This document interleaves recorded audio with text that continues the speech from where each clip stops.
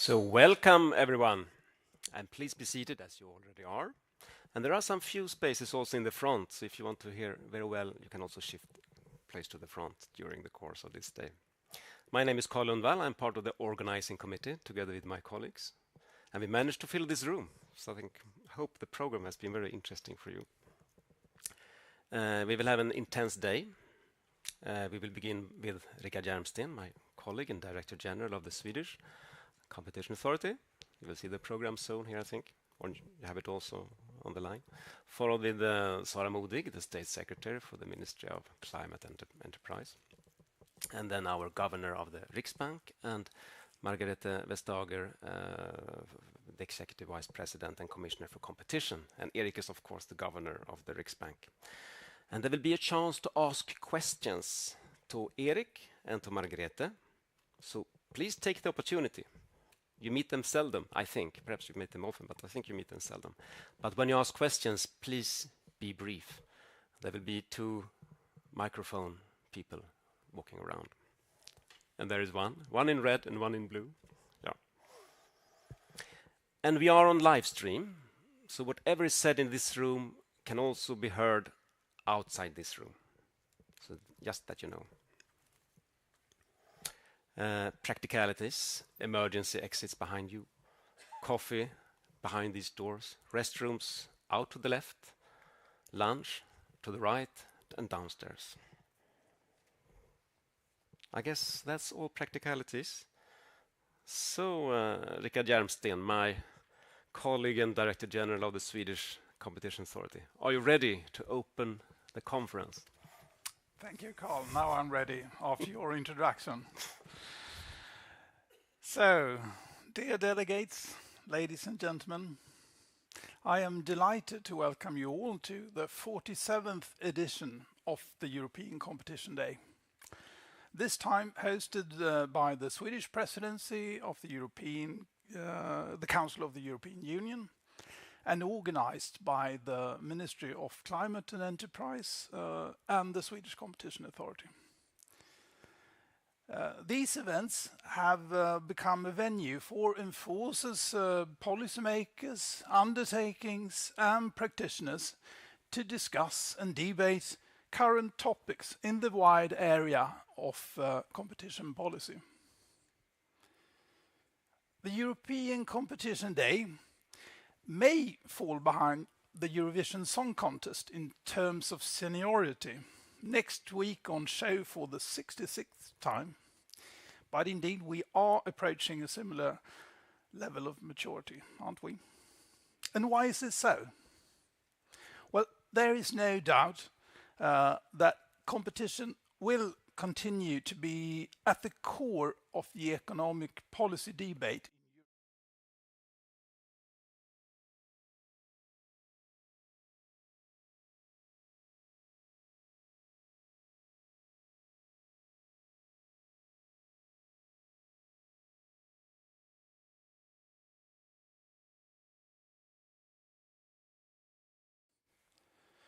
My job as the head of the Swedish Competition Authority is to protect and nurture this healthy rivalry to the benefit of consumers and companies.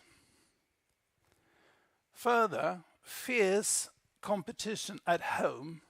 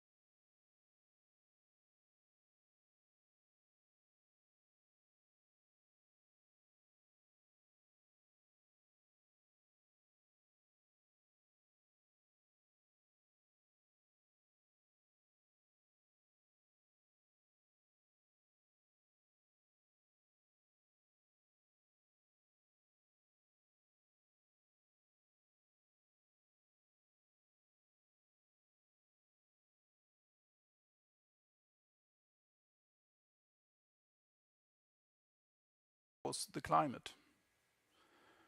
The theme for the European Competition Day 2023 is therefore competition policy in times of crisis, highlighting two short-term aspects, inflation and energy, and one long-term, sustainability.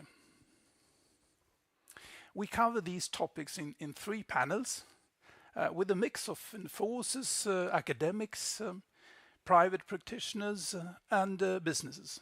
And you will soon hear their ideas on how to tackle the current crisis using competition policy. Inflation is, of course, the main concern of my colleague here today, Erik Thedéen, the governor of the Riksbank. His task is price stability, not efficient competition. But I do like to think that he can benefit if I do my job properly.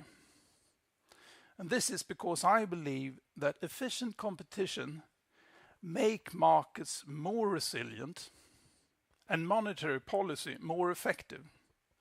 Likewise, stable prices enhances competition.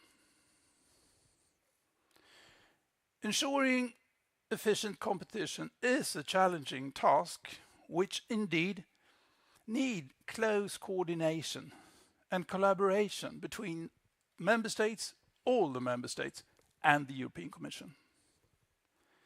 I am therefore very pleased that Margrethe Vestager, the Executive Vice President and Commissioner for Competition, is here today. Her job, as well as mine, is greatly affected by the current crisis.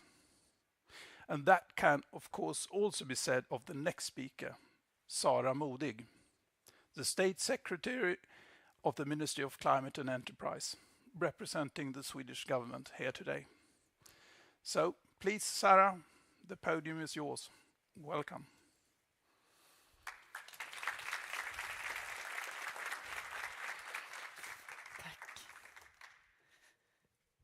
Thank you, Rickard. Dear friends and colleagues, on behalf of the Swedish government, it's a pleasure for me to welcome you to Stockholm and to the European Competition Day. As we just heard, due to several crises in the recent years, the COVID pandemic, the Russians' terrible aggression against Ukraine, high inflation, higher interest rates, increased prices for energy, food and other goods, scarcity of key raw materials, and global supply chain disruption. Competition policy and competition enforcement faces new challenges.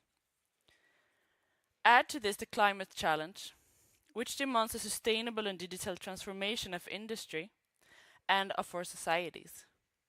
This will require new innovations and means that the markets will be transformed and new markets will emerge at a rapid pace in the coming years. One thing that has become clear is that we must learn from this crisis in order to be prepared for the next crisis to come.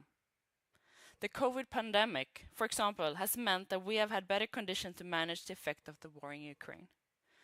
To increase long-term competitiveness, even in times of crisis, we need to address competition issues on a short, medium, and a long-term perspective.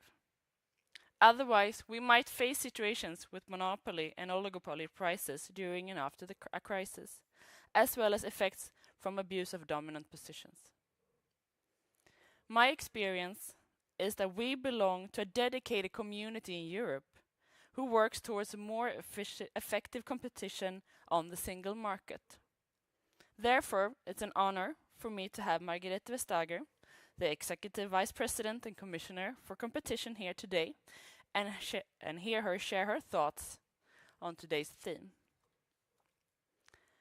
As President of the Council, the Swedish government is working to highlight the importance of competition for increased innovation, productivity, and long-term competitiveness for the EU.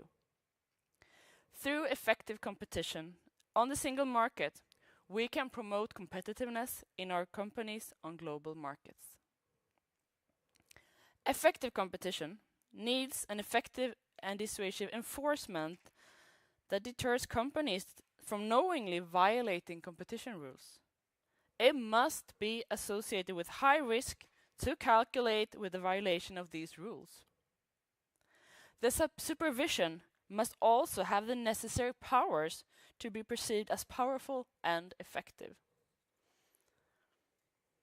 In order for the Swedish Competition Authority to be able to carry out effective competition enforcement, especially in industries where we see large price increases, the government has proposed a budget increase of 10 million Swedish crowns for the authority in the spring budget bill.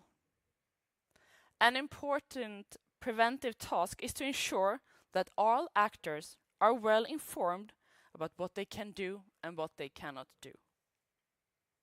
In this way, the risk of infringement of the competition rules and costly supervision as a result can be avoided.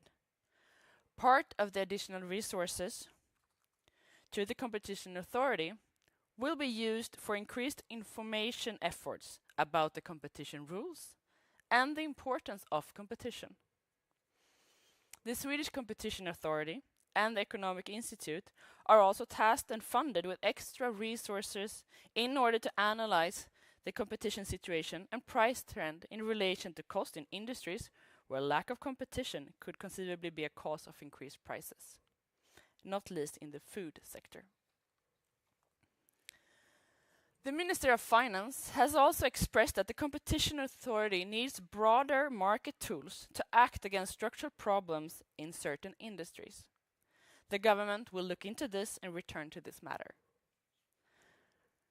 The rate of inflation is alarmingly high, especially in the food sector. Increased competition pressure as a result of effective competition is an important factor in holding back price increases.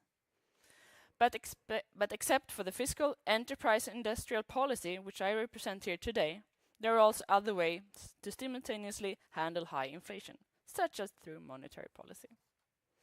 Therefore, I look forward to listen to the speech from the governor of the Riksbank, Mr. Erik Thedéen, and hope this day will be a learning experience and encompass fruitful and open exchange of views on how to address competition in time of crisis. Thank you.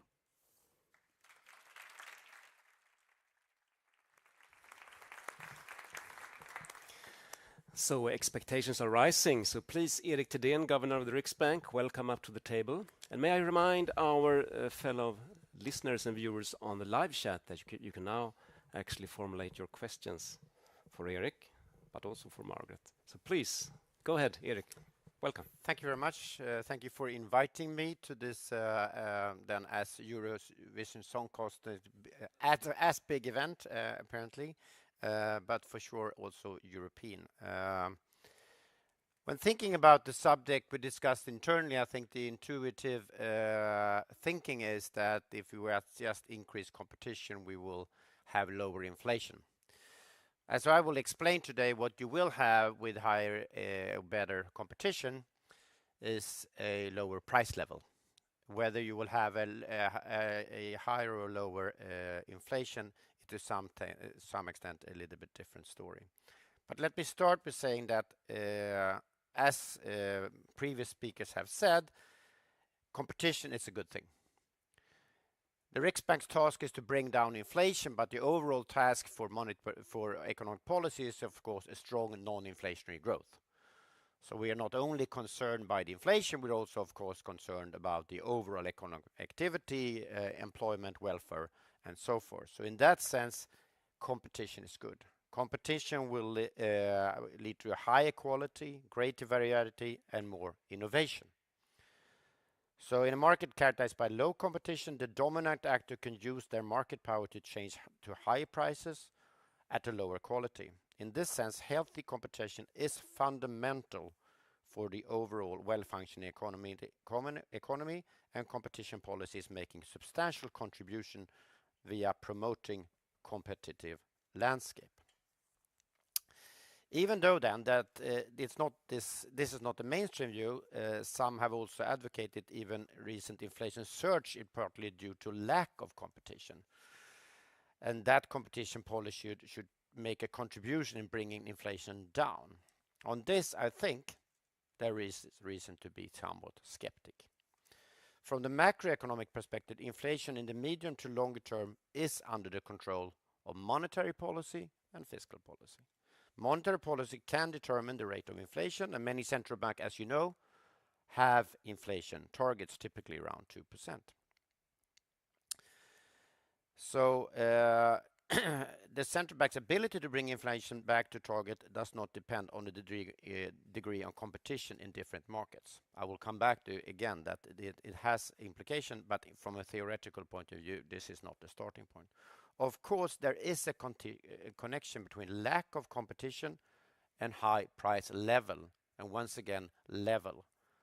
A very simple way of thinking about this is that companies on a market with less perfect competition will set their prices equal to the marginal cost and a markup. And that markup could be high if their market position is strong. So the markup will not increase if competition decreases in the market. This will lead to higher price level. But for competition to directly cause a sustained increase in the price level, that is inflation, there would have to be continued reduction in competition over time. The pandemic certainly had grave consequences for companies on several markets, but it doesn't seem likely that this changed competition in a way that could explain the fast increased inflation that we've seen recently. In other words, it's unlikely that we saw a dramatic decrease in the competition in the food market, for example, during the last 2 years, and that in itself could explain the high food prices. That is not saying that it might be a need to improve a competition in the food sector, but it's probably not the reason why we ended up where we are.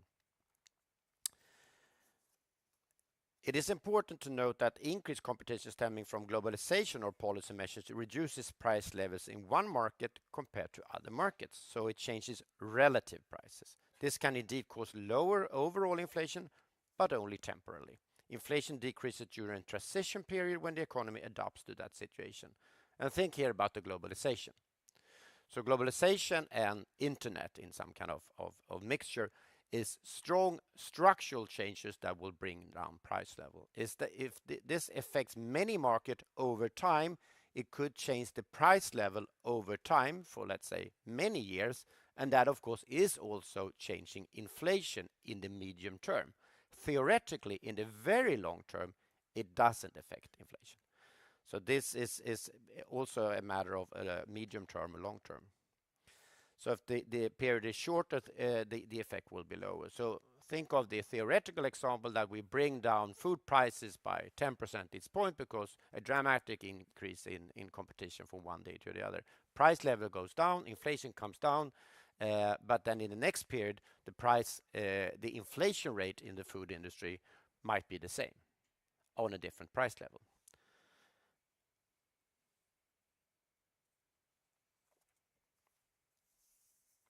So the relationship between inflation and competition is not as clear-cut as some recent newspapers. No role for competition policy to play in the present situation. Quite the opposite, Rickard Hjelmsten. Competition policy can, for example, ease problems that will appear and reinforce high inflation environment. When inflation is high, it becomes more difficult, and this is important, for consumers to differentiate between relative prices and general price increases. And there might be a tendency to simply accept price increases of a particular good as a result of inflation. So competition policy can then, for example, play an important role in investigating and perhaps preventing attempts to use high inflation environment to exploit market power more than usual. It is also important to keep spotlight on markets and help consumers maintain price awareness. Meanwhile, of course, it falls on monetary policy, setting interest rates, to deal with the task of bringing inflation down again. If both competition policy and monetary policy deal with our respective challenges successfully, there will be a non-inflationary growth economy. And let me just end to say something about the present situation. So inflation rate in Sweden is running at 8 or 9%, depending on which measure you're looking at.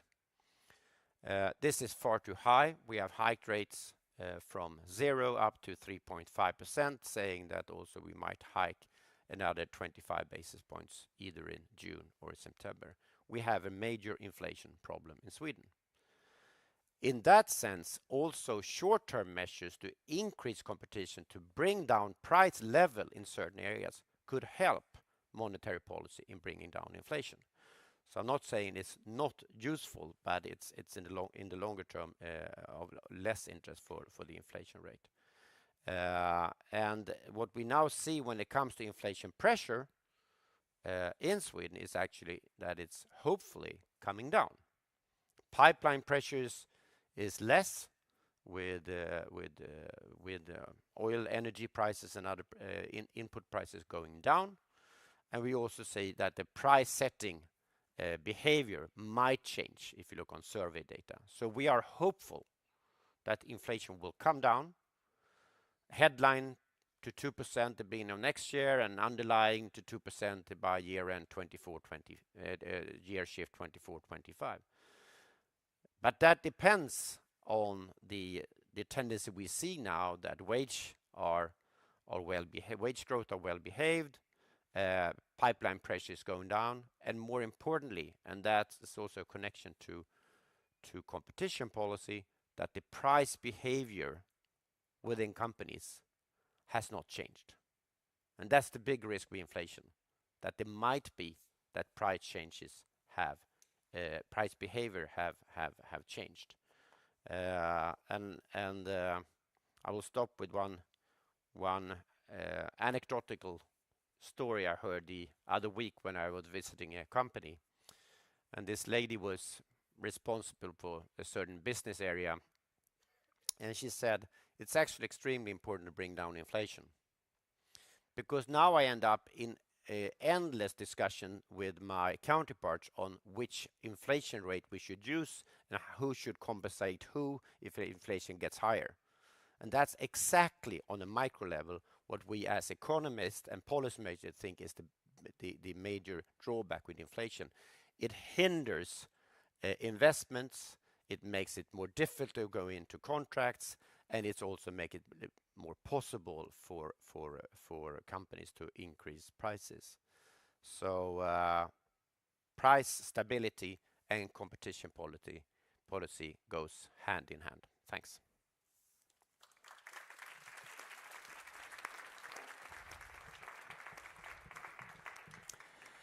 Thank you so much, Erik. And actually, you left the podium without permissions. I would ask you to come back, because now we have a Q&A session. Because now comes the most interesting part, because the opportunity to ask questions, and I think we have some in the chat and so on. Well, sorry I escaped here. I forgive you, because you were very quickly to adopt to the rules in the room. But let me ask you a first questions before we let the others in. Of course, you have quite firm understanding or a view on the role of competition and inflation. But do you feel that in your modeling work, your staff, your economists, your macroeconomic models, your monetary policy models, that you understand competition, the forces of competition sufficiently well? Or is there a degree of uncertainty there also? No, I think we understand a bit of it, but I think it's for sure is uncertainty, and I take the kind of global perspective.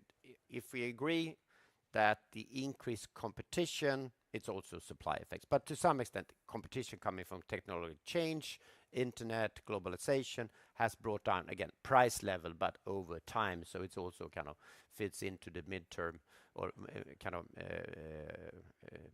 couple not the long term, not the short term, but in the medium term, the inflation rate. So that's been a good thing. Is that changing now? Are we now going away from the super globalization to home shoring, and that might of course be a hinder to inflation. And again, if that continues for a number of years, it might not have an effect on inflation really long term, but it will have an effect on inflation in the medium term. So there, I think a competition issue that is widely discussed in policy circles, and of course also discussed internally with the Riksbank. But there is still scope for learning. No, for sure, and to understand the kind of the micro parts of this. But as I said, it's also that part of our job is actually to take the competition for given and work with that and set inflation rate accordingly. So partly, of course, that falls kind of aside of the Riksbank's mandate. As made very clear in your speech also. Yeah. I think we have some questions from the audience, perhaps. Don't be shy. I can see a professor of microeconomics, Erik, in the front, please. And we will take, I think, because there were a few other questions also, perhaps, so if you take 2 questions in a bunch, and then you can answer both of them in one go. So please go ahead. Yeah, so thank you. I'm Rickard Friberg from Stockholm School of Economics. So, I think I fully adhere to your view on sort of the role of competition as to inflation. I was wondering if competition in the banking sector is something that you look especially closely, and if that is affecting the efficiency of monetary policy in some way. One question, and then we had another question down there. Yep. I was wondering if the competition is weaker, is it more difficult for the Riksbank to restrain the inflation? You explain about the level and etc., short term and long term. Can you explain this again? Yeah. A bit more. 2 questions, competition in the banking sector and also the long, short term I think the competition in the banking sector is a good one. I think to some there's again a policy area and a politics around that, which I will not talk that much given my role, but of course there for sure I think possibilities to increase competition. It has something to do with the transmission mechanism. If you look on the current environment where we see basically increased interest rates from the central bank feeding in directly into high mortgage rates and high rates to companies, but it doesn't feed in directly to saving accounts. It does so if you look on the more smaller banks, the niche banks, the consumer lending banks. They typically offer higher deposit rates versus the dominating 3 or 4 banks. And of course, that is a transmission mechanism. Let's say that there was much higher deposit rates. That would have an effect on savings, and I would argue would make monetary policy slightly more efficient. So in that sense, it fits in kind of to how the models work, but it's nothing that we on a day-to-day business, discuss. However, I would say that that's one part of it where the competition is not so good. Another area where actually I would argue that maybe competition is better than we thought is on the mortgage lending, because if you look on the margin, their financing costs for banks and their lending costs, so that's a margin that has actually been decreasing as we have pushed up rates. So one way of reading that is that people get more they are very eager to get a really, really good rate, so they shop around. So that will bring down mortgage rates, but they don't shop around in the same extent when it comes to deposits. So that would be a good thing, I think, but as long as they don't doing that will they could still lag with the deposit rate, but they're actually being pushed down on the mortgage rate. So, and ironically, that also brings down the transmission mechanism, because if we push up rates with 1 percentage points and the mortgage rates only go up 0.7, of course, the effect of the overall demand is less. So, I guess that's partly a answer to your question. So, I think, I made this kind of theoretical discussion around price level inflation. I think, generally speaking, I think I will still think that kind of the logic here would be, I think, that if you have a market without any competition, totally monopoly, or I guess it's my guess would be to say that it's harder to have an efficient monetary policy, because the transmission mechanism here is very hard to see to inflation, and the market power for that dominating player would be so high. So even if they face lower demand, they will still have a very, very strong pricing power. So that's my intuition. Then I know that some theoretical research I pointed out that it might not be so sure that kind of monopoly markets are worse off, but that would be my thinking anyway. Thank you. More questions from the audience? I see no hands. What about the chat? Nothing. Ah, there's one there. So please, in the front row. And I think we should have one more hand somewhere. Please, don't be shy. Good. So go ahead. Reflection. Sorry, my name is Austin Reina. I work for the European Consumers Organization. And exactly we were thinking about this question, how it is possible there is such a discrepancy between borrowing rates and deposit rates. So, and then when it comes to competition, the fact that people do not switch banks accounts so often, it is because of a matter of consumer behavior or because there is a lack of actually switching tools and possibilities. Because if we think of what happened in the energy crisis, actually we do have in place mechanisms to allow switching and make it easier, but we don't have the same for the banking sector. Or at least for payment accounts. So would you have any reflection on the mechanism to enable switching for consumers? Thank you, Agustin. Should we also allow question number 2 here, middle, second row from the start? Yeah. The lady in red is running. My colleague Karin. Okay, thank you. Lovisa Eriksson from the Swedish Competition Authority. Do you see that there are any areas in which competition policy and monetary policy could be better coordinated? And if yes, which areas would that be? Thank you. So banking sector again, and then coordination between policy areas. So the banking is it's a mixture here, right? Because you're basically saying that people might not move their account as quickly as they should, given the difference in savings rates, for example. But you could argue that we've seen recently that they could move very quickly, right? Silicon Valley Bank, they moved 40 billion in 24 hours, and the next day they had 100 billion piling up for leaving the bank and going into another bank. That was not typically to get a higher rate, but to get to a safer place. But for sure that I think illustrates, and that's the worry for a central bank, that ultimately are the provider of liquidity in a crisis situation. Exactly that happened also in the US, where the Fed had to step in. So they seem to be fairly easy, I would argue, in the US and in Europe, and for sure in Sweden, to switch from one account to another account. So this is a little bit of a paradox. It seems very easy in a crisis situation, but in peacetime people sit still, right? So I think it's more a behavioral thing than a technical thing, and I actually practically also my son said, oh, maybe I need a better savings account, and he organized this in a day. So it's not difficult to just have and directly then that account could easily be you can shift money from your mother bank to the daughter bank very, very easily. I'm talking from the Swedish experience, but I'm sure most European countries and also the US are the same. So it's easy, but people don't do it. There's a big inertia here.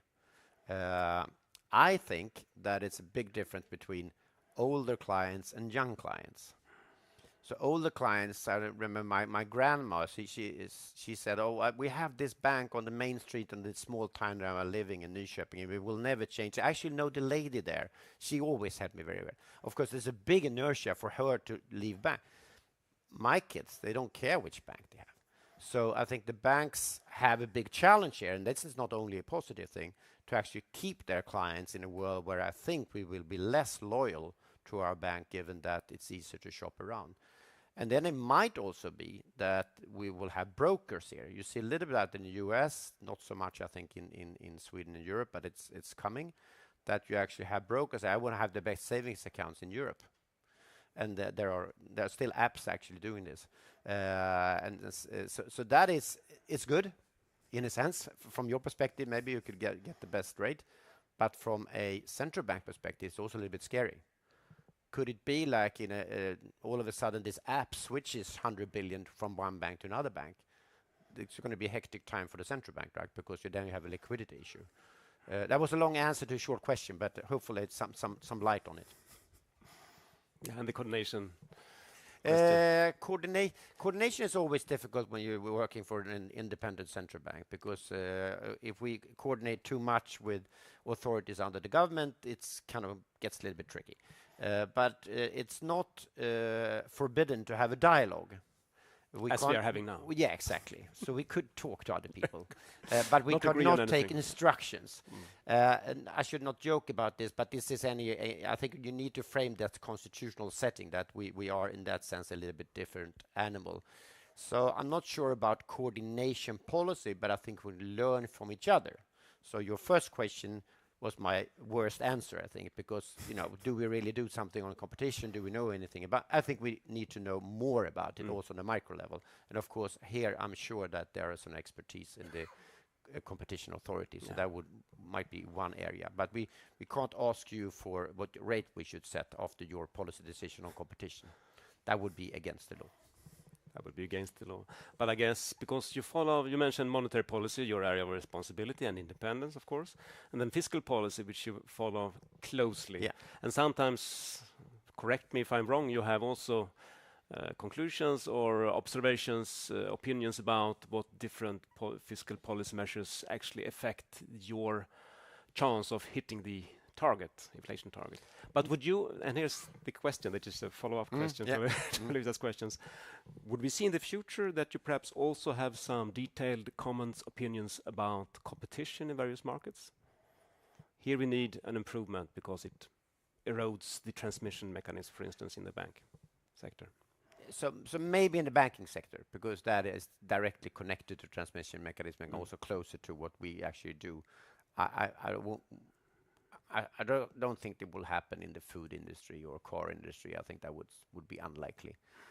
Generally, on your question on the coordination of fiscal policy monitor, but typically we take fiscal policy as given. So it's set by the politicians, and then we'll, what kind of inflation kind of effect will it have, and then we will set interest rates accordingly.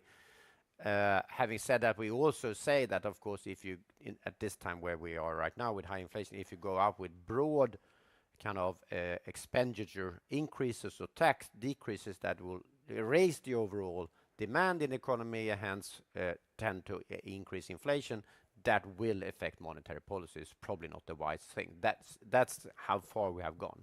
But we will not go into comment whether that and that tax is better or worse, or that and that increase in subsidies are good or not good, because that's for the politicians to decide. True. There are lines not to be passed. Very, very sure. Yeah. So any last questions from the audience or from the chat? No? Can I ask you a personal question here? Okay. Are you sure? Because you're quite new on the job, aren't you? Yeah. Yeah. And your predecessor struggled with too low inflation, policy rates in the negative domain. Could you ever expect that your challenge would be the complete opposite? And how does it feel? When I was appointed, that was in June last year. The forecast then was that the Riksbank should hike interest rates in 22 and then lower it in 23. So I think this is going to be an easy ride. But it happened to be more persistent inflation. So no, actually, I didn't know exactly where we would be in the interest rate cycle for sure. But it's true that we have had a totally different cycle for the last 8 to 10 years. And now we for sure have had another cycle for 1.5 years. So it's not a total different job, but of course the interest and the media coverage and how it affects all individuals in Sweden is a total different scale than a couple of years ago. Then of course people were happy that the interest rates were low. Now we're in a different environment. It's tough for many households, and it's also, and that we feel within the Riksbank and within the executive board, that we have a big responsibility to balance our decisions in a good way, because it affects the overall economy, but also the personal households in Sweden. Very true. So thank you very much. And I guess the only thing we know about the future is that it's usually unpredictable. For sure. For sure. Thank you very much, Erik Thedéen. Thank you for coming here. And now, please, I would like to introduce the Executive Vice President, Commissioner for Competition. That's a long title, Margrethe Vestager. Please, the podium is yours for a speech. And then we will have some questions after, and think about whatever you want to ask Margrethe. This is your opportunity. And be as brief as all the other people were before. So please, go ahead, Margrethe. Tusen tack, mina damer och herrar. Tack och god morgon. And thanks, of course, especially to the Swedish presidency and to Konkurrensverket for organizing what has already, I think, been a very interesting day. Really appreciate the ideas to ask the governor and the government here to be present, to say that even though, of course, competition law enforcement is independent, it is part of the overall equation of making society work. Of course, Richard had to mention the Eurovision when there is a Dane in the room, just, you know, sort of just teasing about the fact that Sweden has not won the Eurovision double as many times as the Danes. Because it is a competition and we are running up to it. It's next Saturday. Of course, we're all very excited. Of course, realizing that the Irish, they have beaten both of us to it by winning it 7 times. But now you have a go. If the Swedes win again, they will be at 7 also. But I really appreciate the analogy, because the thing with the Eurovision is that it's not just a competition. It's also a celebration of European culture. It's a celebration of coming together, learning from one another. This is the only reason why this has been the longest running show in European television history. I think it started in 1956. And I think that the same goes for our family of competition law enforcement.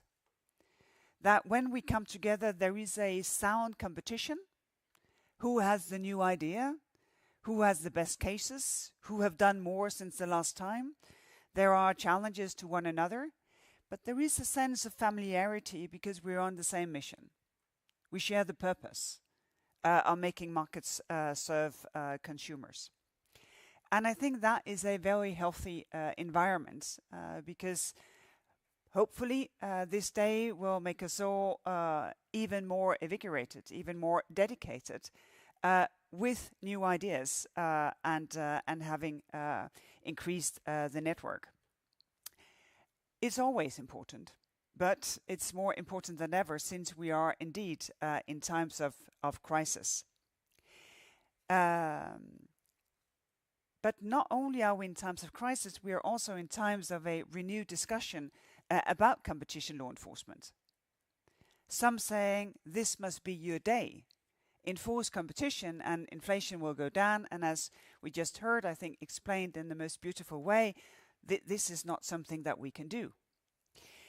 Others say, well, maybe now in a crisis situation, this is the time to sort of tone down our principles and relax a bit, making sure that those who can make it actually make it without too much pressure from fair and open competition.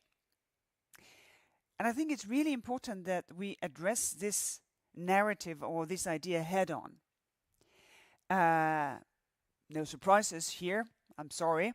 I definitely think that we should reject it. Not because we are in love with our mission, but because we have very, very sound reasons to do so. In a crisis, you need competition just as well as when you're not in a crisis situation. Of course, as competition law enforcers, we should not ignore the situation of our economy, the situation of businesses, and knowing and of course recognizing the very hardship on many, many families. Because obviously this is an extremely stressful situation. Just effects mentioned here from stage, food prices going up 20%, energy prices doubling, mortgages also going through the roof. It's a very serious situation in many families. But the thing is that I think in this room, to some degree, we can say we have done our job, because it's a small comfort, but it could have been even worse. Because if we have a certain level of competition, well, we have a lower price level than what we would otherwise have had. And that, of course, makes inflation less challenging than it would otherwise have been. And in the same vein, competition policy is an instrument of resilience. And we're talking about resilience all the time. And for me, it's important that we push that competition gives you resilience. the fact that you have new suppliers to choose from if your preferred supplier is failing. That there are more customers out there if your usual customers will fail you. I know I'm preaching to the choir here, but competition do spur innovation. It keeps prices closer to cost, and because of that, affordable for consumers. It limits also the government's role to the game of a referee, not as one of the players, not as picking the winners, but as fixing market failures, if such are to be found. And of course, there are market failures. No market is perfect. But if we sacrifice the fundamentals of following market principles, well, we will sacrifice the benefits that comes with fair and open competition. Not overnight, but over time. Put differently, sticking to our market and competition principles mean that we do not let the short term get the best of the long term. That said, when crisis hits, obviously we must deal with it. As regards state aid rules, the crisis period means that we have made temporary adjustments, notably first in terms of the temporary framework on COVID, and now the temporary framework on crisis and transition. First spurred by the Ukraine war, second on the need to accelerate our transition into renewable energies. But even though we have made these changes, and there are really new opportunities for government to support businesses here, it is still within the logic that we have been working within. First, the logic that we limit the aid to what is necessary, not more, and that the aid goes to the most affected sectors of the economy. Because in a crisis situation, it may be that you are losing resources that would otherwise have persisted. That it's not healthy competition that redistributes resources in an economy. It's a crisis situation where precious resources may be forced to leave the economy if there is no state to step in. Second, the treaties, they talk of exceptional occurrences and serious disturbances. And when such occurrences disappears, when disturbances are remedies, well, of course, adjustments must also end. And so the COVID temporary framework have largely been phased out. Except for a small nugget, it doesn't exist anymore because we're not in the pandemic. And the logic is similar with the Ukraine temporary crisis and transition framework, but of course more nuanced. The crisis part of the framework is scheduled to end by the end of this year. The transition part serves to demonstrate that a crisis response can also be forward-looking. The crisis showed that our dependency on fossil fuels was not good for our resilience, just as well as it is indeed not good for the planet. So the path out of the exceptional occurrence is a path towards net zero. And that, of course, can seem as a bit of a paradox, that a short-term crisis actually demands a long-term response. But this is the situation that we're in, and this is why we want to accelerate the deployments of renewables and the decarbonization, so that decisions are taken between now and the end of 2025, while aid can be paid out for the longer term. But in order to focus political minds on what we have ahead of us, which is the need of an acceleration of the deployment of renewables for our resilience, for competitiveness, and obviously because the most important crisis is the climate crisis that we're in, we need to get out of the fossil fuels. Because the climate crisis is where the short term meets the long term. And here, antitrust rules, they also have a role to play. Because in the green transition, being a first mover may give you actually also higher costs, disadvantages, or the cost may be too big for an individual player to act, which means that there is a risk of a standstill instead of the transition that we need. And to avoid this tragedy of the commons and to encourage the right kind of cooperation, we will adopt a new horizontal guideline with a chapter on sustainability agreements. And that will give a clear framework. And I think exactly the process to get to this chapter is a process that speaks highly of how this family of competition enforcers is working. Because we have been discussing this now for 2 years. There has been back and forth. There's been different sides to this discussion, but we have moved one another to find, I think, a path forward that will serve us all well. In parallel, we remain vigilant as new markets develop, as new markets evolve, because I think that will be one of the characteristics of our time.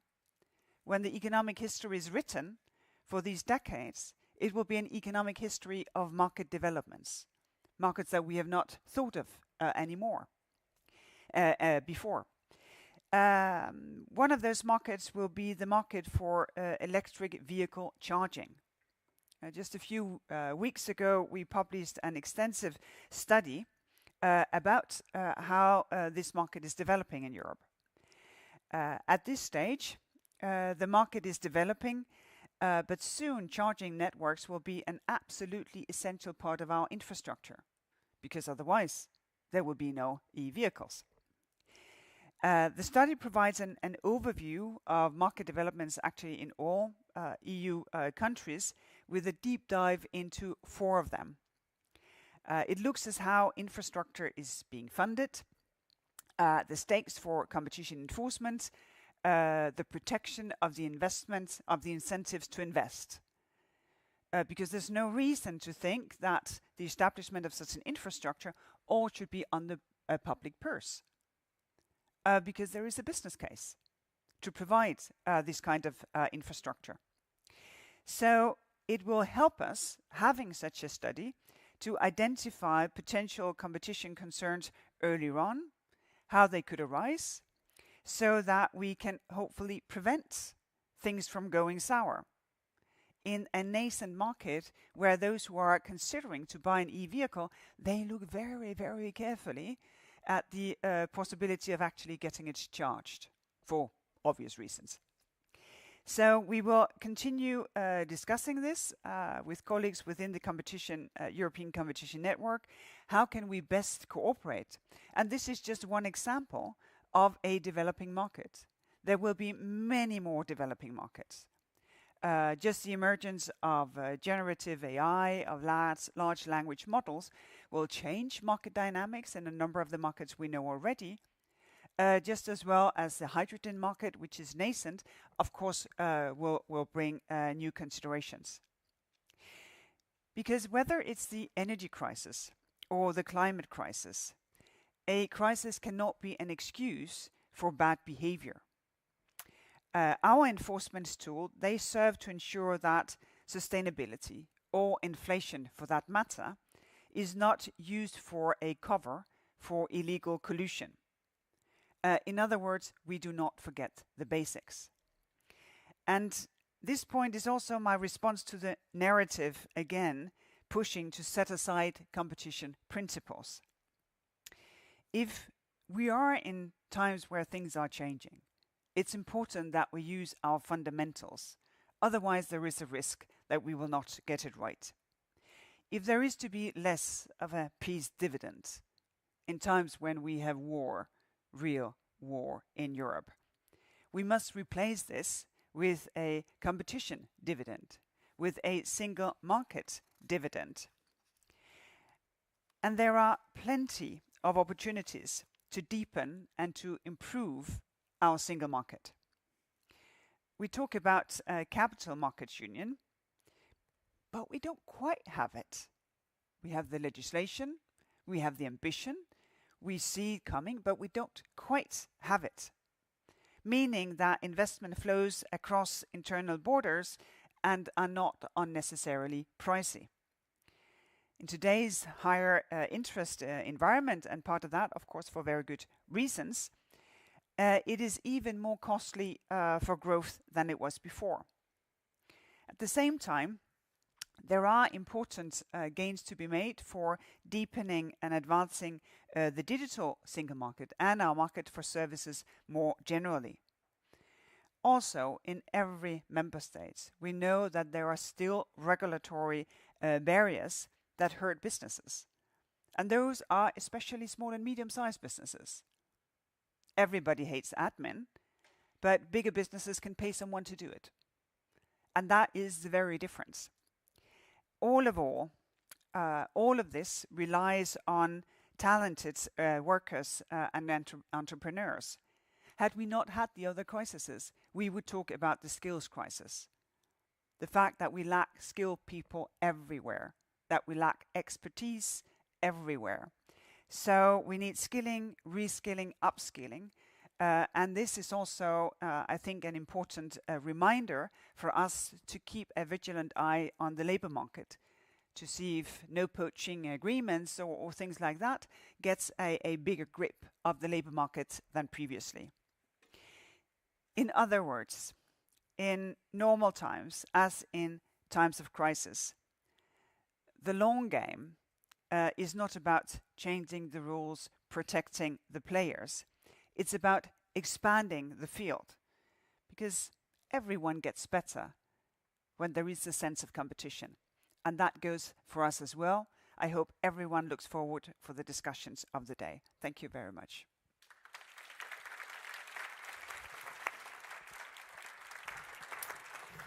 And you see, I have already learned not try to escape. I'm relieved, Margaret. So it's time for question. I can start, and then I expect you to formulate a number of questions. Perhaps the chat will also be becoming alive. I was thinking about state aid and the temporary framework. Of course, and correct me if I'm wrong, the temporary framework really says what member states can do when they want to help the companies in affected sectors, and what they should not do, what they can and what they cannot do. But member states may approach this possibility of supporting their firms in different ways. Is that a problem for the internal market? Is it a problem from competition? And can anything be done about it? It may indeed be a problem, because the fact that we have common temporary rule, of course, makes sure that we cannot have a subsidy race. You know, a business cannot say, I have this amazing project, would you give me 100 million? And then go to the next member state and say, for this same project, they will give me 100, would you give me 110? That cannot happen if it's the same project. But member states have different depth of pockets, maybe also different willingness, because there can be a different culture as to how much you want to intervene in the market. And we see already now that some member states, they have approved sort of aid budgets, not what is paid out, but approved budgets that are much higher, also in relative terms, than other member states. And here, I think it takes a bit of time to see if it influences competition. When it comes to competitiveness, well, it may indeed give some businesses, a head start in a difficult situation. So one of the things that we are considering is to build a European tool that can help if you are in a member state where resources may be limited or you have no access to necessary help to bridge a crisis situation. It has sort of the working title of a sovereign fund. The thing is, Europe is not a sovereign. And usually those who have a sovereign fund, they would be Norwegians because they have a lot of resources, or they would be Saudi Arabians. So we're trying to figure out what is this. And as I just said, the capital market is getting up in function, but it's not really dynamic. So one of the things one could consider is to use the template of the European Innovation Council, which is actually equity, high risk equity from a European fund. Because we are very, very good at making detailed, long plans with member state governments, with milestones and key performance indicators and what have you. They are excellent and a bit slow. And what we need in Europe right now is actually speed and to work with our own risk averseness. So we could think of having a bigger European tool for stepping in and taking high risk equity, and by then crowding in private investment. Because the paradox of the situation that we're in right now is that we have quite a lot of idle private capital. So I think it's important that we keep thinking about how can we also, as Europeans, help each other out, because there are amazing businesses out there who are absolutely essential for open competition in the future. So the difference in pocket depths problem there is a solution, at least on the sketchboard. There's a solution on the sketchboard, but I think everyone realizes that it's important that one sees these issues through a European prism. If you look at the important projects of common European interest that we are approving, even the biggest ones cannot hold all member states. I think the biggest one is 16 member states participating, 64 businesses. It may be, 9 billions of aid going into such a project. But since not all member states can participate and not all businesses, there is a governance model so that the knowledge created in these far-reaching innovation projects will be made available to other businesses as well.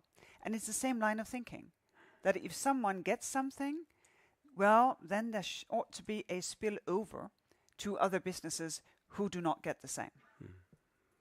Good answer. So, hands up, please. Where are we? Okay, 2 questions here. So we have the blue man with the microphone. Yeah, thank you. I also have a question in relation to subsidies and state aid.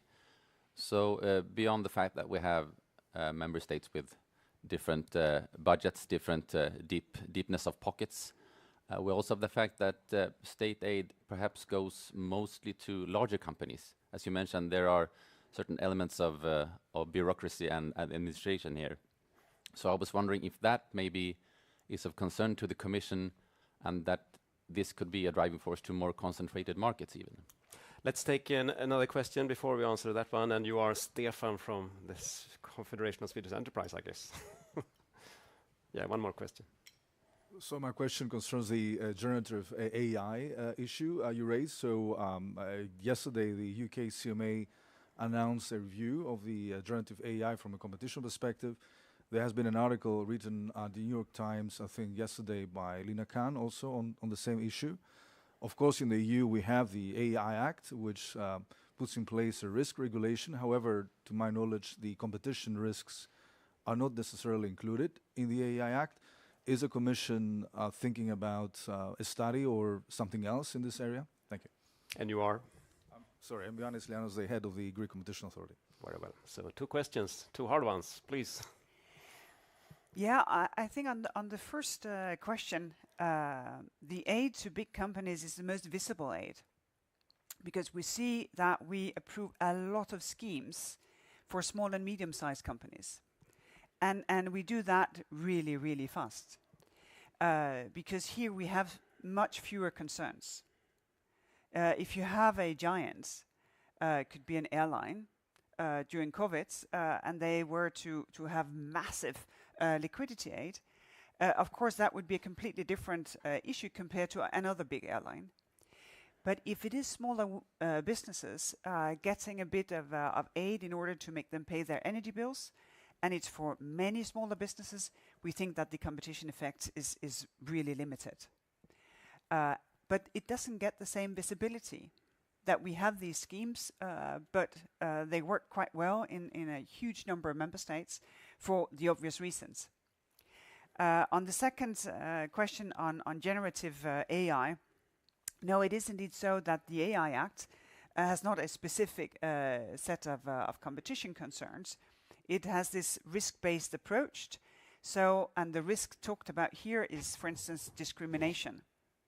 So if you are looking for a mortgage, that you are seen as a person with savings, with an earning potential, with present earnings, and not just a postcode or a gender or whatever bias there may be. So, so I think as such, if you get sectors that are less biased in itself, that may be a good thing. But we do take an interest. We will try to look into what would be the effect of the developing metaverse when it comes to competition. And we will also start looking into what does collusion look like when zeros and ones meet. Because, you know, I guess we can all be a bit nostalgic about sort of the CEOs meeting, playing golf, deciding you take the northern part of the market, I take the southern part, and we agree that prices should be at least this. Oh, those were the days. That was really nice. Now, when algorithms helps setting the price more or less automatically, what is then the competition, as with gas stations on each corner, watching each other saying, oh, the price go up, I can hide my price. Oh, the price go down, I need to follow. What is healthy competition? Watching each other, trying to be a player in the marketplace, and actually collusion to agree we just have higher prices and we have no incentive for them to be lower. Trying to figure out what to look for. When we are crawling the nets, when we use our tools for data analytics, what should we look for when it is zeros and ones that meets and not CEOs playing golf? And I think that's a very important thing, because we are all expanding our competences. We are in the process of hiring a chief technology officer with a specific office. I think everyone is increasing their competences in data analytics, having more people on board who in depth understand this. But we also need to understand, how does misuse of market power, how does collusion look when it's done by technology? Of course, the people behind it are still the responsible, but we need to really to change our approach to make sure that we see it. Thank you. So, more hands? One down there, and one more, please, perhaps, somewhere. Yeah, down there. Okay. The gentleman to the left. Hello, my name is Lothar Lieske. I'm from AB Volvo, and I'm, of course, pleased to hear you addressing one of our concerns, the charging networks. We are in a tremendous transformation journey in our industry, and of course, there not only the charging networks are of a concern, also collaboration projects with new technologies, innovation that we drive. And one of the challenges that we face is the speed in the processes and the uncertainty. So I would like to hear your view on how we can actually improve in that area. And one specific concern there is the new foreign subsidies regulation that is planned, where we feel that that is not completely thought through yet. At least on our side, there are a lot of questions that we have, how that is going to be put in practice, and we are really worried about the amount of bureaucracy that could come with that. Yeah, and there was one over there, I think. Can you run there? Car in red, or? Yeah, the man in blue solves the situation. Fredrik. Go ahead, please. Hello, Tony here from MLEX. I just wanted to ask if, with these times of inflation, I wanted to know if the Commission there has reignited in some way the talks for the need for a market investigation tool at a European level. We see in Germany it has just been implemented. We see it also in the UK, in Greece. I don't know if this is something the Commission is thinking about as a way to tackle the inflationary process. Yeah, that's a second question. Do we have a third one, a quick one? Or are we... Yeah, there is one. I was actually going to ask the same question about the market inquiries regime, because obviously from a UK perspective, that's something so we've there's got. a second chance for the third question. Is there anywhere in the room? Yeah, here we have one. If you can keep track of them, of course, but you can. I have a pen. It's not the first time. My name is Katarina Albayova. I'm from the Swedish Competition Authority. and we have heard different opinions about whether competition affects inflation or not. But what is your opinion about how competition policy can help us out of this crisis, and what you as a commissioner would do or guide the competition policy in inflation crisis? Yeah, 3 questions, please. Well, it was really a humbling experience sitting down here on the first row, hearing how eloquent the governor explained the relationship between competition and inflation. That competition law enforcement is not the tool to choose if you want to fight inflation. Competition affects the level, the price level, and that, of course, is really important. And I will not try to second that I think very good explanation. That doesn't change the fact that obviously no matter the level of inflation or the height of inflation, the price level is important. Because if you have 10% inflation, then better from a low price level than from a high price level. But this is for the long game, because you do not change the competitive dynamics overnight when you have inflation. You need to make sure that you have a job well done initially. And of course, not all markets are that competitive in Europe, but having looked into it in the previous mandate, we find that the level of concentration in Europe is somewhat limited compared to other jurisdictions. So I think colleagues and forces here in the room have done a pretty good job. But the thing is, of course, we need to continue to do this in order to make sure that we are vigilant, that markets are open and competitive, in order for the price levels to be sufficiently low so that when there is inflation, the harm is not that big. Making markets open and contestable is hard work. Now the Digital Markets Act has come to apply. Very soon we will have the notifications from potential gatekeepers. By September we will have the designation of gatekeepers. Early next year we need the compliance by gatekeepers. That will make digital markets more open, more contestable, and that also holds the potential of prices coming down. Also when you pay by data, but in whatever means you pay, that prices are coming down. So I think that is what should be asked of competition enforcers, that we continue our mission to keep markets open and contestable. And this is also why I don't think that you should ask for a market investigation tool because of inflation. Because that would be, as said, only a disguise for wanting a tool that you do not have already. I think it's really interesting to see how colleagues make good of having a market investigation tool, and that of course will also inform our reflections when there is more experience with these new tools. On the question on foreign subsidies, we had a consultation about how we see the need for data in order actually to enforce the foreign subsidies rules. The foreign subsidies rules, they mean that if you have foreign subsidies in your books and you want to acquire a European business, you need to notify. And if you want to participate in a public tender and you have subsidies in your books of a certain height, then you will have to notify. And if you're in bad faith and you do not notify, we may come and get you. And we have tools in our toolbox of fines and whatever after having done a balancing exercise. We need to know how to do this. The business community need to figure it out as well. And this is, of course, why we are asking quite a lot of data, but also listening well to questions saying, yeah, but these concepts are new, how to understand them. So since we don't have the experience yet, it's too early to give guidance, but we'll try to put out a Q&A to say, well, this is how we understand the concept so far. With experience, of course, we will be out there to give more specific guidance.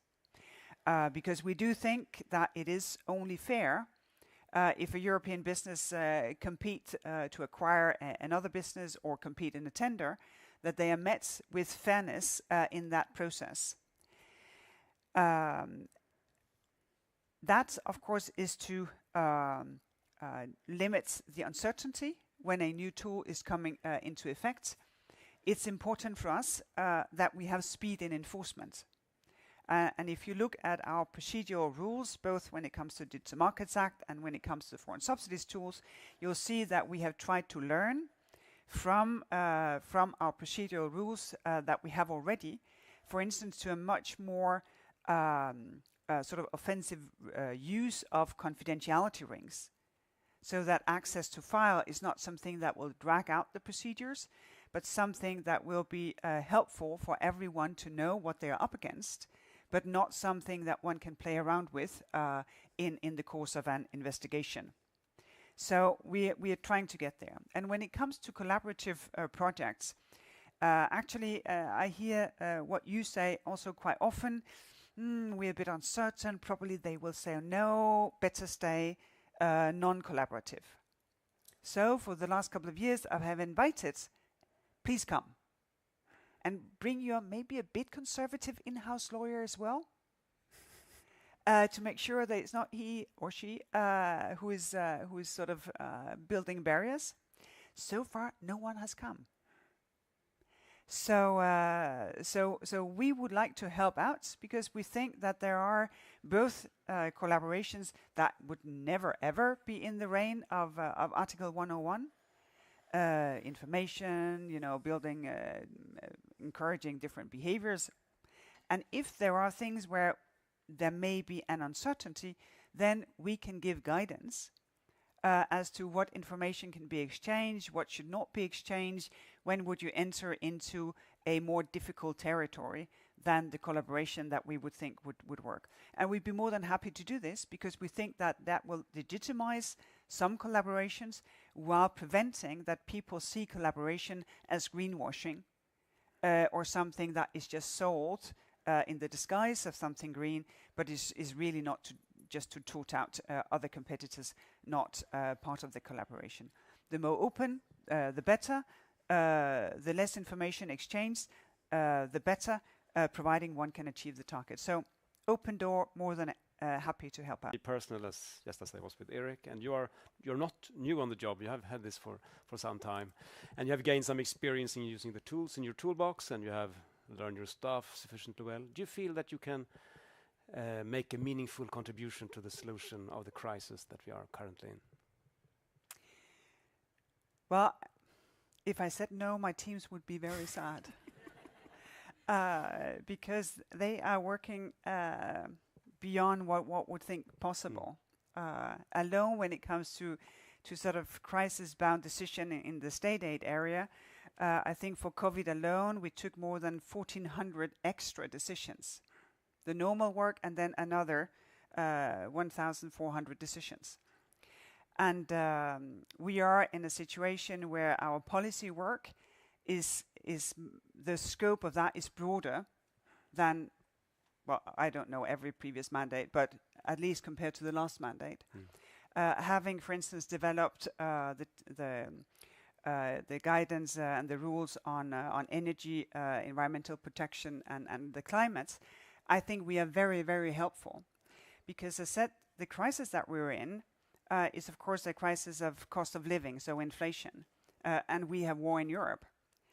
But the crisis that will decide the living conditions for humanity in decades to come is the climate crisis. And here I think that we are doing what we can, not sacrificing the fundamentals of competition that will make sure that there is a prudent distribution of resources and a prudent use of resources, but making sure that where there is a need, we can actually push. And I think the sustainability chapter that will soon be done, the guidelines on energy, environmental protection, and climate, also very helpful. But we're very well aware that the fundamentals of a well-functioning market is also what will drive our answers to climate change. So we do our best, and I can assure you the people who works with me and for me, they do an excellent job. And so do you. Thank you very much, Margrethe Vestager.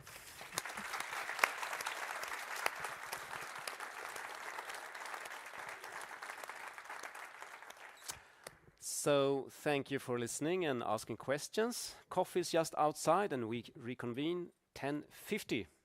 So thank you very much. See you soon.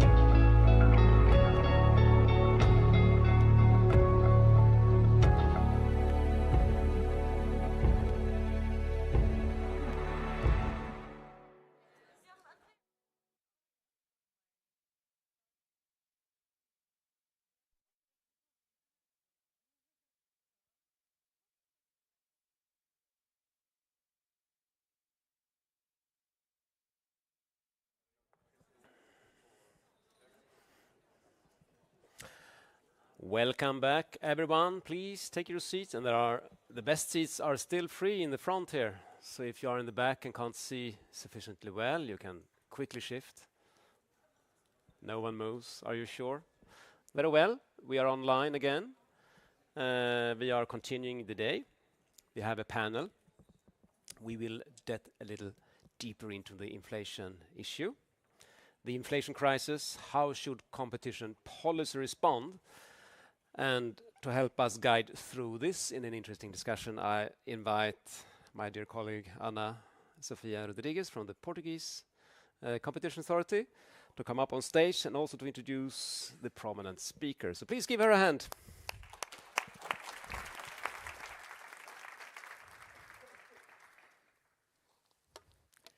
Well, good morning. Thank you so much, Carl, and thank you for the invitation to be here. I'm really delighted, and I would like to know that it's still mid-morning, and we heard already so many important, spot-on and clear messages until now. So I would like first to congratulate the Swedish Competition Authority and Director General Rickard Germain for organizing such a great event. The European Competition Day is such an important forum, and particularly now that we all face so important challenges, and challenges might be too light of a word to reflect the problems that we face together.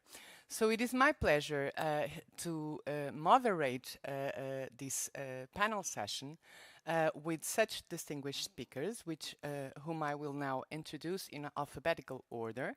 So we have Andreas Mundt, President of the Bundeskartellamt since 2009. Andreas is Steering Group Chair of the ICN and a member of the Bureau of the OECD Competition Committee. From the business side, we have Jonas Friklund, Deputy Chief Economist at the Confederation of Swedish Enterprise. Prior to this, Jonas was a senior economist at the Federation of Swedish Industries and a political advisor on social affairs to Prime Minister Carl Bildt in Sweden. Last but not least, we have Tina Soraidi, who is the Director General of the Norwegian Competition Authority since 2021. Before this, Tina was a professor at the Norwegian School of Economics with an expertise in the intersection between law and economics. Now, on the session topic, the inflation crisis, how should competition policy respond? It could be more topical and also more worrying, of course. According to Eurostat data, euro area annual inflation is expected to be 7% in April 2023. This came down a little bit from the end of last year, mainly due to some reduction in energy prices. But there are other parts of the basket, inflation basket, and in particular food inflation, which remain and have spiked quite a lot. And that causes a lot of concern. And why? Because this puts a lot of pressure, particularly on low-income households who spend a greater share of their budgets on food. Now, we have seen also a lot of pressure on policymakers. There were policy measures being adopted in the different countries trying to tackle the surge in energy prices and maybe more recently the impact of food costs on the welfare of households. But even if there has been some easing on inflation compared to the end of last year, the adjustment process is still ongoing. The impact of monetary policy is still being felt. The supply disruptions are still yet to be fully played out, particularly as the war continues. So inflation is very much visible to all of us. And as it is common with a phenomenon that is so visible and so impactful, we start searching for questions. So we know there are other obvious culprits for the inflation crisis that we experience. But does market power and competition, is market power and competition, or the lack of it, a contributing factor in how this crisis is unfolding, the evolution of inflation? Now, what do we have to respond to voices that have pinpointed, some voices have pinpointed, a growth of margins and corporate profits in at least in some sectors as we experience this inflation? Is there some truth to the concerns of greedflation phenomenon? But maybe more importantly, and also bridging with the awareness, with the message that we heard before, that we must avoid short-termism. How can competition authorities help in this adjustment process, and what can we do, thinking afterwards and in terms of the long run, where we will land, where will our economies land, and how can competition policy and competition authorities play an important role here? So this sets the questions for the next panel. So I invite all the panel members to join me here in the stage. We are going to organize this discussion in 2 rounds. The first round will focus more on the relationship between inflation and competition, about which we already heard this morning a lot.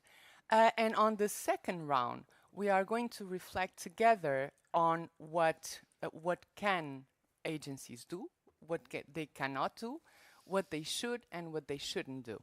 So in order to kickstart the discussion, I will turn to Andreas Mund, and ask Andreas what his views are on the relationship between competition and inflation, and how do you, Andreas, respond to those that say that competition or a lack of it might be contributing to the rate of adjustment to today's shocks?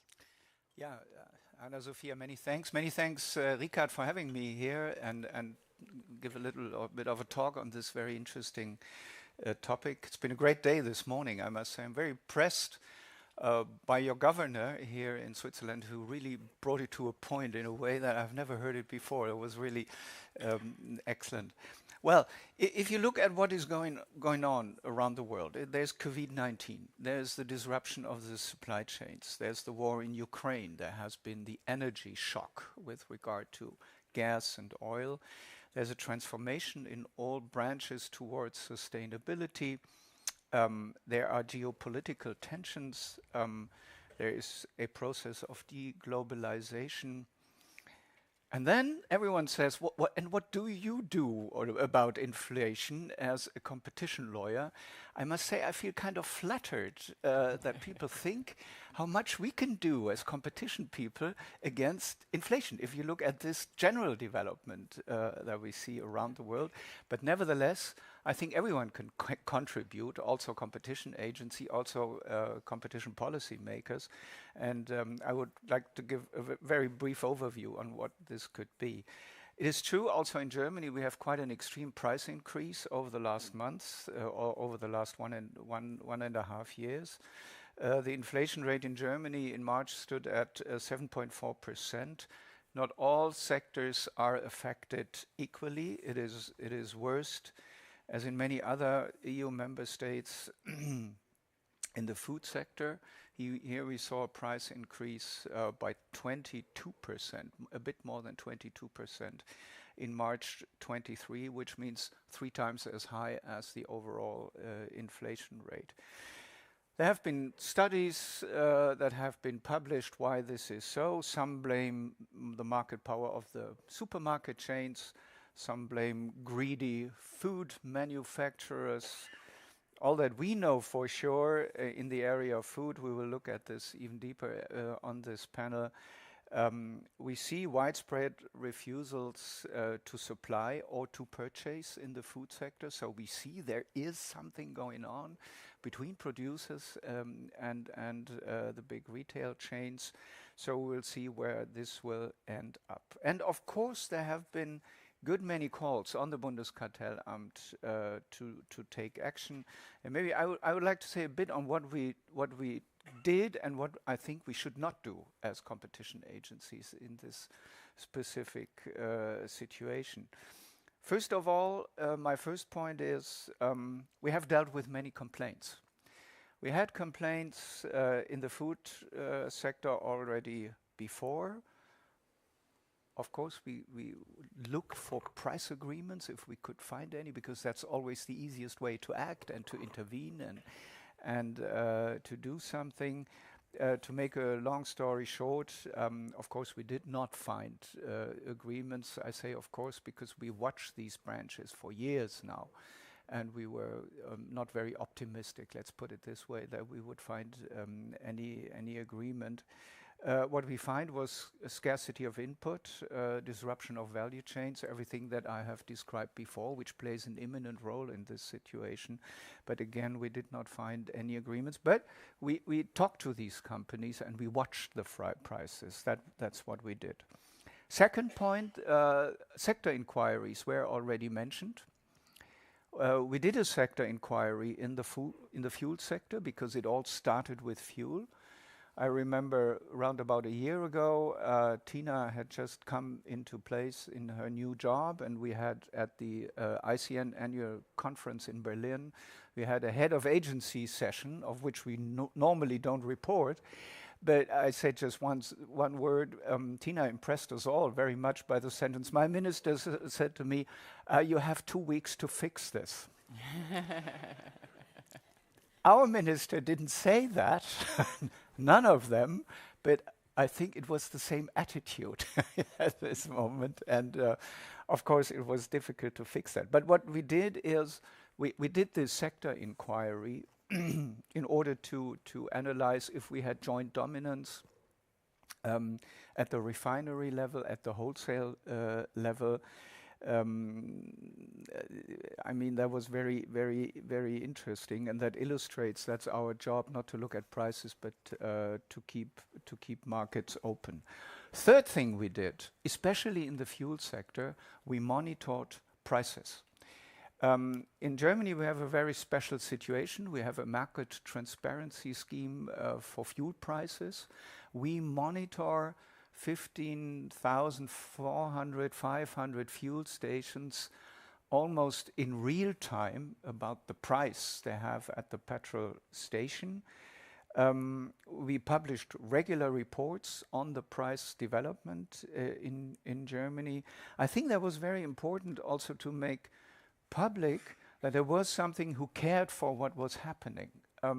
That there is an institution, a state institution that knows what is going on. I think that was important.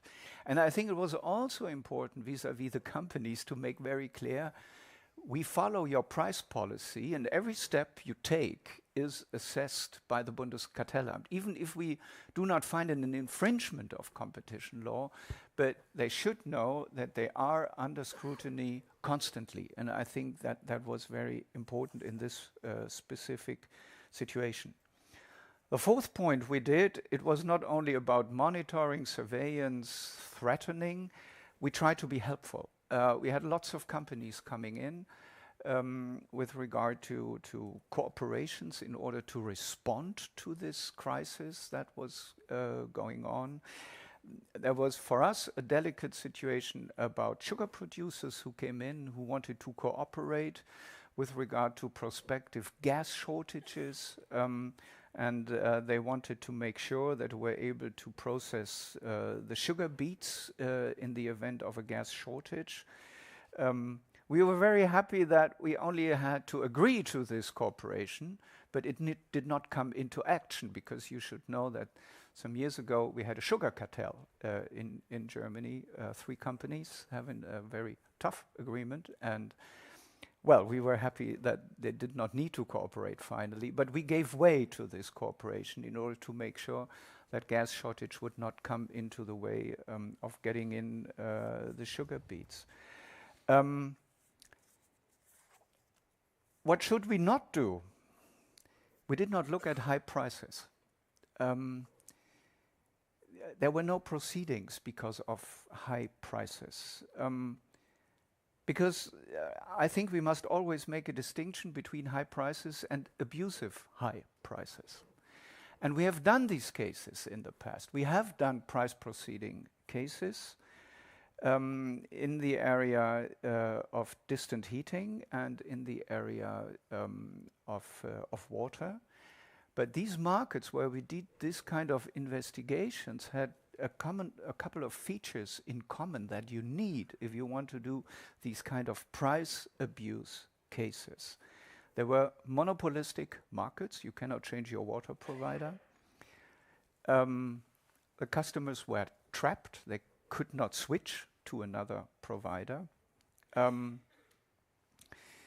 we saw these abusive high prices, and we lowered the prices in these areas significantly. But what we had third, comparable markets. So we had a benchmark. Otherwise, you have to go into the cost structure of the company and see what is the cost structure, what is the markup, is it too high, is it abusively high? I do not know of very many agencies who have done these kind of cases, if there are any. But if you only describe that you need to go into the cost structure and then take a look at, is the markup too high, abusively high, on the ground of which benchmark?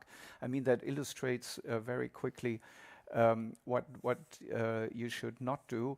I mean, the thing was that policymakers constantly called upon us to do something, which, and I think this we share a little bit, was not so good for the reputation, of course, of the competition agency, because we had no instruments in order to act. So that is a bit of a strange situation. And the fifth point I would like to mention, and here I would like to quote Margrethe Vestager, a crisis is not a reason for bad behavior.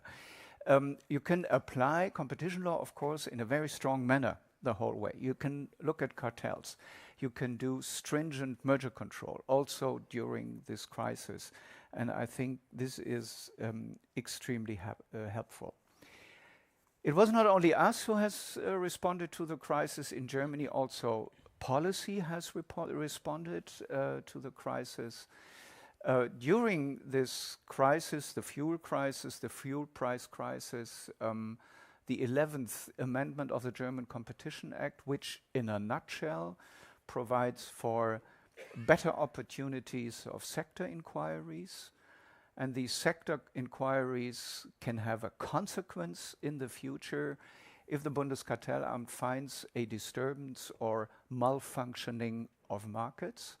And if we find that, if we determine that, which is subject to jurisdictional scrutiny by courts, we can impose behavioral or even structural remedies on those companies who significantly contribute to this malfunctioning of markets.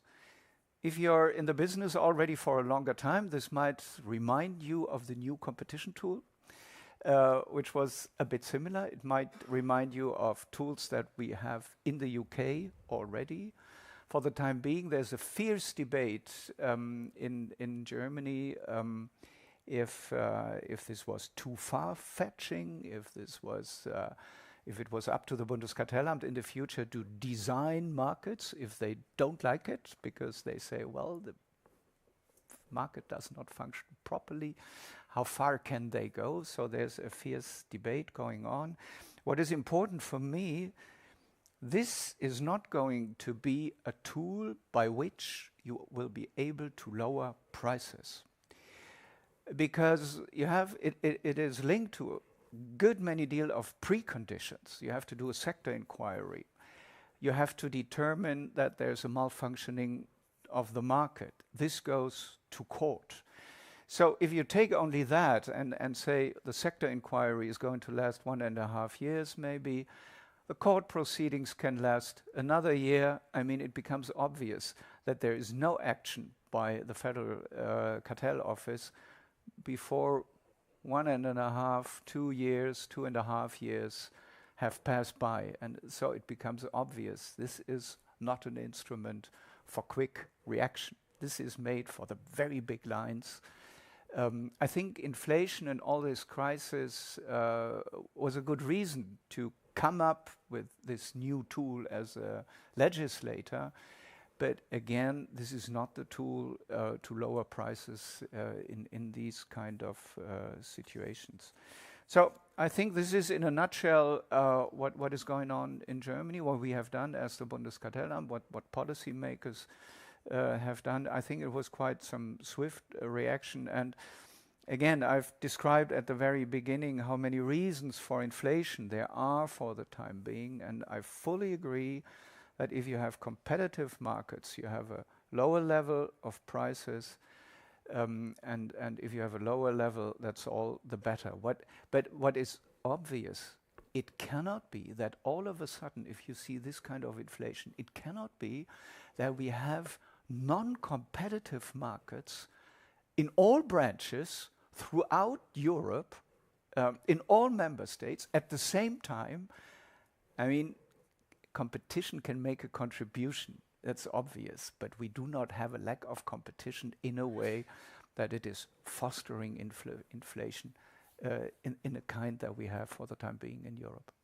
Thank you, Andreas. That is very clear now, but I remember in the beginning there were still some voices that pointed to competition as the culprit or the lack of competition. So I think we came a long way since then, which is good.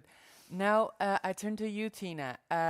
What do you think we have a clear understanding about the interlinks between inflation and competition? And what do you think are the main key takeaways that we are going to take from this painful experience? Well, yes, thank you, Anna-Sophia, and thank you for the invitation. I think it is extremely important that we discuss these questions. And you said painful experience. I think the high prices obviously are a very big challenge for firms and citizens, and especially for those who are worse off. So I think the fact that it is flattering that they are pointing to us, but at the same time, it's also frustrating that we cannot do more, especially in the short run. But I think it is, as you said, Anna-Sophia, important to think about the takeaways, because we know from Churchill we shouldn't waste a good crisis. We should, at least we should consider what we can learn. And I think the crisis has created a renewed interest in the relationship between market mechanisms and aggregated macroeconomic consequences. And in that respect, the crisis creates a momentum that we can use to understand these mechanisms a bit better. Because obviously, so I think I have this is important in several directions. And one is that by understanding how markets, we need to understand how markets matter when facing external shocks. External shocks, of course, will normally mean higher prices of some sort, substantial change in demand. And the extent of competition affects how much high prices will affect prices in another market. So, and such mechanisms explain how inflation hits the economy. So the determinants of the inflation now, as several speakers have pointed out, depend on international circumstances. But we do have reason to expect inflation or efficient competition control, to soften the consequences of shocks.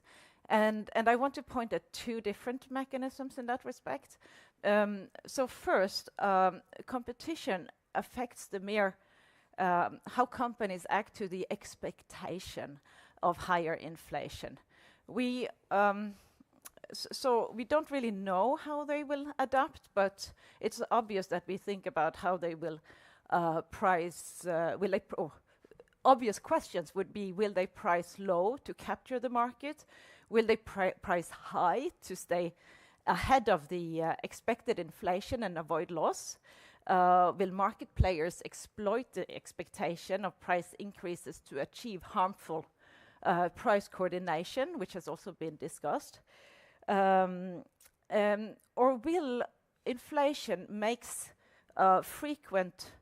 contribute to frequent price changes so that coordination becomes difficult? What we know is that better competition makes it harder to raise prices. So at least it pushes prices down, and that's especially important during crisis. The second set of such mechanisms, facing a shock, competition, of course, may explain how companies adapt to the situation. So in the event of supply side shocks, strong competition may make it easier to demand, to shift demand towards other value chains, in a sense. We don't really know for certain, but I think the crisis is a very good opportunity to learn about such mechanisms, and that the need for such research brings me to the second takeaway, main takeaway of three takeaways. because I think, so we heard a speech by the leader of the Swedish central bank this morning, and I think the crisis is a good opportunity to bring central banks and competition authorities together for the sake of more accurate predictions and insights of what a resilient economy will require. We at the Norwegian Competition Authority were prompted this winter to explore the relationship between competition and inflation. It was for the meeting in Lisbon, and that brought us to a very useful meeting at Norway's central bank. So, and me and a colleague went to the leader of monetary policy, and we thought that we will learn the relationship between competition and inflation. But they thought we brought interesting questions. So their advanced models predict inflation quite well.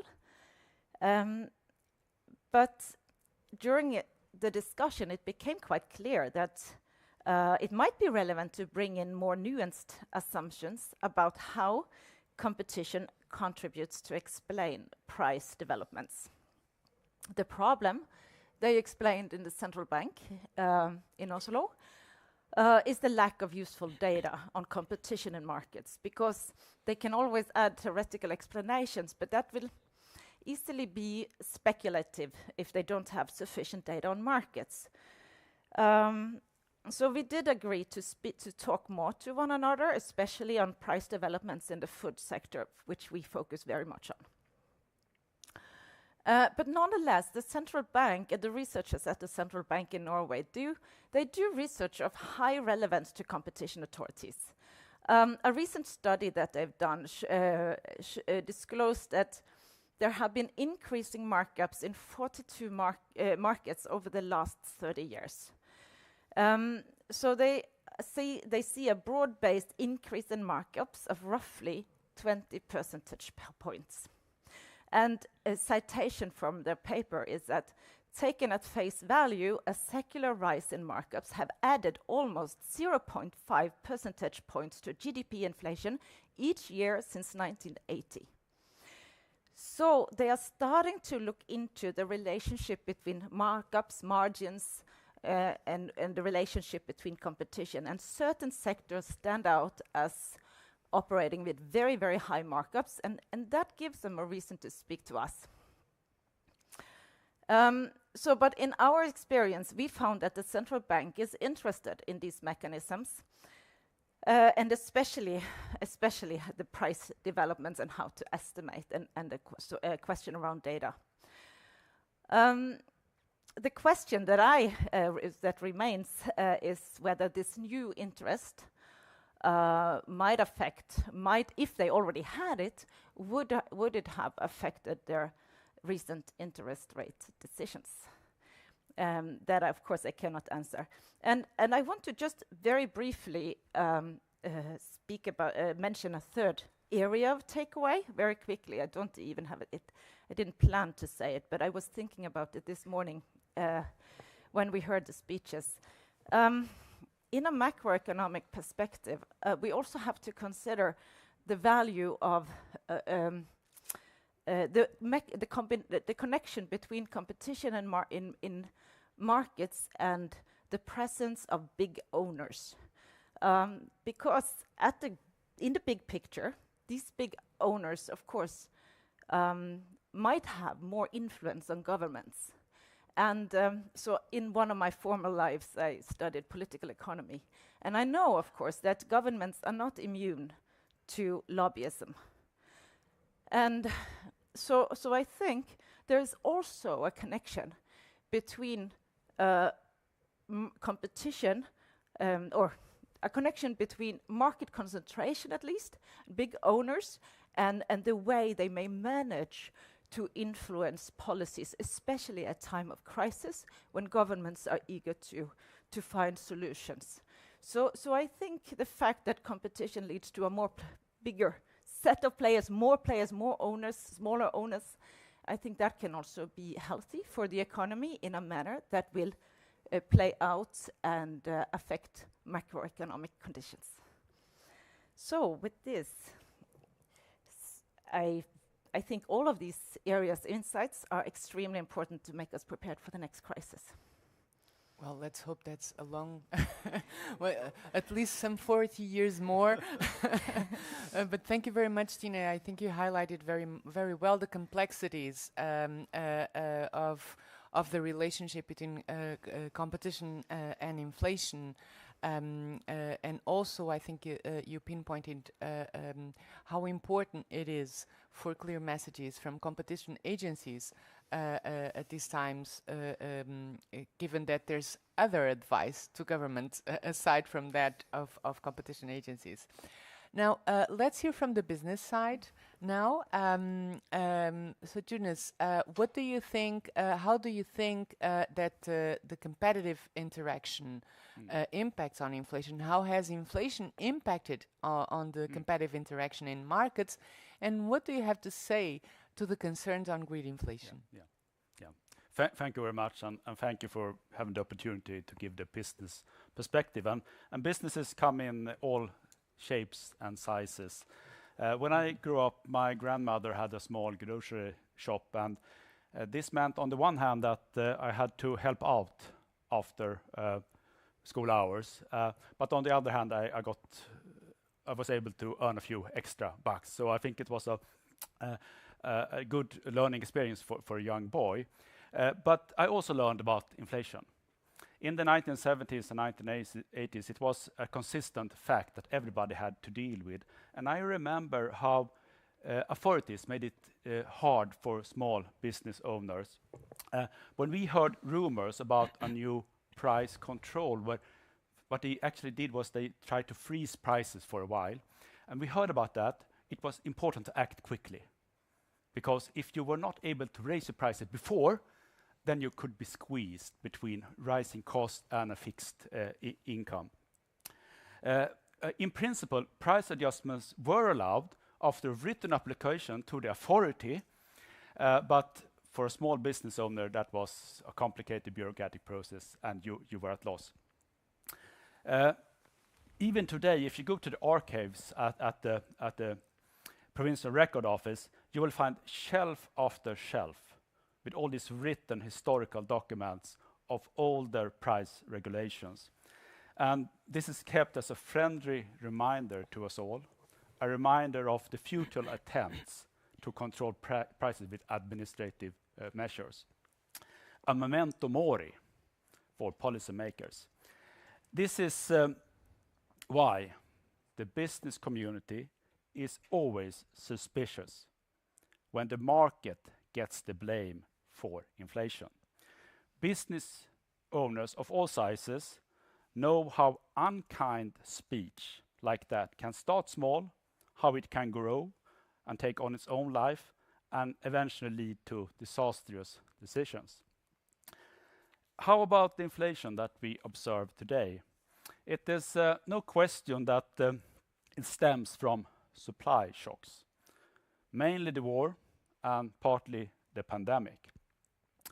We can't blame lack of competition for the recent inflation spike. It is true that insufficient competition in some industries can lead to high price levels, but these are industry-specific phenomenon who doesn't change so quickly from one year to another and typically doesn't affect whole economies. On a similar note, we can't blame central banks either for the recent spike. It is true that a prolonged era of low interest rates has caused increase in property prices, and that has caused concerns for financial stability, and those concerns had to be weighed with other concerns about the economy. But all this is long processes and cannot explain a sudden increase in a broad inflation. So it has to do with the supply side, and everything points in the direction that we are past the inflation peak. That doesn't mean that there are no risks at all. One could see a supply side cost inflation spreading to wage inflation. And in such a case, it could be harder to combat the inflation. It would take a longer time, and for central banks would have a harder time and meet challenges. From the social partners side, we take pride in having prevented exactly that development.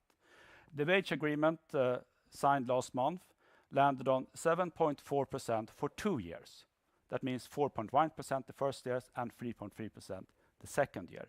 This is a sign of restraint and sends a clear signal that the labor market is stable and that participants have taken a long-term view.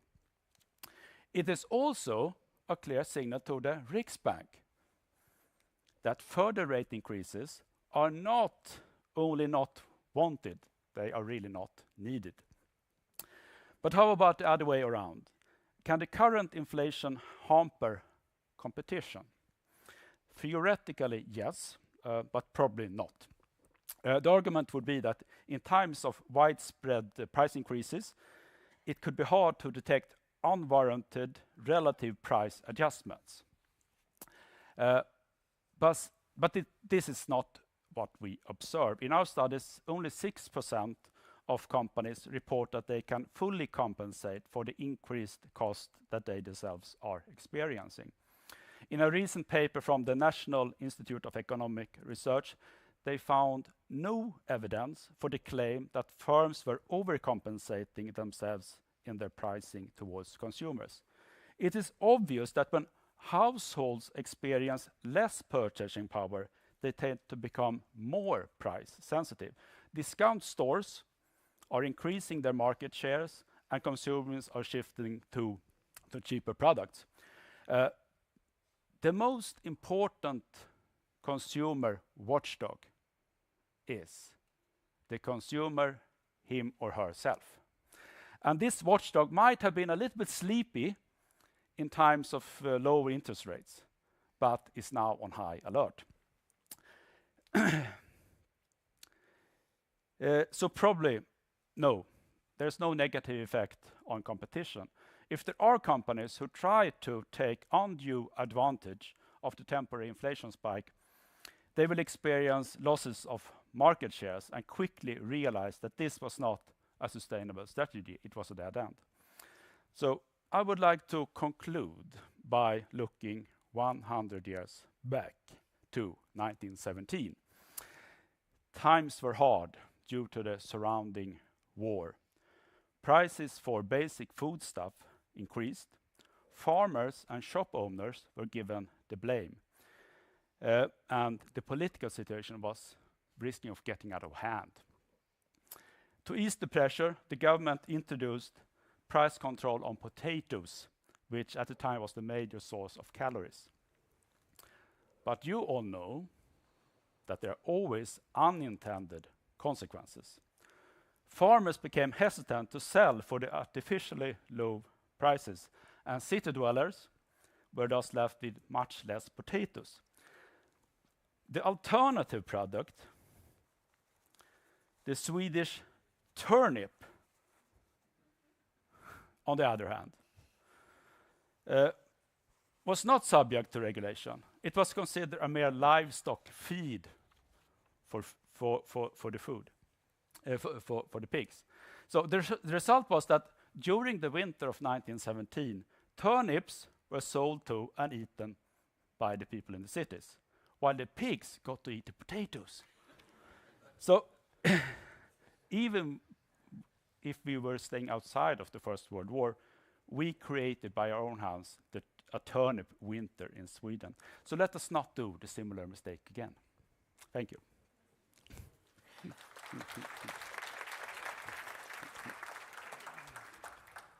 Thank you very much, Jonas, for that historical and very visible argument. And I think indeed what you have mentioned about the pressures on consumers, on the budgets of consumers are very much true.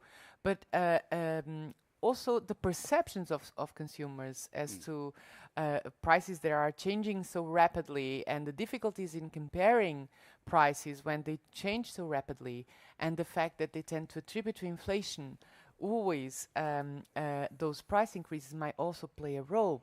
Well, I think we are very clear that competition policy is certainly not the lead actor in terms of policy reactions to the current inflation. We have a role to play. We have been, and you, Jonas, have pointed out now, also one in terms of policy advice and in order to ensure that competition is taken into account. So let's focus now on what we cannot do, what we should, and what we should not do. Now, and because you have highlighted this example of the price controls, I would start again with you, Jonas. Also because I think there's a lot of expectations built upon what competition agencies should do. We have the civil society urging competition authorities to take action. So what are your expectations, Jonas, about what competition authorities could do or should do in times like this? I think you can see if you continue about potatoes. So it's kind of a hot potato, this inflation that the policymakers have gotten in their hand, and now they want to throw it somewhere. So they try to throw it to central banks, it doesn't work, and now they're throwing it on you, or maybe they're throwing it on us in the business.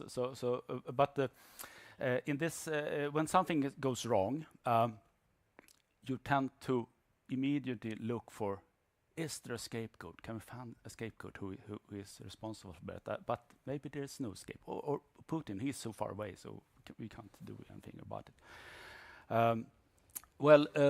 I think what we could do is, first of all, by ourselves, understand that competition policy is a long-term business. We're in it for the long term. But we can use the inflation because it highlights the importance of competition policy. And from a business perspective, I would argue that barriers to entry is one of the most important things to deal with. And we can see it in some of the concerned industries, like the retail sector, for example. In Sweden, we have zoning regulations that are really detailed and cause hampers the barriers to creates a barrier to entry for new entrants, and that hampers hampers competition. And this could be a time to deal with this issue. It won't affect inflation, but it can affect the price level in the long run. So that would be one example. And can you give examples of market sectors that you think should be the focus? Yeah. So if you look at the zoning regulations, it is very detailed which kind of retail is supposed to be in a different place, and the municipality can decide which kind of retail of food sellers should be where. And if you make this zoning regulation more not so detailed, it could be easier for new entrants. And that was proposed in the 1990s, but never was implemented, and that could be done by the government.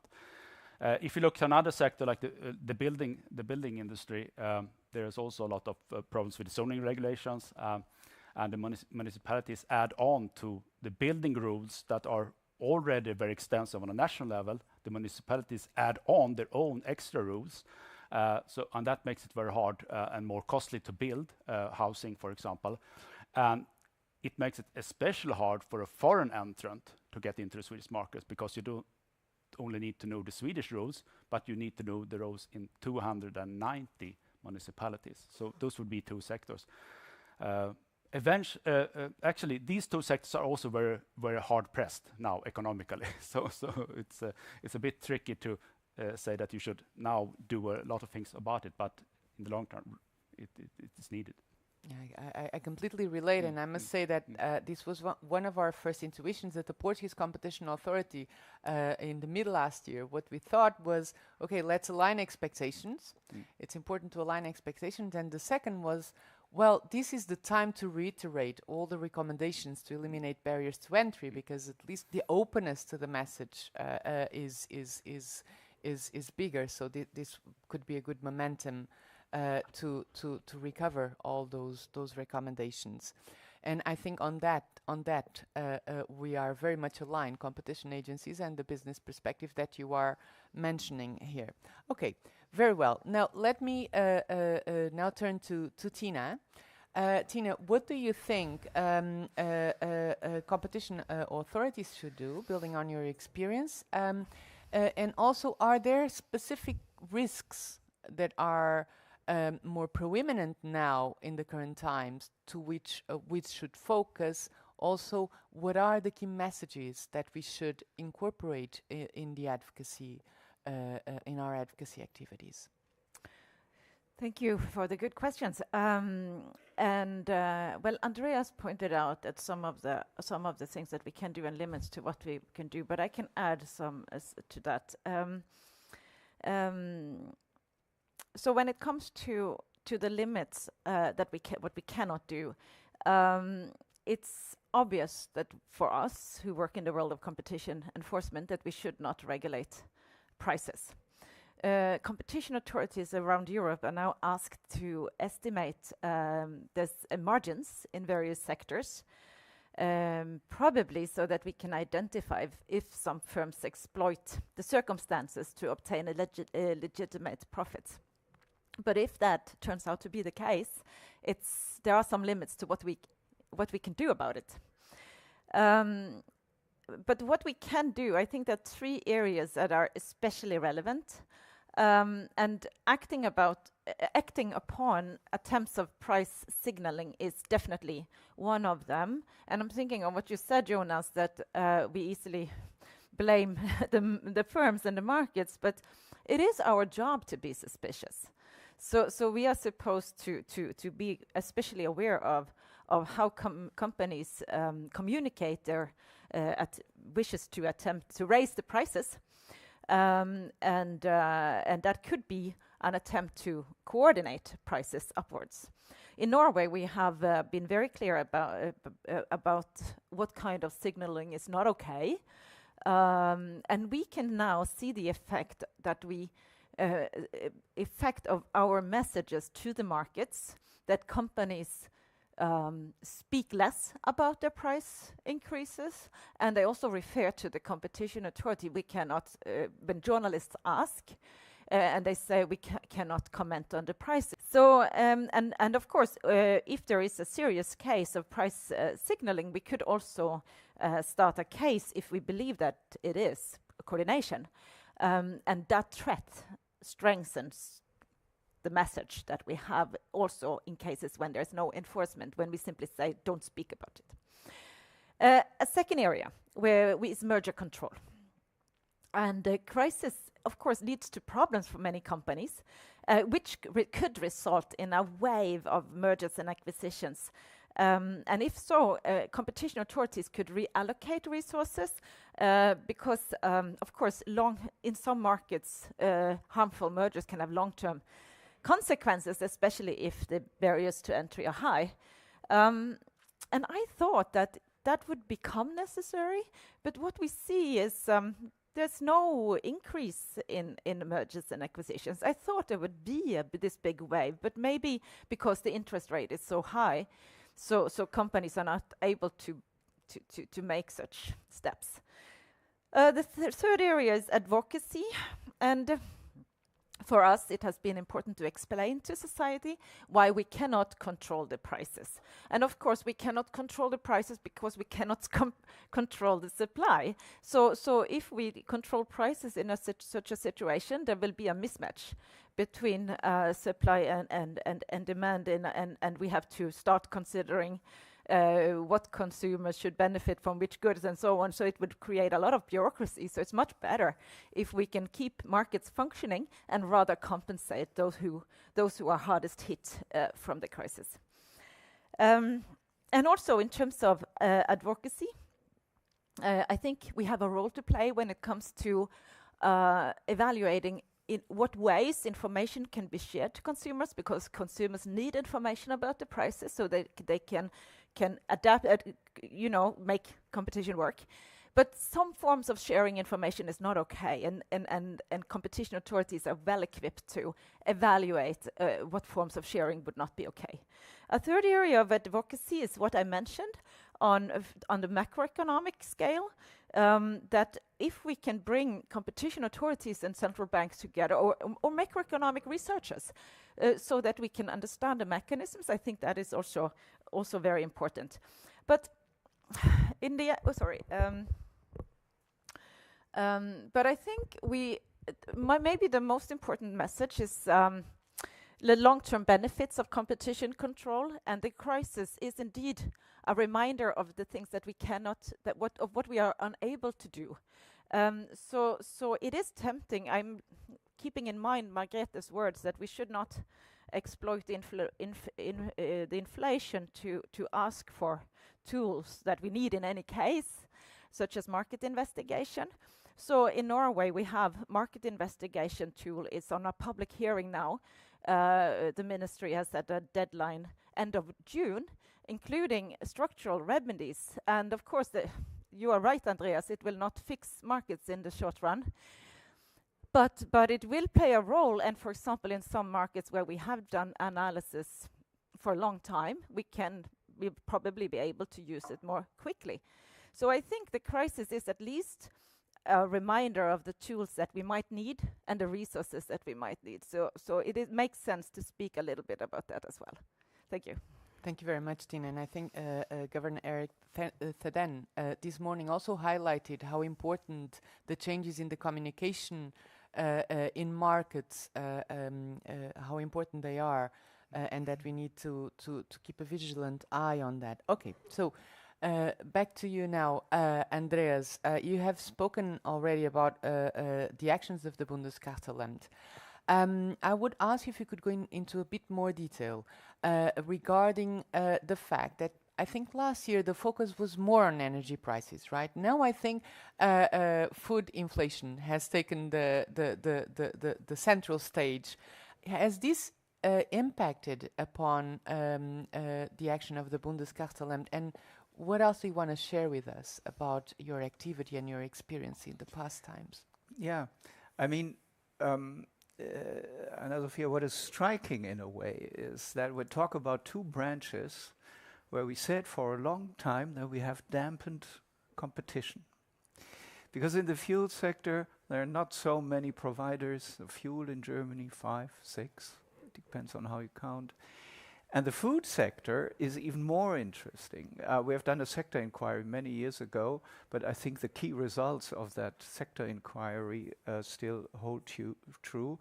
Because what matters a lot maybe is that we have very strong market positions along the complete supply chains. That starts on the side of the manufacturers.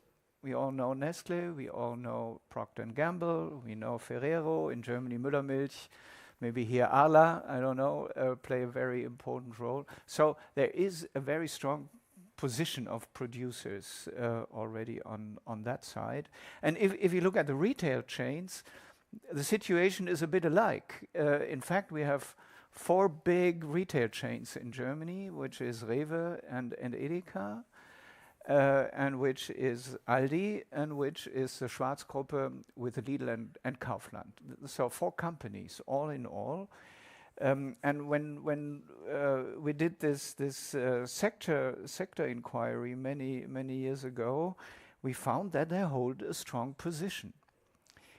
But of course, you should think of the fact that Germany has kind of invented the discounter. I mean, Lidl and Aldi, they went throughout the world. Today you find them even in the United States in many places. And the concept of that, I think, has led to quite low prices in Germany for food for a very long time, at least if you compared them with the member states in the EU. What we find today, this phase is past. Germany is no longer the country of low food prices. And so, of course, you ask, is that a signal for reduced competition? And do we have a role here? Do we have to interfere here?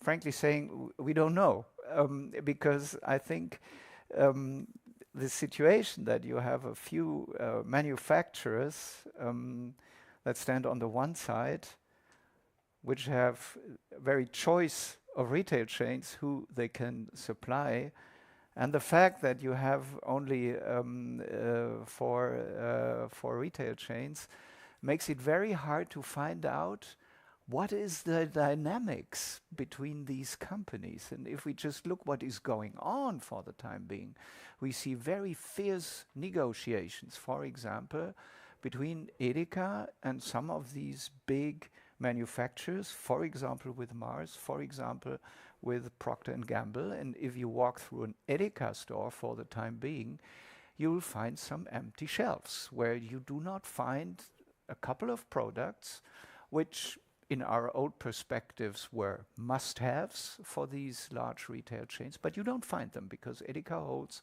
that the price increases by the producers have not been justified. Could be a signal of competition, could be good for small and new brands who might want to come in. There's an opportunity now, maybe, and is of course not a bad thing for private labels who will maybe substitute brand labels to a certain extent, thus making the retail chains a bit more independent from the big manufacturers.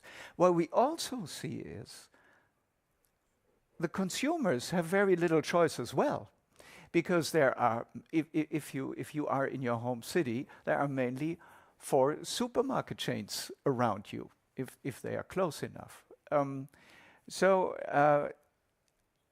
I do not want to say it is like that, but you can have the suspicion that you have a very strong position of the manufacturers, you have a very strong position of the retail chains, but you have quite a weak position of the consumers. So what I fear sometimes that in the very end it's the last end of that chain who pays for these strong market position in this supply chains. So this is the situation of which I cannot say what the competition dynamics are in this, but given the fact that we have such high inflation with regard to food, of course, this is interesting. And this is why you wonder, of course, would it be worth to make a sector inquiry here?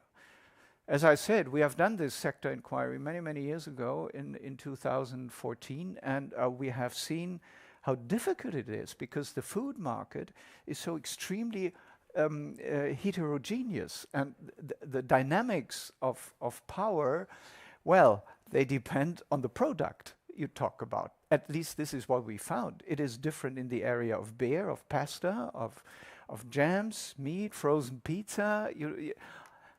All the time, different producers, different competitive relationship between the retail chains on the one side and the producers on the other side. So for the time being, I think we're not doing a sector inquiry in this area. What we do, we try to do a thorough analysis of the situation on a case-by-case basis.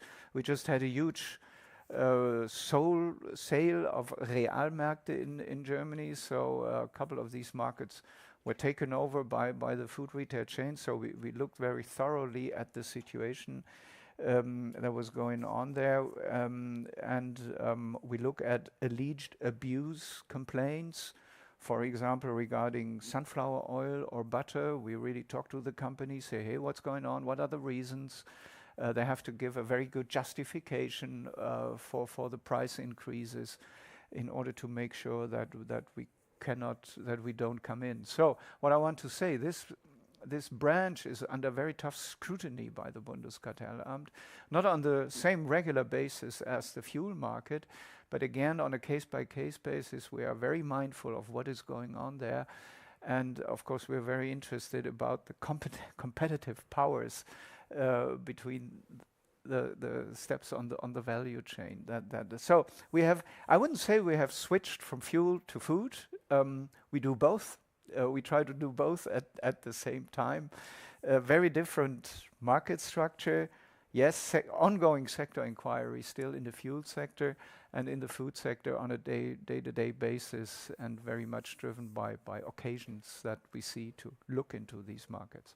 Thank you, Andreas. And I think you highlighted something so important, which is when you have operators with market power across the food value chain, at the end, the risk is that it's for the consumer to take costs and to take burdens that could be otherwise be dealt within the food value chain. And in Portugal, we have about 13 hub and spoke decisions precisely reflecting that in order to maintain bigger margins, you have these agreements in between suppliers and retailers, and at the end it's for consumer prices that end up increasing.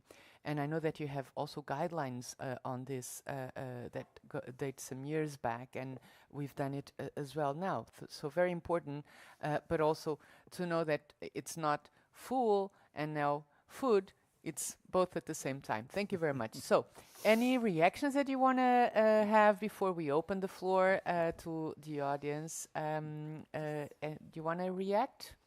We have enforcers, we have the business side.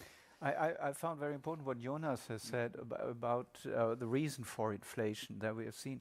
I think it's interesting to look at the US and Europe at the same time, because the reasons for inflation are completely different from my perception. I mean, it started with COVID in Europe and these disrupted supply chains on the one side, and then with the war in Ukraine, we really had an external price shock by rising prices for energy. That was the key driver at the very beginning. So that has developed maybe into something else, but the basics for inflation are different. I think that was completely different in the United States, where inflation was really demand-driven by many factors.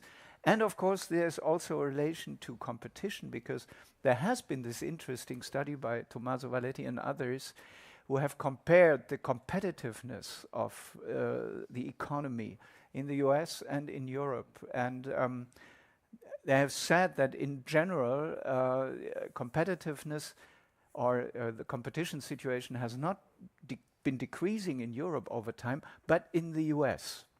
So there are different mechanisms at work. I took this study, by the way, always to say, oh, you see what a fantastic job competition agencies have done over time, because we have really taken care in Europe all together with the European Commission, but also we as member states, that the competition situation is not worsening, which has not happened in the US.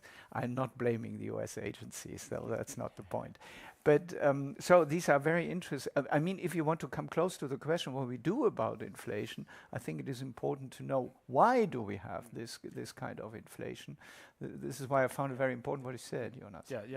And because it's a supply side phenomenon, it doesn't mean that everything happens at the same time. So first you have the energy, and then it feeds in step by step into other markets, and the food industry have often long contracts and so on. So it takes some time to build up, and it also takes some time to level off.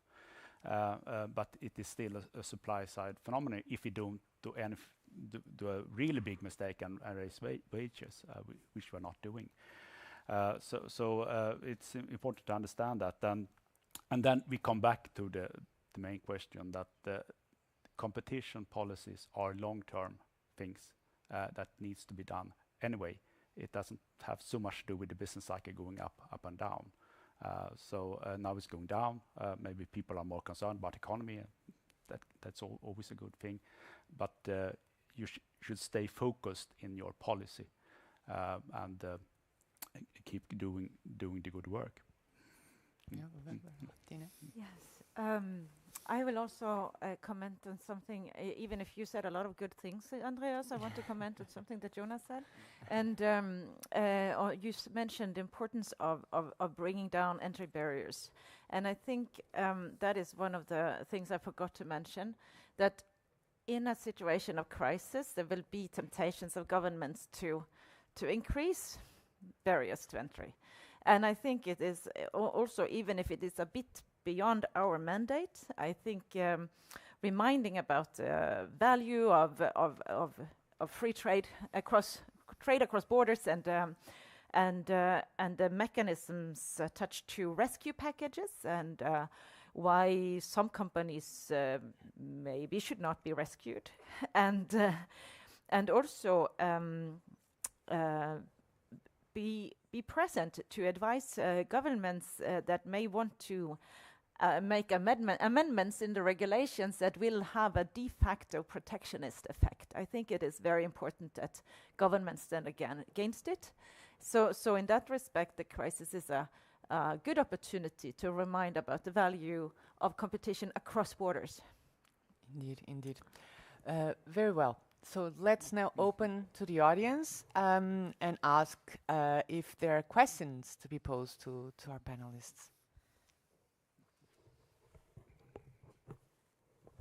Please, Sophia.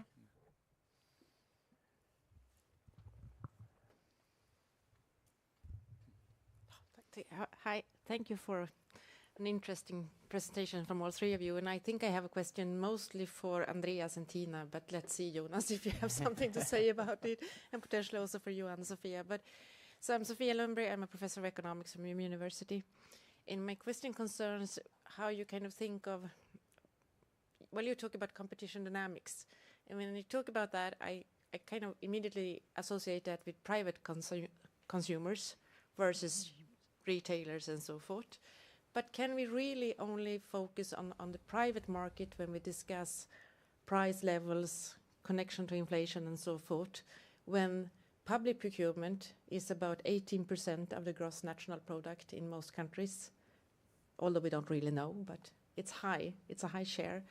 And shouldn't we be concerned then about how, or shouldn't we be concerned about contract design and how public contracts for food, for example, which constitutes a significant part of the wholesalers' income and revenues. 40% for Manigo in Sweden, for example, is about public procured food.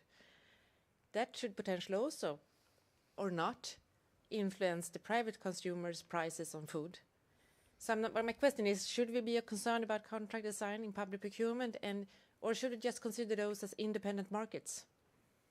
Which I think would be a strange claim, since we think that public procurement should lead the way in sustainable consumption and influence private consumers to become more sustainable. So a little bit provocative as well. Absolutely. Thank you, Sophia. Now, who wants to pick up on this question on procurement? I can gladly. Of course, I think this is a very, very important question because public procurement is so important, as you mentioned. And normally we consider markets regardless of whether the buyer is in the public sector or the private sector. But at the same time, public procurement plays an important role because very often the contracts are so important. And of course, the crisis is a good opportunity to look particularly on public procurement. We have not really done that, but we are focusing on public procurement all the time. And one of the biggest problems is data, because now we know data is moving so quickly, and at the same time, governments are not able to provide the data we need to monitor collusion, to check for collusion. So we try to think of how can we detect cartel behavior, and what should be the warning signs? How can we use artificial intelligence, whatever, to detect? But the problem is that we are not really getting the data. That is a problem in many countries. So we should definitely use the crisis to remind governments about the need. And this is internal in the sense that it is on our side. It's on governments that could actually fix it. Another thing is that there are a lot of mechanisms that often start in public procurement because it's more regulated. So and the mechanisms that we use all over the place, such as leniency, bidding, whatever, will often it is something that we can make work in a more controlled manner in public procurement. So it is a laboratory in a sense in that respect. So I think it is definitely an area that we should look out for, but we have not really considered the crisis the reason to focus specifically on public procurement. It's a reason all the time. I can only add very little. First of all, I'm extremely astonished that public procurement plays such a role in Sweden with regard to food. I mean, here in Germany, the situation is really different because manufacturers complain that they have no other exit for supply than the big retail chains mainly, and of course restaurants and all this. But this is the key field for food in Germany, and public procurement, at least as far as I know, does not play very much of a role.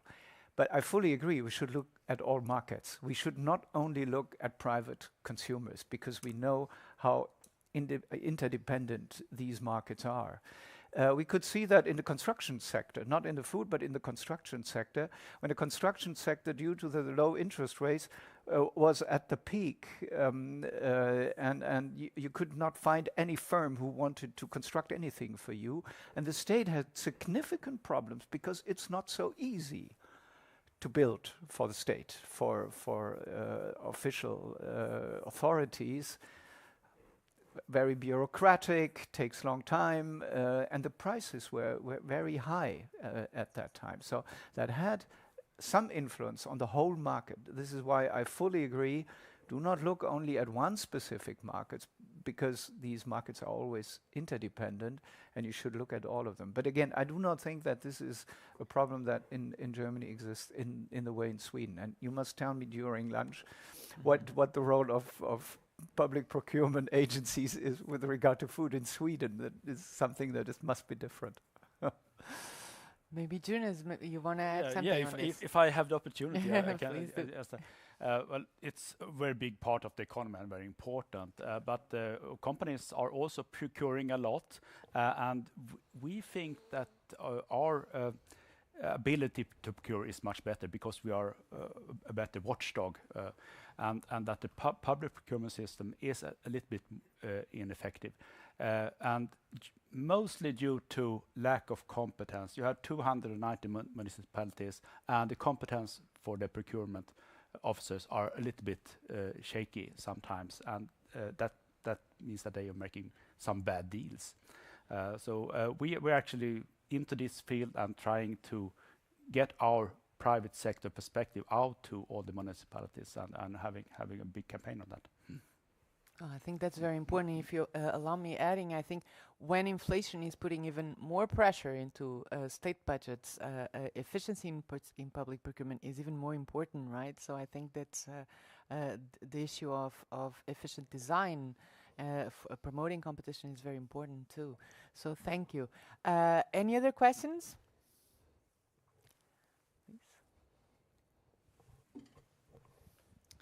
Leif Nordqvist, Swedish Competition Authority. When households are suffering of very high prices and we as consumers are losers, can there ever be a case for price regulation, even if only temporary? A very good question, in which I think all our panelists are going to like to pick up on. Andreas, you want to start? Yeah, I mean, in fact, there is price regulation as a reaction to the crisis. In Germany, for example, with regard to the energy prices in the area of gas, electricity, and district heating, which is a very complex mechanism, an extremely complex mechanism that is occupying a good deal of authorities, including the Bundeskartellamt, heavily. Secondly, it's only price regulation vis-à-vis the consumer, but in the very end, of course, there remains a delta of the price, and somebody has to pay for that. Otherwise, you wouldn't have gas, electricity, or district heating. So in the very end, it's the taxpayer, at least in Germany, who pays for the delta, and it will always be the taxpayer or someone else. So in the bill, because otherwise what is going to happen is what happened with the potatoes in Sweden, you know. And And the next point is, whenever you interfere with such a regulation, I swear you will see further regulation, because something doesn't work. If you try to regulate a market and if you put aside competition, then you see what competition does for you, and that mankind is incapable to do what competition does by regulation, by law. And this is what we see now as well. One intervention as a clear consequence will be followed by the next intervention, and then one thing will be cured, but the other is not. So you come to the next intervention. So I think that can be an instrument in very significant, severe, maybe even dangerous situations. Yes, but it's a bit like a cooperation among companies in an emergency situation. Yes, that can be tolerated also by competition law, but bring it to a fast end. That is key to this, in my perception. This is what also should happen here. You see, I'm not a friend of price regulation of any kind. Sometimes you need it temporarily, very strictly, very limited, non-discriminatory, all of this kind, but as little as possible, let's put it this way. Yes, so, and sorry that I mentioned the problem with price regulation when, but in a very, very simple manner. And as Andreas points out, that we do have price regulation, and what I was thinking of is actually the natural monopolies.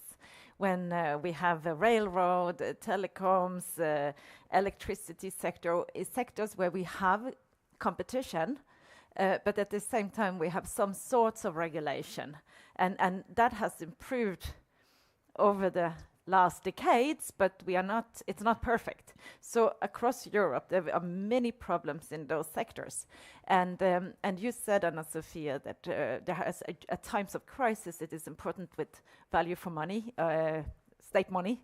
That is important all the time, but crisis is a good reminder that we shouldn't waste too much and or put too big burden on consumers. And in these sectors where it's so hard to secure competition, I think governments can do even more to work with. I think it is important to work with clever economists who have considered this in many countries, and see how can we regulate even better.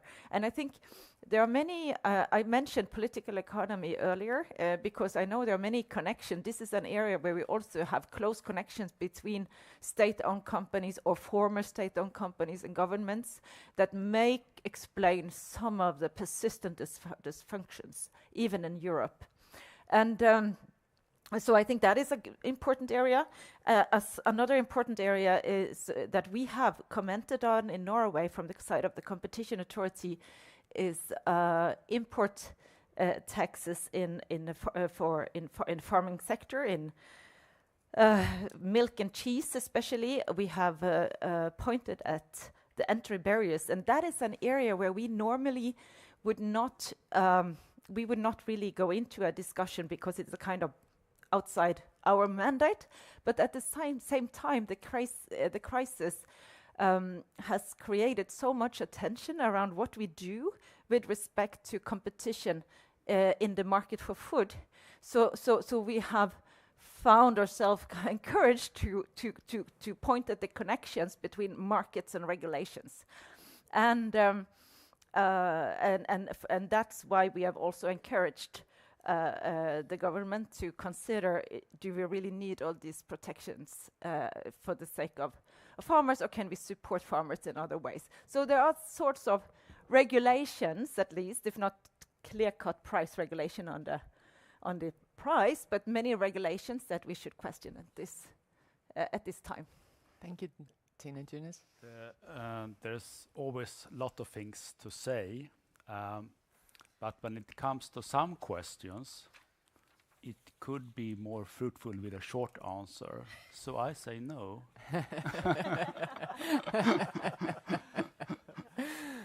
So no. If I just may add, Anna-Sophia, we have this debate now in the US and also in Europe about greedflation. which would mean that inflation is caused by price gouging, by opportunistic companies. Markups are higher than they are supposed to be. I do not know if we have this, because I think even in perfect competition markets, at a certain point, we can have a markup in this kind of situation. And I'm very sure that if we have competition, this is going to disappear by itself. But I'm not so sure that this goes fast enough for policymakers, and then maybe we could come into a debate if they identify greedflation, that they might want to, well, regulate prices to a certain extent. We have this debate, at least in Germany, about windfall profits in many areas. Well, we will see what the consequence of this debate is going to be. Very well. Thank you. Carl? You can hold it. Just curious about the sector inquiry, market investigation experience of Germany, and also how you see the potential for actually solving competition problems, given what Jonas just explained, because your examples of competition problems, they mainly refer to actions by the public sector. That could be municipalities. I think you could think of all other types of competition problems that I understand would not really be solvable using these two new instruments, because those remedies are directed at firms, companies. So that's my question. Yeah, I mean, we've done a lot of sector inquiries in the past, and they had different results. Some resulted in proceedings, in investigations, some resulted in changes of the law, some were really incorporated in new regulation, so there were lots of possibilities. Now with the 11th Amendment that is in Parliament now, the quality of sector inquiries, of course, is going to change in a way, because the consequence can be that we do not only make a recommendation or that we do not only start an abuse case, but that we find and determine that there is a malfunctioning of the market, and that we come up with consequences with regard to this determination. So I think that is important to know, that sector inquiries can have various results, but this is at least in Germany going to change what these results may be, because there's a new result going to be added, which is the malfunctioning of markets, and then the imposing of structural or behavioral remedies that might happen. I think it's a useful tool in many areas, and we also do sector inquiries in areas where we find a very strong role of the state and municipalities. Just to give you an example, we all talk about the electrification of traffic, and we took a look at the role in the sector inquiry of the municipalities in setting up these charging points in Germany. And what we found is that there are many cities by these days where charging points for these cars are in the hands of the municipalities, to a market share of, in some cities, 80%. Why was this so? It was the municipalities who owned the real estate where you could put this charging point. And maybe it's not a coincidence that most charging points were set up by municipality-owned power plant companies, you see. So you see, we also do it in these kind of areas. I mean, this is not going to change very much, I agree, but this is something where you can give hints or recommendations to the policymakers, say, listen, take care that we break this up in a way, and be aware that this is the situation we are in, maybe with the consequence of some regulation, I do not know yet, but it is regarded already as a severe problem in Germany. So, I mean, sector inquiries can have all kind of results, and all kind of companies can be subject to sector inquiries. Very well. Any more questions from the audience, please? Joan Kim, Swedish Competition Authority. I Tina, you mentioned that there were some studies showing that there has been markup increasing in 42 markets.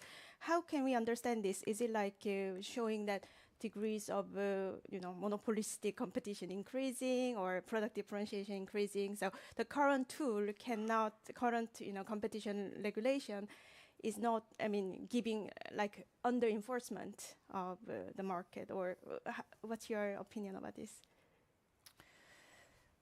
Well, my first reaction is that I will share the paper with you, and but the markups, of course, we always have to look at the definition of what it says, and the margins, markups, words that are used, and it's not always so clear what it means. But in this case, it's the kind of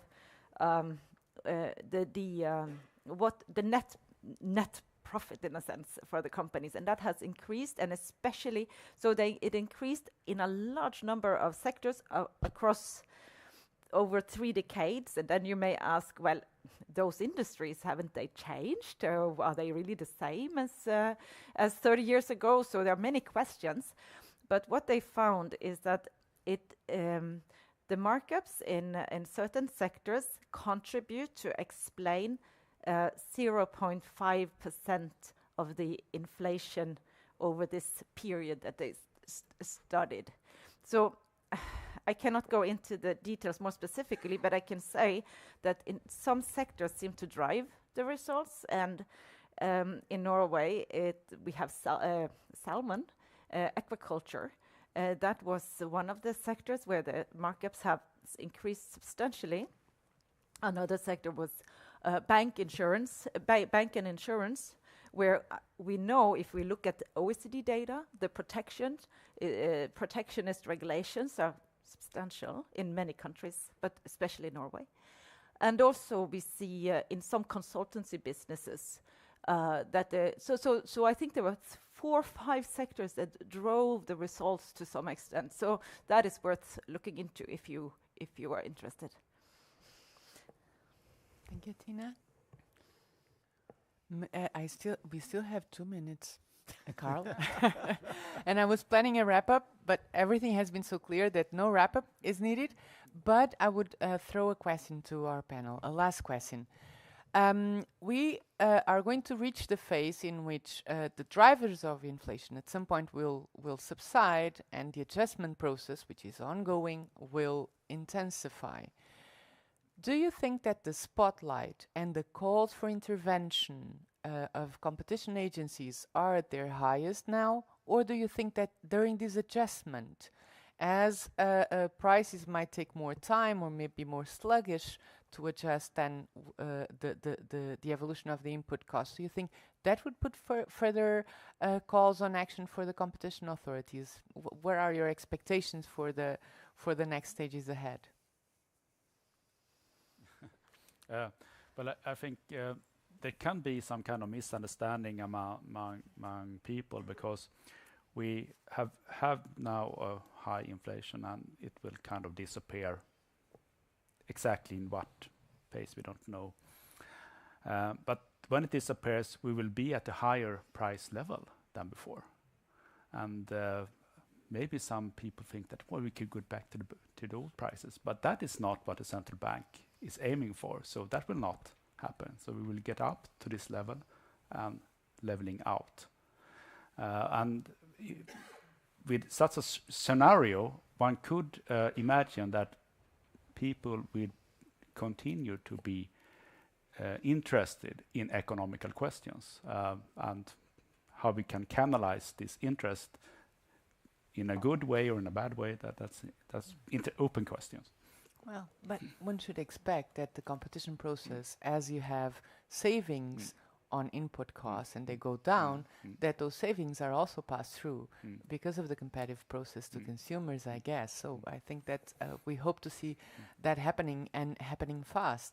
I think that's the most desirable outcome, right? Andreas, Tina. Well, you know, I started in this job in spring 2022, in the midst of the crisis. So that was, I felt that I walked into a storm. But so in that respect, it is calmer.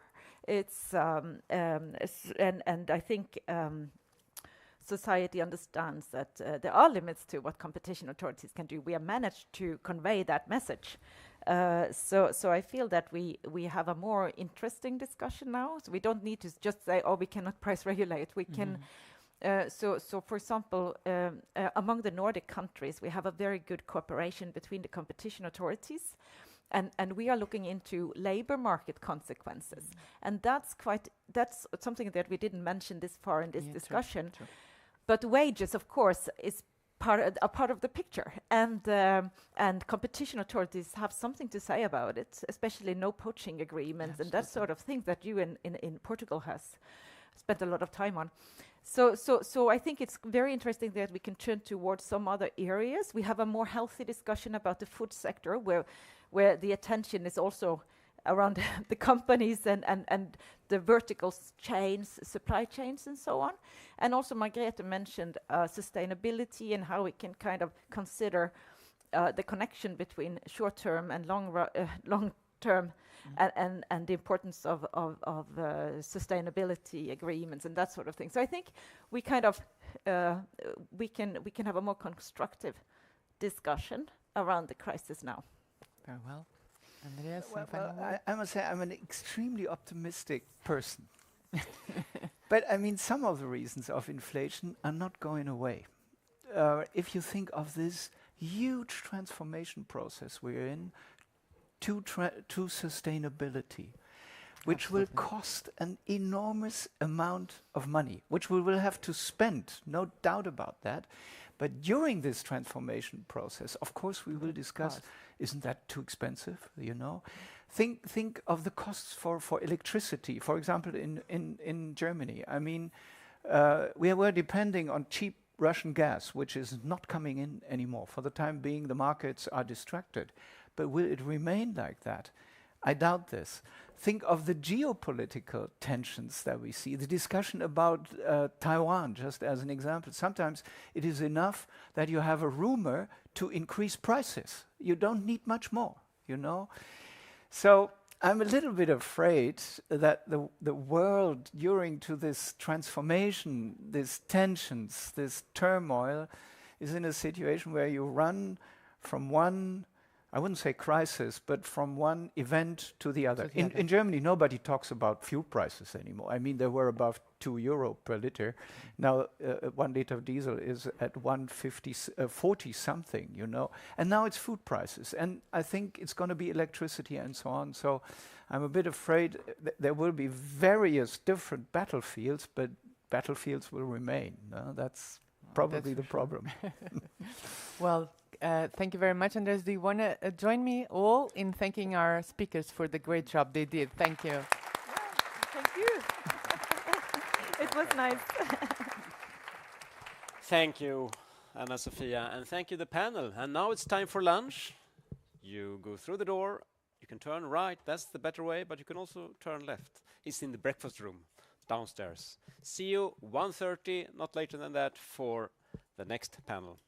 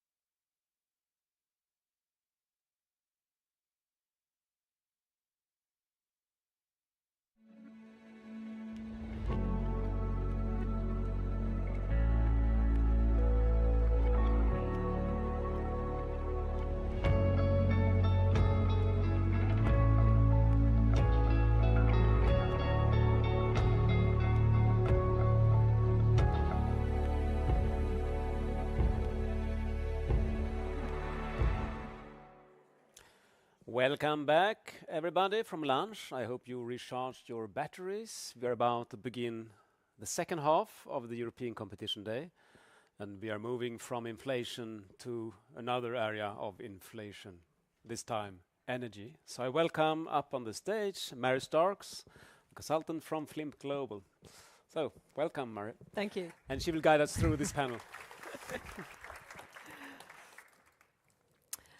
Thank you very much indeed for inviting me here. It's a great pleasure for a Brit to be invited to a European event, and this is sort of also why we're so incredibly enthusiastic about Eurovision, which we're hosting next week. So there's a lot of national excitement about that.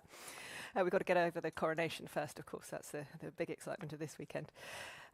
Yes, as Carl said, I'm a partner at Flint Global, which is a consulting firm, but I'm a regulatory and competition economist by background. And I've worked at senior levels at 2 competition authorities in the UK and New Zealand, and 2 sector regulators in financial services and energy. And I think for that reason, last year, I was invited by the OECD Competition Committee to write a paper, a briefing paper about energy markets, and invited to moderate this panel. So I'm sort of a translator between energy people and competition people. That's the job that I have to do today. We have a range of speakers who are far more expert than I am in energy, and I'll introduce them shortly. But first, I thought I'd do a few scene-setting remarks about energy markets for those of you who haven't had the pleasure of studying them before. So energy, to state the obvious, is a commodity product. One gas molecule is pretty much exactly the same as another. In principle, it's completely tradable, but how you move energy matters enormously. How you transport it around is a big feature of the market. So some commodities are very easy to transport. It's pretty easy to put crude oil on a ship. Others are slightly harder. You have to move natural gas either through a pipeline or through extremely specialized ships. And moving electricity is more complicated even than that, because the grid has to be perfectly balanced at all times. So that's sort of special feature one of energy markets, if you like. In principle, again, in a commodity market, buyers should be largely indifferent as to where they get their energy from, which again should encourage entry and price competition. But in practice, this is not always the case. Because energy has such close links with military and industrial power and with geopolitics, people care deeply about who they buy their energy from, where they get it, and who you depend on for your energy matters enormously, which is obviously a very current topic. So it's probably for that reason that state-owned actors play a very significant role in energy markets. Nearly half of all global oil production is from national oil companies. And these actors don't always behave like textbook profit maximizers in their markets. So there's this sort of tension in energy markets between wanting energy at lowest cost, particularly for to keep prices down for customers and for industrial purposes, but also wanting security of supply at a nation-state level. So wanting energy at lowest cost sort of points you towards trade, and wanting security of supply points you towards self-sufficiency, and that's a really difficult trade-off for governments to manage. Arguably, the most secure energy system is one that is very well integrated with neighbours with whom you are on excellent terms, and that's very much the EU vision. But Europe has recently learned the hard way about energy dependence on a less friendly neighbour. So that sort of conversation has come right back up the agenda. I'm going to talk briefly about the background to the energy crisis. Our panelists are going to tell the story properly, but I'm going to very quickly do the prequel.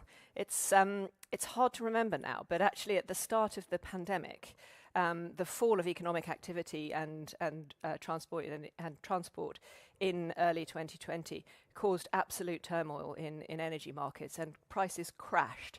So suddenly global energy supply massively exceeded demand, and prices fell by 3/4 for crude oil and about half for natural gas. And in oil, prices at one point went negative in America, so traders were being paid to take crude oil away because there wasn't enough places to store it. This sort of extreme price collapse accelerated what was already a pre-existing decline in investor appetite for fossil fuels. So as a result, investment in oil and gas production fell quite significantly over 2020 and 2021. And then when energy demand rebounded as the world exited from the pandemic in 2021, demand very quickly outpaced supply, and that drove the prices up, which is a story that our panelists will take over from there. In response, governments brought in a range of measures both to keep the lights on and to ease the cost of living crisis, including measures to increase liquid natural gas import capacity, investing in renewables, and measures to save energy, particularly at peak times. There were also some quite significant redistributive measures, taxes on those who are making super profits during the period, and subsidies to households and businesses that were badly affected. Some of this was driven at EU level, but much intervention was driven by member states. And again, that's a theme that the panel will explore. Meanwhile, of course, and this was touched on this morning, the energy sector is also grappling with the climate crisis, the biggest crisis of all. Globally, about 70 countries who together account for 3/4 of global emissions have set targets to generate net zero carbon emissions by 2050 or 2060. And if we're serious about meeting those targets, then most fossil fuels will need to be left in the ground, and huge parts of the economy will need to electrify, including transport, residential heating, and industrial production. This will double electricity demand in advanced economies and drive a fourfold increase in emerging and developing economies. So this requires a monumental increase in renewable generation, because renewables not only have to take over all the existing electricity demand, but they need to replace gas and coal-fired power stations in generating electricity, and they need to replace gas for central heating and industrial uses, and they need to replace petrol for driving around. So it's a huge, huge task requiring an enormous amount of effort from both governments and the private sector. And again, the role of governments and the private sector is something that the panelists are going to explore. So within that context, what should competition authorities be focused on? Well, in tight market conditions, producers do have significant pricing and negotiating power, and authorities always need to be alive to anything that could exacerbate market power further, territorial restrictions and so on. Also, authorities can be called upon to investigate excessive prices and margins. So although the exercise of market power doesn't necessarily constitute a breach of competition law, authorities are often asked to take a look and explain what's going on. Price dislocations of the kind that we have experienced can cause company failures, whether in the energy sector or in energy-intensive industries, and that obviously can reduce competition, motivate anti-competitive behaviour by struggling firms, or drive failing firm mergers.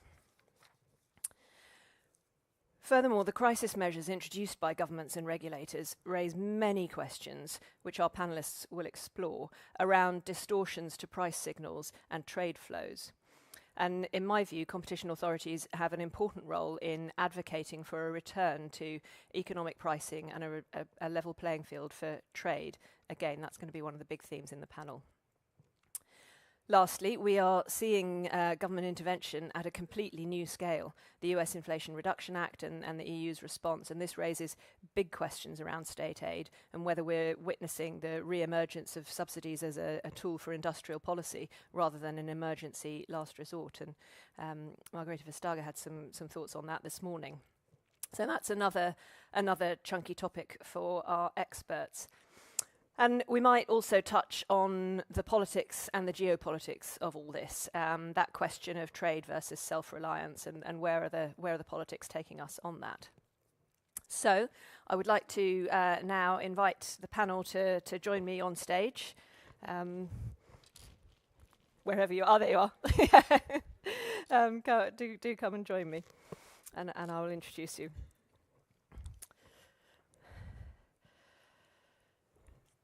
So we have Dennis Hesseling, who's a head of infrastructure, gas and retail at ASA, the Agency for Cooperation between European Energy Regulators, where he works on energy, infrastructure and market monitoring. Dennis is going to talk about what happened in wholesale and retail gas and electricity markets during the crisis and give an overview of the measures that different countries took in response.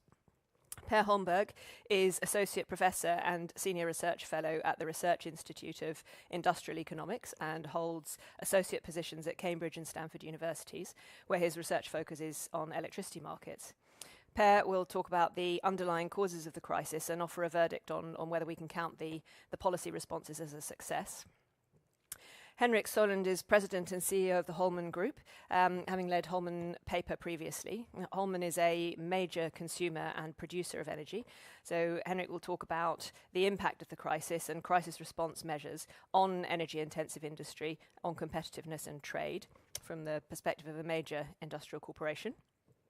And Oscar Arnfeldt is Vice President for Public and Regulatory Affairs at Vattenfall, covering Brussels, Sweden, Germany, the Netherlands, Denmark, France and the UK. And Oscar is going to talk about market integration and government interventions, welcome or otherwise, from the perspective of a state-owned energy producer and international investor. So after we've heard from each speaker, we'll have a panel discussion and then open for questions from the audience. So with that, over to Dennis.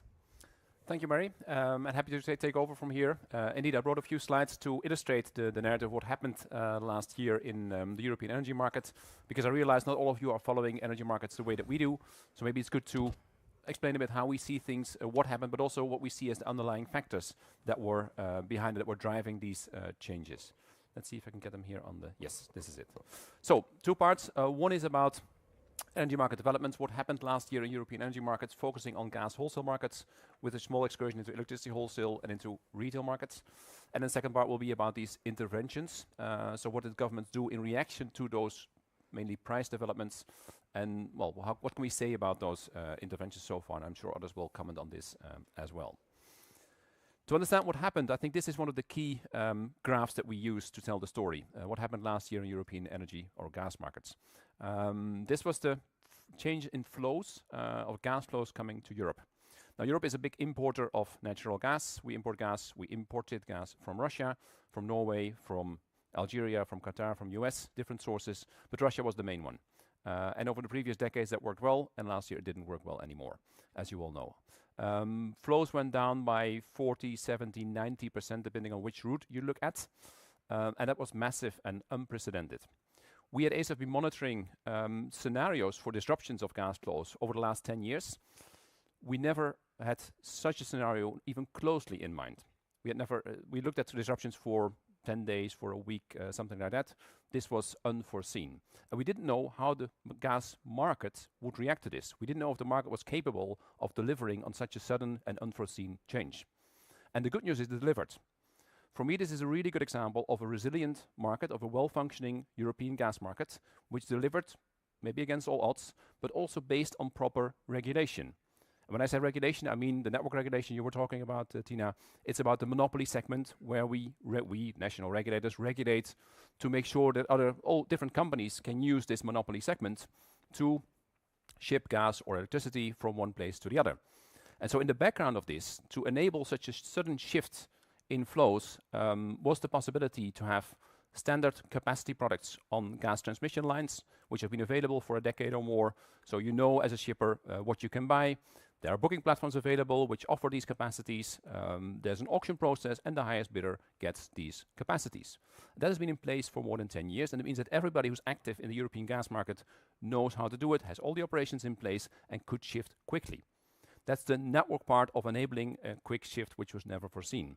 The other part, of course, is buying the gas, because you need gas to ship it from one place to the other. If Russian gas goes down, you need to go out there and find new contacts. And we saw in this case, LNG was the big one. That was the one that actually helped us come through the winter in combination with a strong demand response, which also helped to push demand down and then balance supply and demand.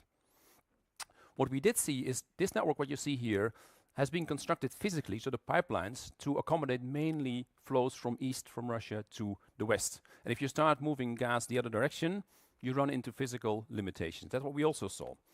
And you see it in two ways. One is on the right-hand side, you see what we call the congestion rents. And congestion rent is what the shipper pays on top of the regular tariff for these capacity products. When they go through the auction and there's more demand than supply and the auction price rises and somebody in the end gets the capacity for a certain price and all the additional, let's say, price above the reserve price is the congestion rent for the transmission system operator. we saw those rising to unprecedented levels. For comparison, in 21, the overall congestion rent for all gas TSOs in Europe was about 55 million euros. Last year, it rose to almost 4 billion euros. So the amount of money going in here was incredible, never seen this before. And it showed how tight the market was. And we cross-checked this, so you also see where the congestion is. It shows the first 4 of these bars on the right-hand side. Those are the 4 borders where the most congestion was located. It was on Netherlands, Germany, Belgium, and France. That was where the difficulty was. And if you look back at the previous slide, you saw the LNG coming in. There are countries with more LNG receiving terminals than others. Germany had nothing at the start of the crisis. Netherlands had 1, but not enough. Belgium and France were well connected. They had sufficient capacity to get this LNG in, but it had to flow across the network. And so you see here, also on the side it goes, the gas was trying to exit Belgium and France and to enter the Netherlands and Germany. And if you cross-check that, that's the table on the left, with the utilization rates of these interconnection points, you see that exactly those points were also physically congested. So there were utilization rates close to 100%, even over 100%, which means not just contractual, you're bidding for capacity, which is scarce, but also physically, you couldn't flow more gas across these points. There were simply physical limitations. That led to spreads. Normally, we've been monitoring spreads in European gas markets for a decade. We would measure them as in levels below 1 euro per megawatt hour. So spreads between the different gas hubs, between, let's say, TTF in the Netherlands and German or Italian or French hubs. That was historically. Now we saw spreads going up to 20, 30, 40 euro per megawatt hour. So incredible increases in price differences within the European gas market, a fragmentation that we'd never seen before. We don't want to see this again. Now the price levels overall, if you look at how did prices react to the flow changes, these are the 2 we would monitor. On the lower part, you see the TTF, which is the Dutch gas benchmark for the European gas market. The higher one is the electricity. That's a German electricity price, which we use as the benchmark for the European electricity price. And you see them moving hand in hand, and there's a lot to be told about the whole story. I'll pick out 3. One is in the previous panel, there was a mention about uncertainty already driving up prices. We saw it happening here. The first price spike is not at the moment of the invasion of Russia and Ukraine, but beforehand. Beforehand, there were rumors, there was uncertainty, what's going to happen to Russia and Ukraine, what's going to happen to the gas flows from Gazprom, and that's when prices peaked for the first time. And then when the invasion actually happened, the price came down, because for the gas flows, it wasn't as bad as people had feared. So you see the uncertainty playing into it. People don't know what's going to happen, but when it happens, and it's not as bad as they had maybe expected, prices come down. Second one is in the middle, a bit to the right of the middle. What's really weird here, if you think about it, is the big price spike for gas was in the summer, was in August. That's bizarre. Gas is not expensive in summer. Normally, you buy, as a gas shipper, you buy the gas in summer, you buy it cheap, you put it in storage, and you sell it more expensive in winter. That's how the business, part of the business is run. Why do you have a price spike in August? I'll come back to that a bit later, but it was weird. Third one, the good news is to the right, you see prices coming down significantly. I checked this morning, it's 35 euro per megawatt hour now on TTF. That is a price level we had not seen until January last year. So now we're back to January last year at the wholesale level. Doesn't mean you see the retail prices coming down yet, but I think it's much more reassuring than what we had seen previously. Now, from the previous slide, maybe it looks like as if gas price is the only one that's driving the electricity price increase, which is not true. And this one shows why it's not true. There were other factors which were coinciding. They're independent, they're not linked to the same events, but they were coinciding in time, and they really led to a perfect storm. And you see here the change of power generation. So now we move to electricity, comparing until October 22 to the previous year. The big one going down here, the purple one, the minus 99 terawatt hour, that's nuclear. That's not linked to the war in Ukraine. That's simply that the French nuclear fleet had technical difficulties, and there were issues with the drought. There was not enough water available for cooling. It led to a loss of 99 terawatt hours of production capacity. That's massive. The second one, the blue one, which went down, hydro. It was a very dry period last year. There was not enough water in the reservoirs, and hydro went down significantly. Nothing to do with the war in Ukraine, but it coincided. And so that, of course, made it even worse. And then let's look at the left-hand side. What went up? What was stepping in to ensure more power production? The first two are wind and solar. That's great. It's renewable. Third one is coal. Not so great, but okay, it was necessary. Fourth one is gas. So comparing to a year before, and despite the extremely high prices, people were buying more gas because it was necessary for the power generation to keep the grid in balance. And that shows you how tight the situation was, how difficult it was to balance the grid, and still we had no blackout. Everybody had energy throughout summer and winter in Europe, which is quite impressive, I would say. Retail prices, this is what consumers see. They don't see wholesale prices, they see retail prices. And retail prices vary a lot across Europe. So this is a really very rough average because it hides a lot of differences. But overall what we see, this is electricity only. If we look at the green wholesale price and then we compare it to the retail prices, the moment wholesale prices go down, we do see retail prices coming down as well, but the competition authorities maybe to look into that. I was talking about the gas price spike in August, which is weird. One of the reasons we think which could be behind it, we don't know it for sure yet, is this one. This is about the gas storage injections. And this goes back to the previous summer, which is the previous filling season, when there was an issue with Gazprom not actually filling up the gas storages, which led to EU intervention saying we need obligations to start filling the storages. That in itself, there's nothing wrong with that because it ensures that we can get through the winter with full storages. But the cost at which was quite a different story. And even in comparison, we tried to look back into the previous years, how much did it cost to fill those storages in Europe? For a normal year, that's the first one you see here. These are not volumes, this is values, so it's volume times price, and it's estimates. We don't have exact numbers. Normally, it would cost you about 10 billion euros to fill all the European gas storages in summer, and you sell it a bit more expensive in winter. You go through the COVID period, I won't take you through all of this, but the last one, the last filling season, so the summer of last year, it cost, we think, about 150 to 200 euro per megawatt hour, about 100 billion euro altogether, so 10 times the regular price to fill the storages. And we're not sure that that's all properly market driven. If you would have a proper, let's say, professional buyer for gas to put it in storages, we're not sure this would be the regular price. And to make it even worse, the selling part here is much cheaper. So the ones who are buying the gas to put them in the storages because they had obligations to fill the storages, that's government intervention, they couldn't even sell it at a high price because by the time the prices were coming down. That is something to look into. It's not competition as such, it's more government intervention. It was directing or incentivizing companies to behave in a certain way. If you give a strong volume incentive to fill the storages without a strong price incentive, this is what you may get. So what happens with the interventions? We're looking at the overall package of interventions that governments have taken as a reaction to these, especially the high price environment and the pressure it brought to consumers and to voters. Overall, we see that, let's say, roughly 2/3 of these measures are targeting affordability, and 1/3 is focusing on security of supply. Security of supply in general doesn't affect market functioning that much. It's more about ensuring that the supplies are there, encouraging energy efficiency, which is all good, but affordability could intervene with market functioning. If we look at how targeted these measures are, or how maybe untargeted they are, we see that, let's say, of these affordability measures, we zoom in on those, about 2/3 they target certain consumers in certain sectors, about less than half target households, and about 1/4 of all those measures target vulnerable consumers. Now, vulnerable ones are the ones who have difficulty paying their energy bill. They're the ones you're actually looking for, who you want to support, probably as a government. But many of those measures are more generic than this. And you can see that if you look at this breakdown of the measures, the two big ones here in this circle that you see, one is the big one, direct assistance to consumers. That's something where you can hand out specifically to consumers who are in need, and you give them financial support to pay their energy bill. That's fine. But the second one is reduction in taxes and levies. And that's something which applies across the board. It means you're lowering the overall tax bill or levies on the energy bill, and it applies to everybody. It's not a very targeted measure. It costs a lot for the governments, and it reduces the incentive to save energy in times when it's needed to be efficient with the scarce resources that we have. Maybe in crisis mode that was necessary. Governments had to react quickly, but we think that now that we're getting out of the crisis, it's time to reflect on this and to make them much more targeted and to also reduce this government intervention.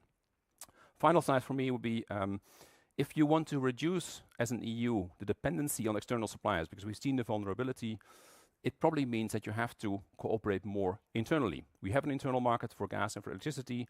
It's, I think, pretty well functioning. It's not perfect. It can be improved. But you need to realize there's a trade-off there, that you have to do things more together, which means investments, common rules, common institutions, to make sure we can spread the burden over a larger area and be more interdependent inside the EU, to be less dependent on some external suppliers. I will stop here and hand back to you, Mary. That's brilliant. Thank you very much indeed, Dennis. That was extremely interesting. David from Sweden. And very, very good charts. Per, I think we're passing to you next. Okay, so my main concern here is that we are getting an electricity market that is getting less efficient. So that's what I'm going to talk about. But first, I just want to say that I agree with much of what Dennis said, and that this has been or is an extreme event, this crisis. So first we lost lots of this gas imports from Russia, but also at the same time and independently we lost almost 20% of the nuclear power production in the European Union. And due to this drought, which was perhaps the worst in 500 years in Europe, we lost also 20% of the hydropower production. So all of these three quite extreme events happened at the same time. And this is maybe something that happens once in 100 years, once in 500 years or so. But it was really an exceptional and quite extreme crisis.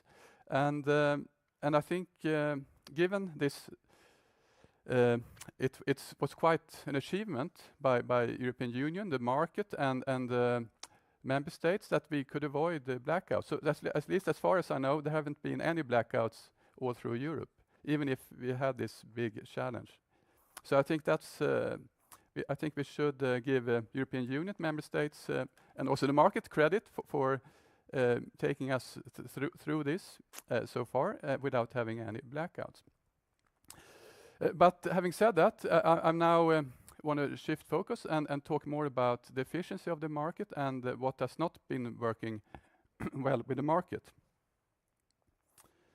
And so there were many market distortions that were introduced during the crisis, and perhaps mostly on the demand side.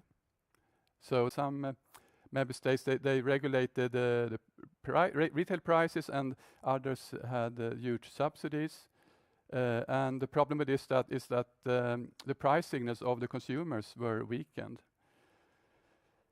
It's understandable that subsidies and support is needed when it's a crisis, but it would have been better to have more lump sum support that doesn't distort the market, and or to have focused support for these poor households.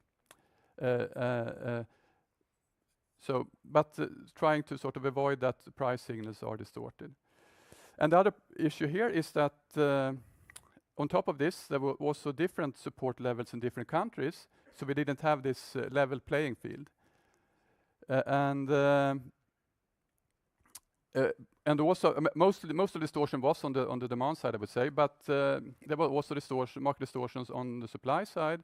So, for example, European Union, they introduced this mandatory cap on revenues for production with sort of low marginal cost, so renewables and nuclear power and so on.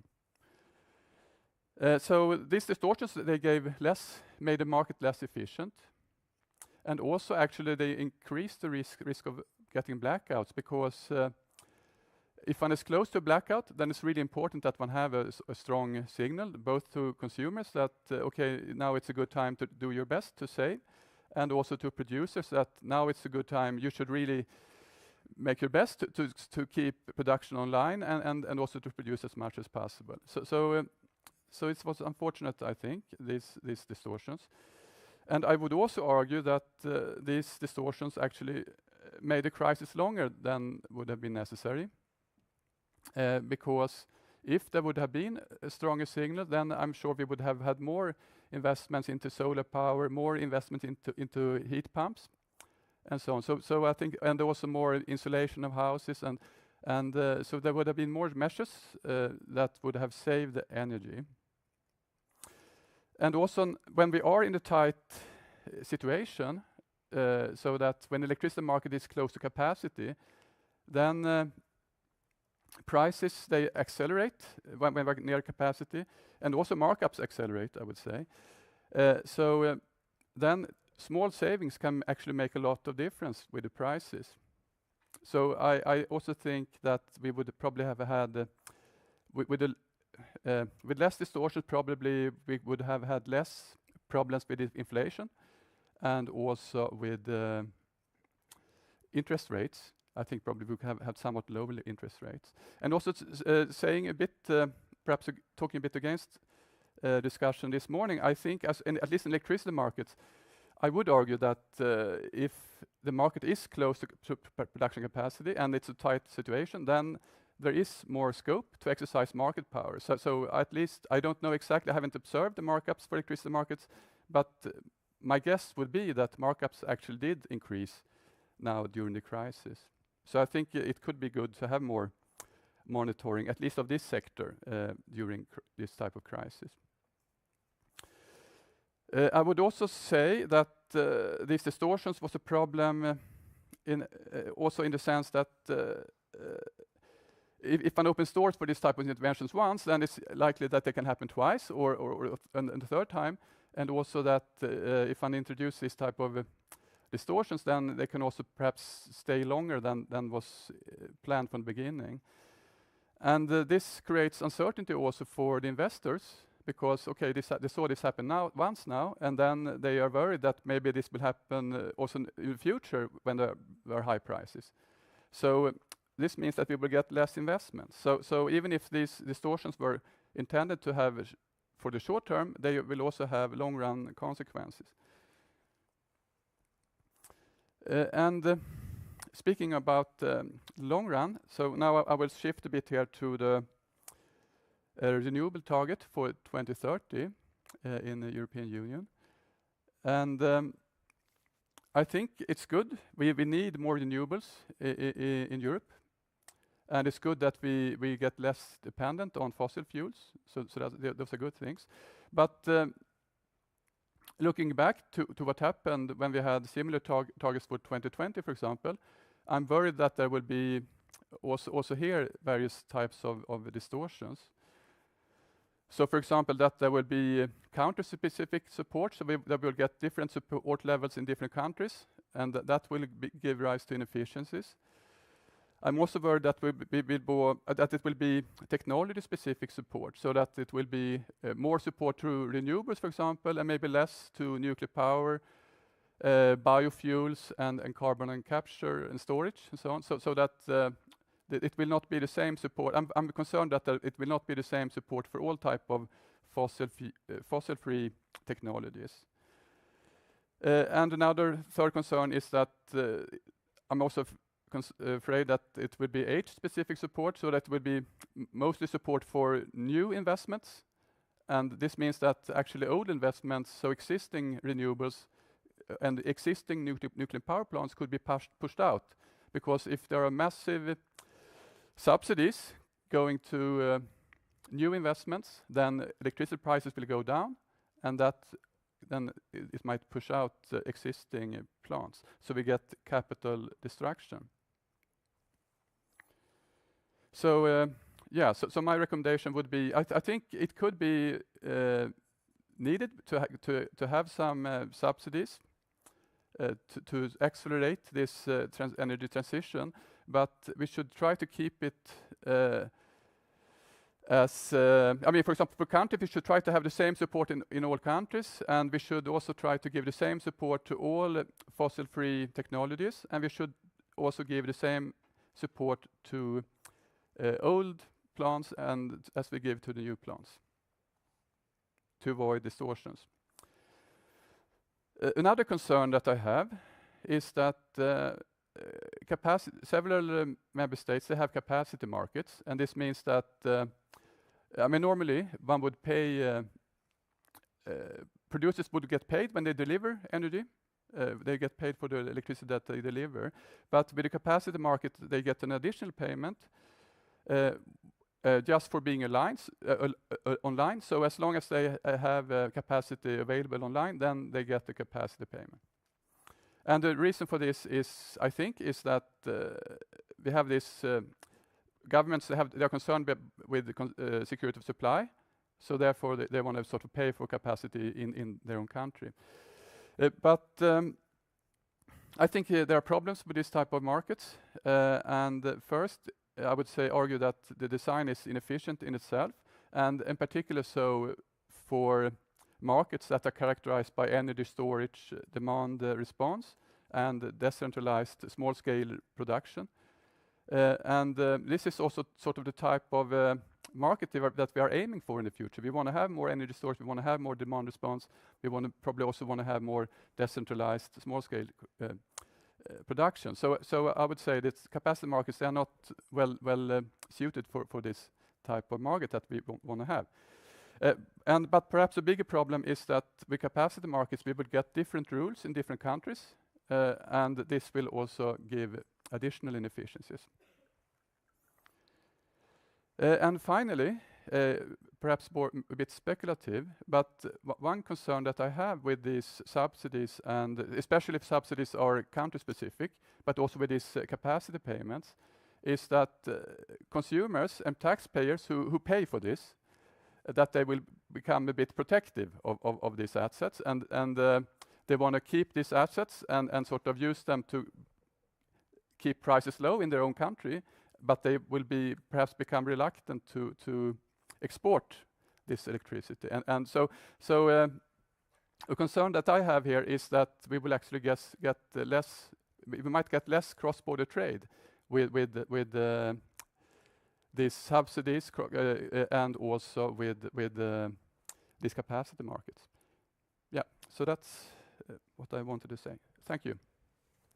Brilliant. Thank you very much indeed, Per. That was extremely interesting. I'm going to go move straight on to Henrik.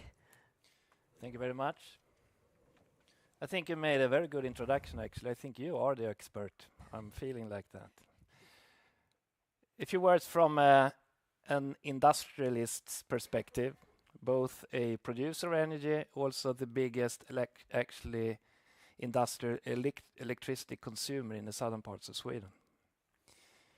We talked about filling up LNG terminals, etc., but the big challenge for the planet is, to be honest, GDP growth and consumption of fossil fuels, it's almost 100% correlation. That's the big challenge. Making use of the gas in the future is not the solution. And how to think in such a world, because we know this is not a little challenge, it's a lot bigger than that. Sometimes we think, well, maybe we are better in Europe. I'm afraid we are not. It's actually almost exactly the same situation here. Only a few countries, you happen to be in one of them right now, have a fossil-free energy system. We are dependent on fossil fuels. And somehow we have to make sure that economy and wealth, etc., can continue to improve, but our CO2 emissions, the fossil ones, they simply have to come down. We talk a lot about electricity, and electrification is the solution, but remember also in Europe, behind electricity, again, a lot of fossil. We talked a bit about electricity prices. We think in our company every day, hours, about our own cost competitiveness being based in Sweden. Remember, we are a forest industry company, also having hydropower, wind power, etc. But we can't move. The forest is here. That's where we are. We are part of EU. On the other hand, and we have cables to other countries, for example, Germany. On the other hand, when it comes to energy, every single country has their own energy situation. And when the going gets tough, I think you're absolutely right. You see that you start to be a bit more protectionistic. You think a bit more about your own country. You are not so happy to share the electricity with other countries. And you find ways to make sure that your own industry survives. Sometimes it's not the right industry. Some of them should die unless you invest in new technology that enables you to go green. And when you think about that and you run a company, what you really want to understand, that's what is my cost competitiveness? Not only today, but also in 5 to 10 years. Because when you invest a lot of money, you don't get it back normally over 5 years. It takes longer. When you then have state aid or subsidies, it gets blurry and you don't understand. Regardless if I take the right decisions, I'm not sure I understand whether I'm cost competitive in 5 years or 10. And what does it mean? Well, it means that I invest less because the risk premium is going up, which is no good. We need transparency and we need a kind of level playing field. And remember, we do not only sell to Europe or the EU. We also have to keep a close eye on what is happening in China, what is happening in the US. What this one says to me is that, sure, the crisis is over, but are we sure energy prices will come back to where they were? At the same time as we know we have the ETS system in Europe where we should be the front runners. We should make sure that actually in the future our products in Europe should pay for their true climate cost, which means fossil emissions will become more expensive. That's the whole idea. On one side, what are the Americans doing on the other side? Well, it's nothing about inflation, at least. It's something else. What we need is a massive build-out of new power, and it's fossil-free electricity we need. Actually, it's not so difficult. We can do this. But what we need, that's, again, we need actually politicians. Maybe we haven't needed them for so much for some years, but now we really need them. Because most of the legislation, it's not only in Sweden, all over Europe, environmental legislation does not take into consideration a climate crisis. It was done in the years, in Sweden was in the 90s, when we needed to take more consideration into local effects, but does not weigh in when it comes to overall good, climate crisis, etc. So we desperately need to change legislation, and we need the politicians to do that. We also need to speed up permitting. The money is there, the interest to invest in new green electricity is there, but we can't. And it's not only here, it's all over the place. Finally, is it happening? Anything of this green revolution we need to survive? It's happening in Sweden, up in the north. And why are companies interested in producing green steel, green fertilizers? Well, simply for one reason: cheap electricity that happens to be green. And why is it cheap?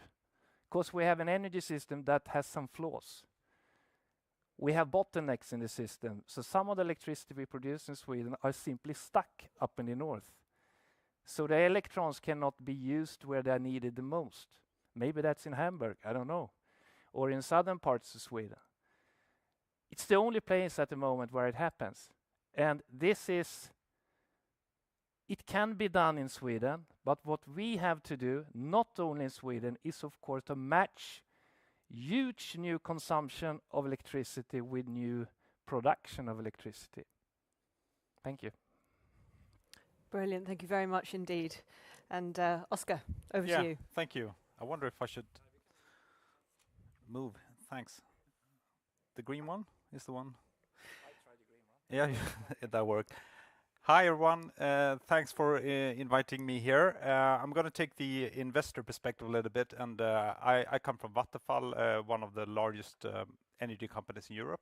And we are one of the biggest investors in energy, especially in renewables and in wind power. We are a player on many markets in Europe that you mentioned in the beginning. And if we talk about the investment portfolio that we look into, we invest this year and next year around 7 billion euros, of which I would say half is in wind power, approximately, in new wind power. So just to give you some figures there. and of course, when we talk about the energy market, that some of the earlier speakers has talked about, we talk about a lot of different markets. We have the gas market, we have the electricity market, we have the heat market, and of course, we have then also the production side, the distribution side, and the supplier side. So we talk a lot about different types of markets with a little bit different characteristics. But I hope this becomes clear when we also talk about the solutions from a competition point of view as well. A few years ago, in 2017, I think it was, we set a new strategy, which was to become with the goal of fossil-free living within one generation. And when we say that we want to be fossil-free, it's not only about ourselves phasing out all fossil fuels, it's also about enabling a fossil-free society in other sectors. You talked about the steel sector, but we also see the transport sector. So we wanted to see this world where we get out of fossil fuels. So we started to talk about that, or to act on that, I should say, 2017. And of course, now with the Russian invasion in Ukraine, we have also seen that this also makes sense from a geopolitical perspective. And of course, we didn't do this only to be a good company or to do some kind of climate, to solve the climate crisis. We also saw that this is a really good business opportunity. I should say we are a company. We are a state-owned company, but we are run just as any company. That is, of course, all investments needs to be profitable, etc. Just to clarify that, in case because especially in Sweden, some people think that the state-owned company maybe have other rules than other companies, but that's not true. You're not sure? Okay, I think you have already seen this. We don't need to talk about the reasons why we saw this extreme price peaks on the electricity market. We all know that it's at least the main reason is Russia's invasion in Ukraine. Dennis, you mentioned this gas. I saw a very interesting slide showing the behavior from Gazprom. Speaking about the gas storage, they didn't, normally again when they have the cycles of filling gas storages in Europe, and some of the storages in Europe are owned by Gazprom, quite a few of them actually, and they didn't do any refilling after April 2021. Yeah, so during the autumn, normally they would sort of fill the gas storage ahead of the winter coming up. But they didn't. So obviously, we actually talked about that in our company. Well, like, why are they behaving like that? It increased the prices on the gas market and on the electricity market during the fall, and nobody really understood why. Yeah. They are not behaving irrationally. And now, after February 2022, everybody understood why, of course.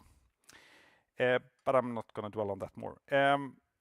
Somebody said earlier the light stayed on, and I think that's important to remember. The market functioned very well during these crises. We know why the crisis came up, and we also saw that the market actually handled it, and the market delivered, and it was a supply shock.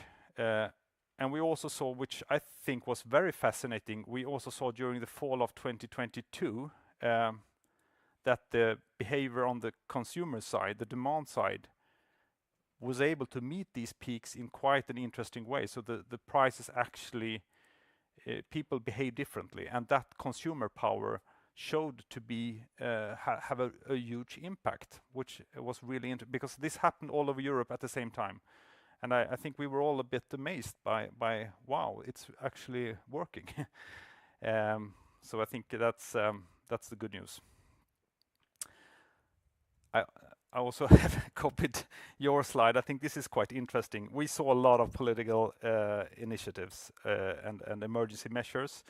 Dennis just talked about it. I just want to say that for a company like ours, this is not really sustainable because the implementation of a lot of these different measures were very uncoordinated. And of course, I can give you just one example. For example, we were talking about the revenue caps, which was part of the emergency market intervention that was implemented very, very fast during the fall.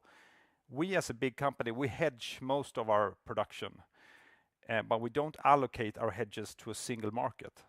So because we are a European company, and so having this patchwork implementation has created a lot of extra work or problems for us. So it can easily get very, very messy when you deal with so many different markets, so many different regulations, and that's why, of course, we are very keen on we like the European internal energy market, we like the market approach, we want a more streamlined approach. It's very, very bad for a company like ours when we see so many different regulations taking place all over in the different countries. So that's why we see some concerns right now, to be honest. I will come back to that. Yeah, and of course, one of the biggest discussions has been the electricity market reform, which I don't know, some of you might be familiar with. It's an ongoing discussion. We had this emergency package came up, and now we have a discussion about more long-term electricity market reform. I think it's important to remind ourselves the problem is not the market model. We know what caused the price peaks. It was Russia's invasion in Ukraine. We also know what the problem is. The problem is that we right now, because of Russia, have a supply gap. We have a gap between supply and demand. And the way for the market to solve this problem is to fill this gap. And you can do it on the demand side, you can do it on the supply side. And of course, there is a lot of willingness among investors like us to invest in new fossil-free electricity. It will make sense to do that. So what politicians now can do is actually to mess this up by introducing regulations and price caps and other measures that will hinder investments and will only prolong the pain and only make it more scare investors away, basically. So I think that's very important to remember. What is the problem and what is the solution? It's quite easy, to be honest. Oh, this was animated. I didn't. I think this is quite interesting. Speaking of integrated electricity markets, this nationalism that you tend to see is really, really bad. We have seen that integrated markets has benefited everyone, and it's important to remind ourselves about that. So just in 2021, the estimated welfare benefits for Europe from cross-border trading has counted to 34 billion euros. So everybody is a winner if we have a market cross-border. So again, the problem is not the market model. The problem is that we have the gap between supply and demand, and then we have some short-term mitigation problems that we have to deal with, and then we have the more long-term problems that we have to deal with. And the long-term, I mentioned that it's caused by the supply shock, the gas shortage, and the solutions to that is investments and energy efficiency. It will take some time. It doesn't happen overnight. That is, of course, the problem. So in the meantime, we have to deal with how to mitigate the problems that consumers have. Companies, consumers that can't pay their energy bills. And there is a lot of things that one can do on that side as well. And we, as an energy company, we play an active role on this side as well. We are working with several different programs on energy savings on our different markets. But also, I think this is an area where governments can play a bigger role when it comes to supporting vulnerable customers, etc. So energy efficiency has proven to play a key role, energy efficiency and energy savings, and it will continue to play a very important role. I think I will go through this very, very quickly. This is a little bit of just showing you how the different markets will have to electrify going forward. And of course, parts of this is about phasing out fossil fuels. We need to do that as quickly as possible. And so to replace that existing energy production, but also, as Henrik mentioned, talking about this electrification revolution, you can almost say, that is happening right now And this is an enormous opportunity also for Europe, and that's why we are quite optimistic long term, that we will grow quite significantly with new industries, etc., and we will need a lot of new electricity for that. So things will happen in the coming decades, that's for sure. Yeah, I think I will just very, very quickly touch upon that there will be some changes on the market around volatility. Obviously, as you probably know, wind power is more volatile than many other energy sources, so there will be bigger swings between high and low prices. There will be periods with very low prices, and then there will be some peaks. And of course, this is something that we have always wondered: will politicians be able to stay away from doing interventions when these kind of peaks happen? I think we know the answer: no, they will not. But I think that is what still we need to be a little bit cautious around doing too big reforms when those peaks happen. And as somebody said as well, clear price signals is super important for investors to attract investments, and also when it comes to flexibility. So don't take away the price signals, especially on the wholesale market. Very, very important. I think I will not have time to go through this, so I will skip this energy trial. Yeah? Carry on. Are we doing fine? Okay. The energy trilemma, I don't know if you know about that, but it's basically how do we meet these three perspectives? This is a challenge for every society in the world. So how do we get energy that is secure, basically security of supply, so we can survive, basically? How do we do it in an affordable way, so we can afford it? And how do we do it in a clean way, so we can, for example, handle the climate crisis? So these three areas is, I would say, the core of any energy policy. So if you focus too little on one area, you have a problem. And so that's why we have to deal with these three things all at the same time. And the solution to this is fossil-free energy. It's new fossil-free energy, whether it's wind power, and I know many of the countries where you might come from, maybe are not so fond of nuclear power, but at least in Sweden, we see this as a real good option. We have that already quite to some extent, and we think that will probably grow also going forward. So it will be a lot of wind. Wind will be the big offshore wind, onshore wind, nuclear power, hydro, obviously, biomass. There are a lot of and solar power, of course. So this is what we will see in the future, and this will sort of be the way forward for us to solve this challenge. Yeah. So, but the main message is obviously don't spoil the possibility to invest. That is, I think, the most important thing for policymakers to remember. We need to be able to invest going forward. Thanks. Great. Thank you very much indeed. Should we give the panel a quick? Yeah.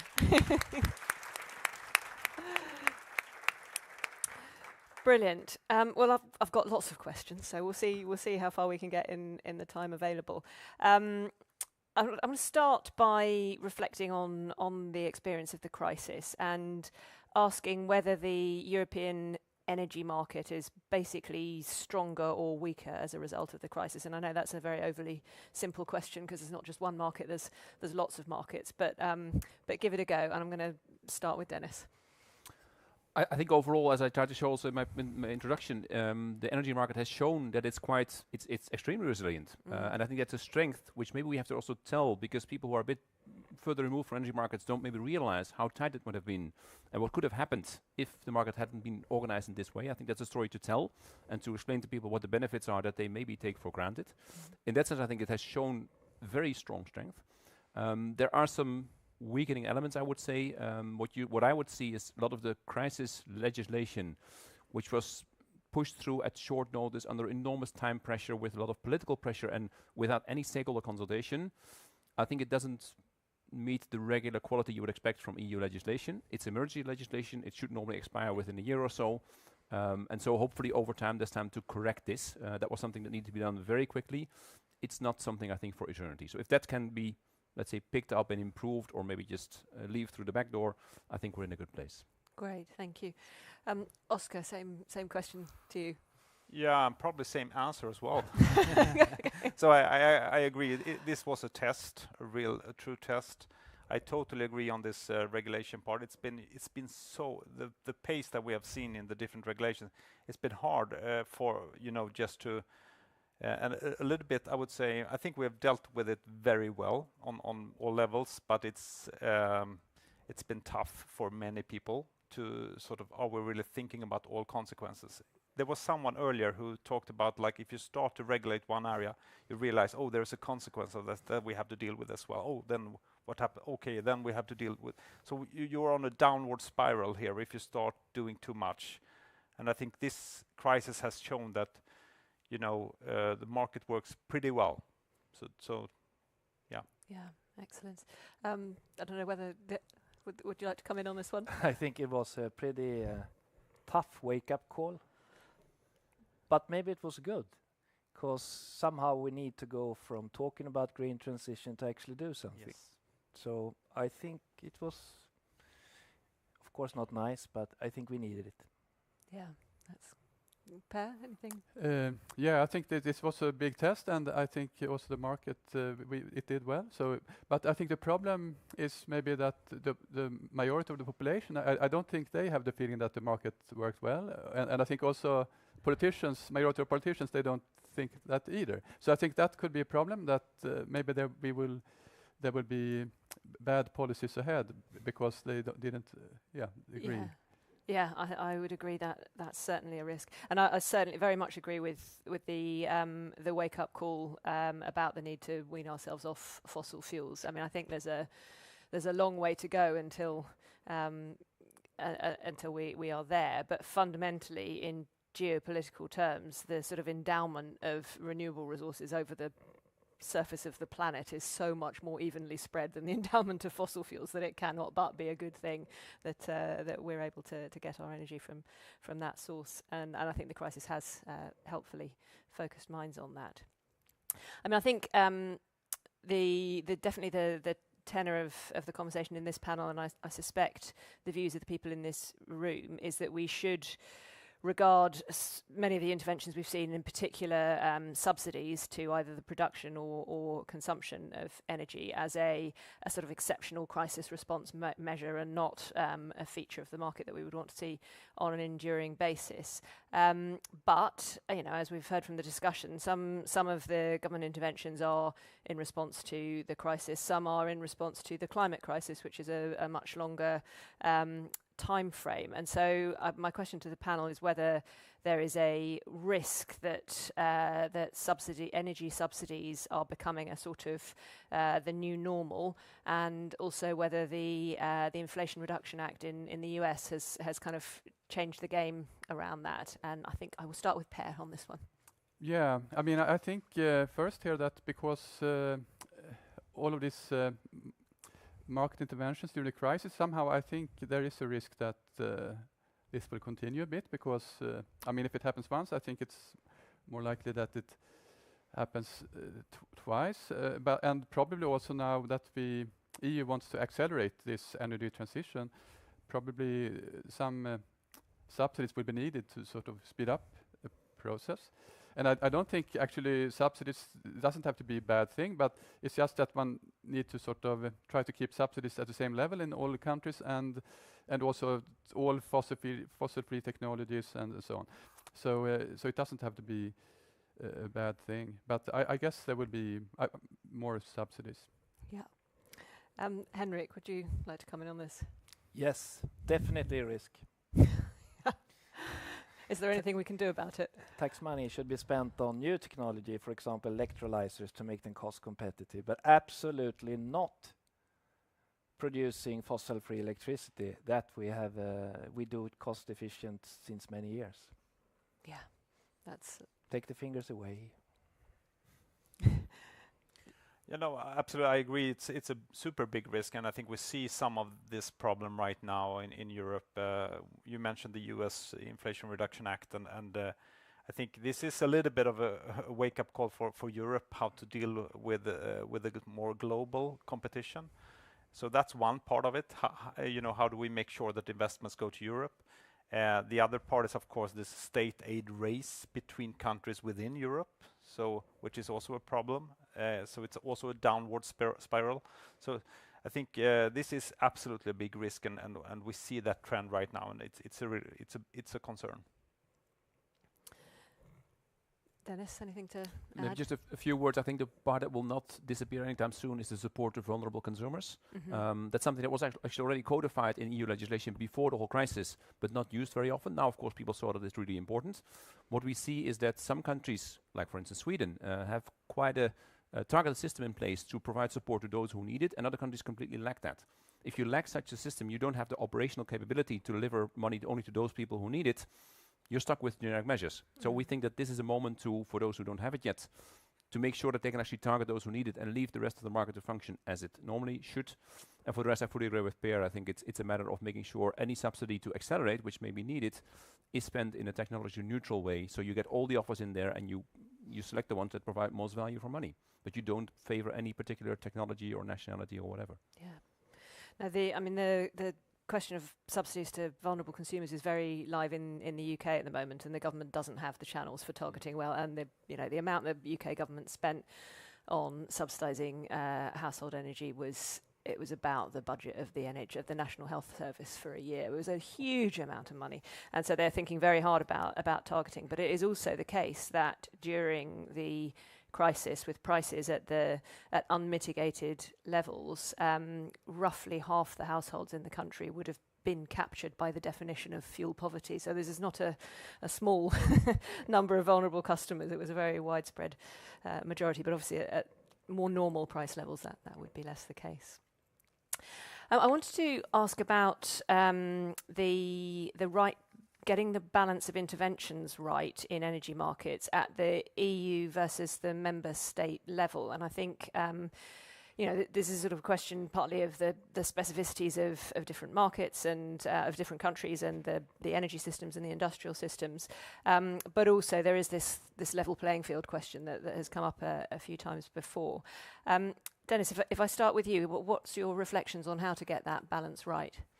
I think one difficulty we always struggle with is that in the treaty, the EU treaty, it's specified that the energy mix is a national prerogative. So the EU cannot legislate on what the energy mix should be. It's all for the member states to decide by themselves. So we see some countries with a bigger nuclear, some who don't want nuclear at all. And that is, legally speaking, that is perfectly fine. But of course, it's more difficult to create a European market if member states decide one by one how they want to have their energy mix and what they extrude from the energy mix. That's something which is, I think, difficult to address. In general, I would say, for me, wholesale markets, whether it's electricity or gas, are something which we are already, to a large extent, regulating at European level, and I think we should continue to do it. It makes a lot of sense. Retail markets is a different story. Retail markets are really different from member state to member state. They're much more local. There are more specific details in there. I think it makes sense that the member states themselves are in the lead. Maybe there's a need for some kind of coordination, harmonization, but not too much. I would leave most of things to the member states. But wholesale, for me, is mainly European. Great. Per, anything to add on that? Yeah, on the European level, if it would be possible, I think it would be great if they could, and if there are subsidies, if European Union could try to keep them at this same level across countries, and that sort of member states, if they get support, then it should be like lump sum that doesn't distort price signals, or perhaps if they sort of target poor households or something, sort of minor interventions that doesn't really interfere with the market as a whole. Something like this I would prefer. Great. Yeah, in theory I agree to this, but I just think it's not going to happen. So I don't think we even need to talk about it because of the different energy mixes. It's so different in the different countries. So some countries definitely don't want nuclear. Some countries want nuclear. Some countries have hydropower. Some countries don't. And then of course you see. So I think it and the view of biomass, for example, is just one example. It's very different in different countries. So I think it will be impossible to find some kind of European. I don't know. The discussion we have had the last years around the now I lost the word taxonomy. the EU taxonomy has shown, what is a sustainable energy source and what is not. Some of you might be familiar with that. It's just an impossible discussion. So I think we need to accept that different member states will do differently. Yeah. Henrik? I think we have to remember that what EU is about. It's about free trade. It's about not discriminate any country and about transparency. Exactly how to do it, I think it's about doing less actually sometimes, not so much more. And remember also that we have to keep the eye on the green transition.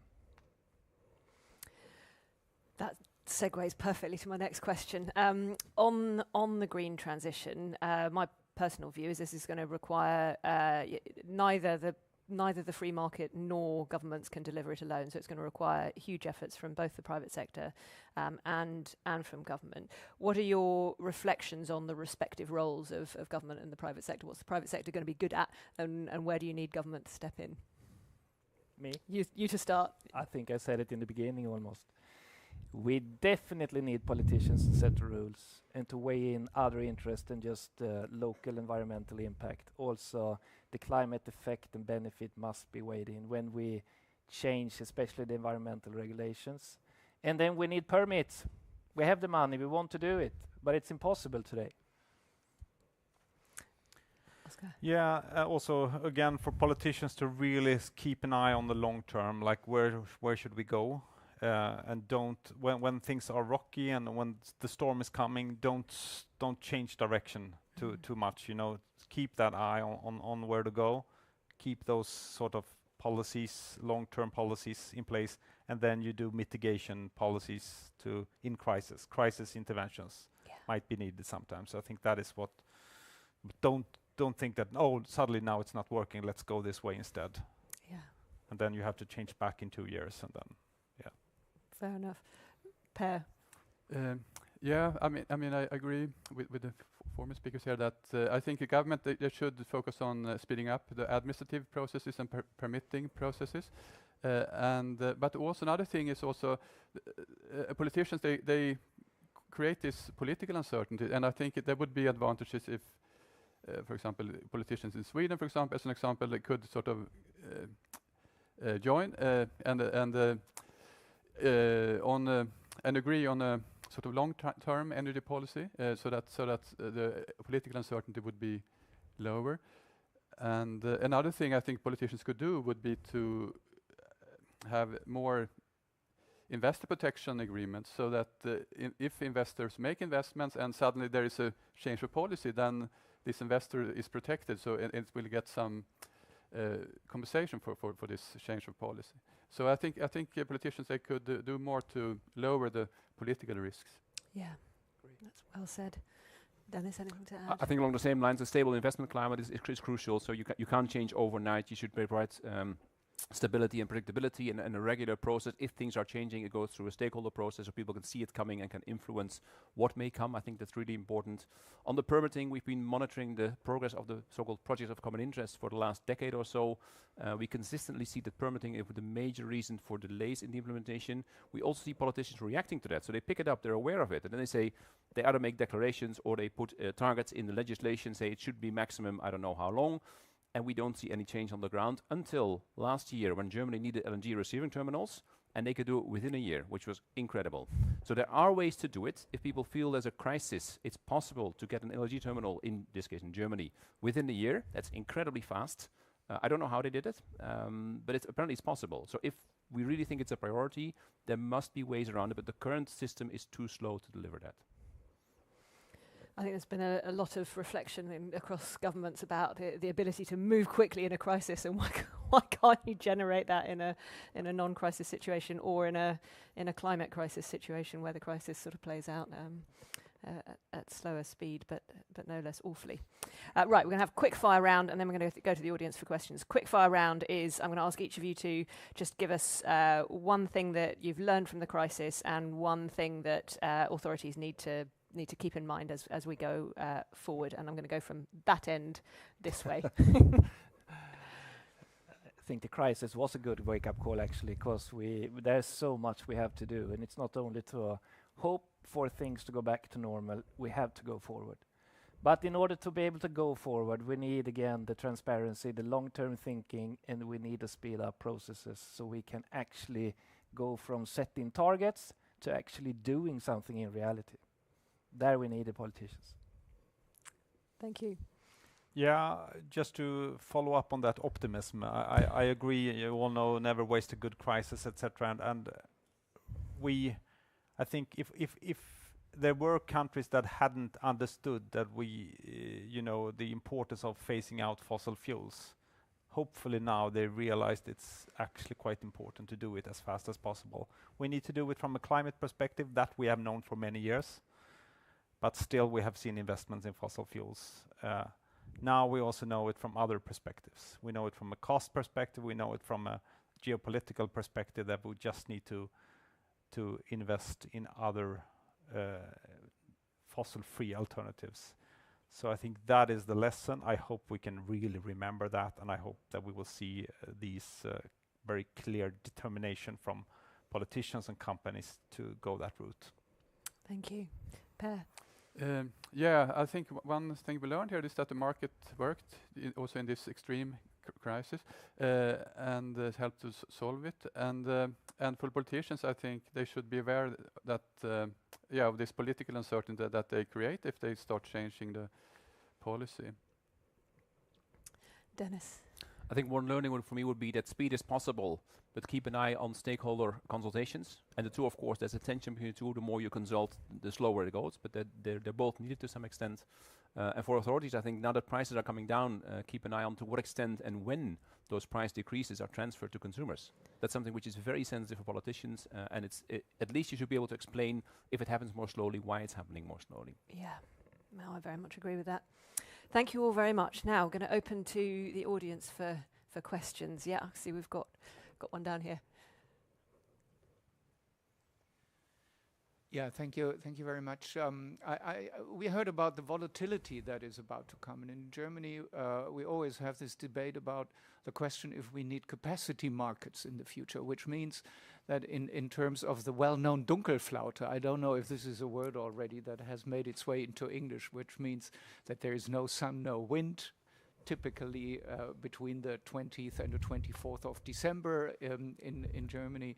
So if we need, for these times, if we need kind of a capacity markets, which means that companies have a reserve of fossil energy or whatever for these times when there's no sun, no wind. In the past, we as competition agency always said we don't need that, because if we allow for price peaks, the market will regulate that, and we do not need any regulation on this.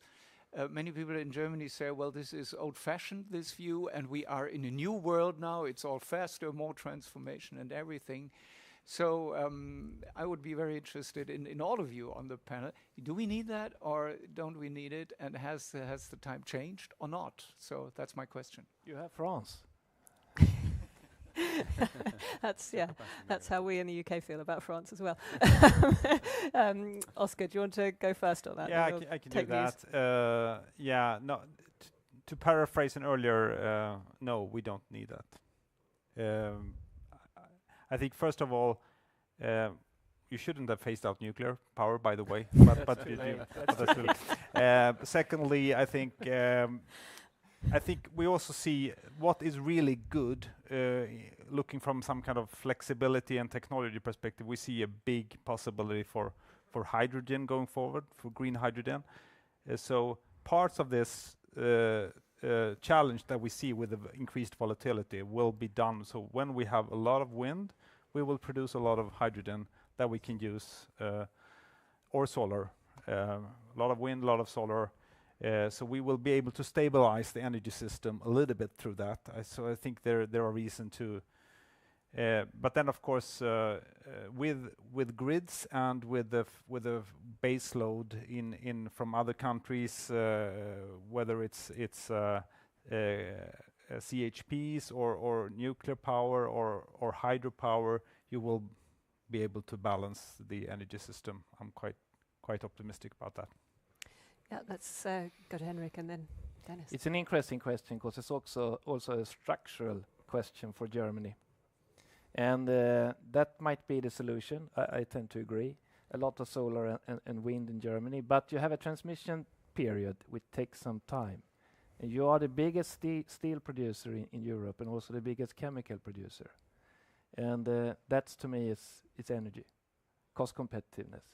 And the question is, will the politicians in Germany then allow that industry to maybe go somewhere else, or will the consumers somehow actually pay the price? I think consumers will be interested in paying more, not only for electricity bill, that's maybe different, I agree that they need some help, but for products, sustainable products, like green cars from Bayern. Maybe steel from Sweden, I don't know, we will see, but I think it's not easy to answer, but it's really a structural question when it comes to Germany, and a lot of money involved.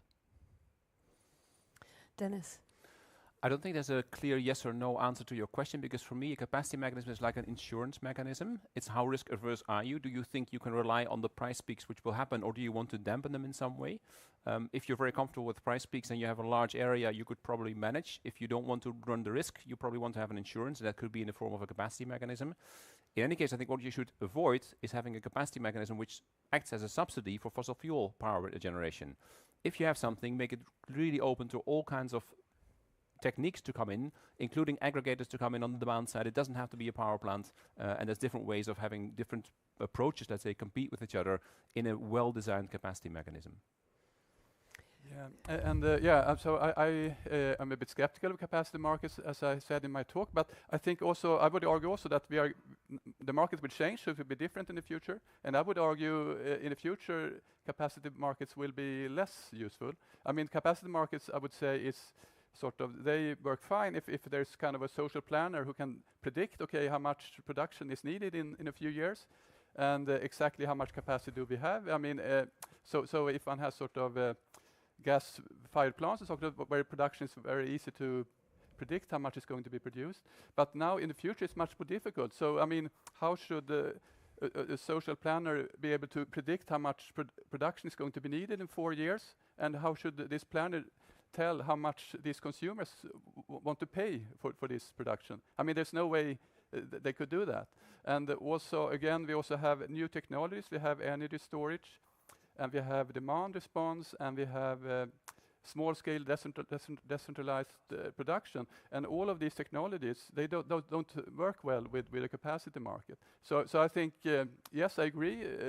It has changed. We are going towards a different market, but I would say that this new market is less well suited for capacity markets. It doesn't match this new situation very well at all, I would say. Thank you all, and I would agree that we have capacity markets in the UK, and it has given rise to quite a lot of what you might call rent-seeking behaviour. So the question of who gets access to the market and on what terms is really important, and that's where competition authorities, I think, have a really important role to play. Any more questions?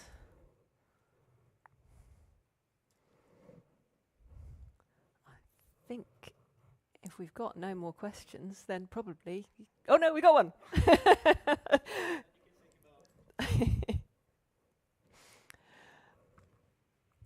No, perhaps something more on the IRA, the Inflation Reduction Act.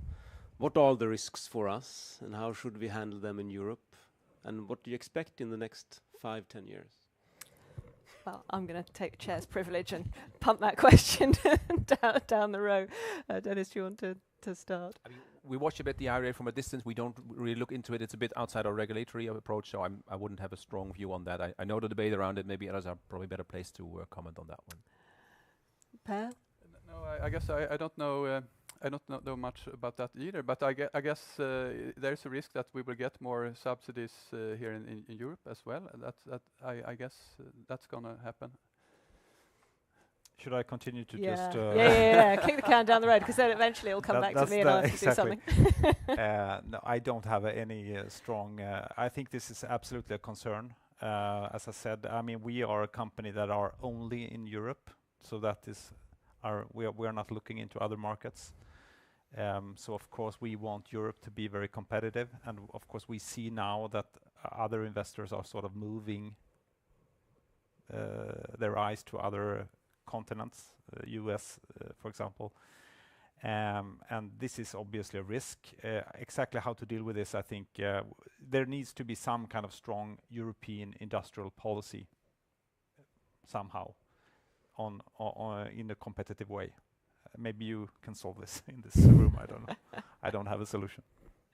To Mr. Biden, he should think carefully before he spends tax money and do not spend them in a way so that already existing, well-working production of energy is subsidized.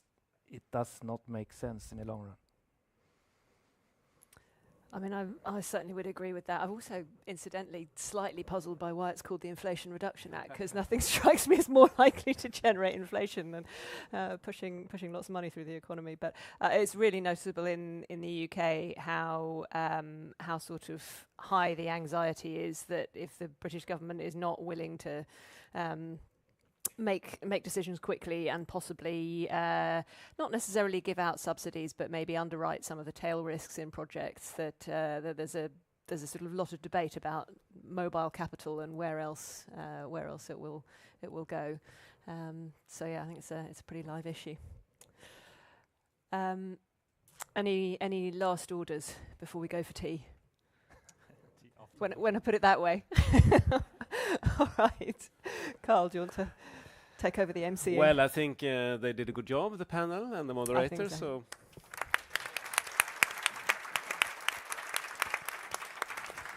there is tea and coffee and probably a bun also, just outside the doors. Please be back no later than 3:30.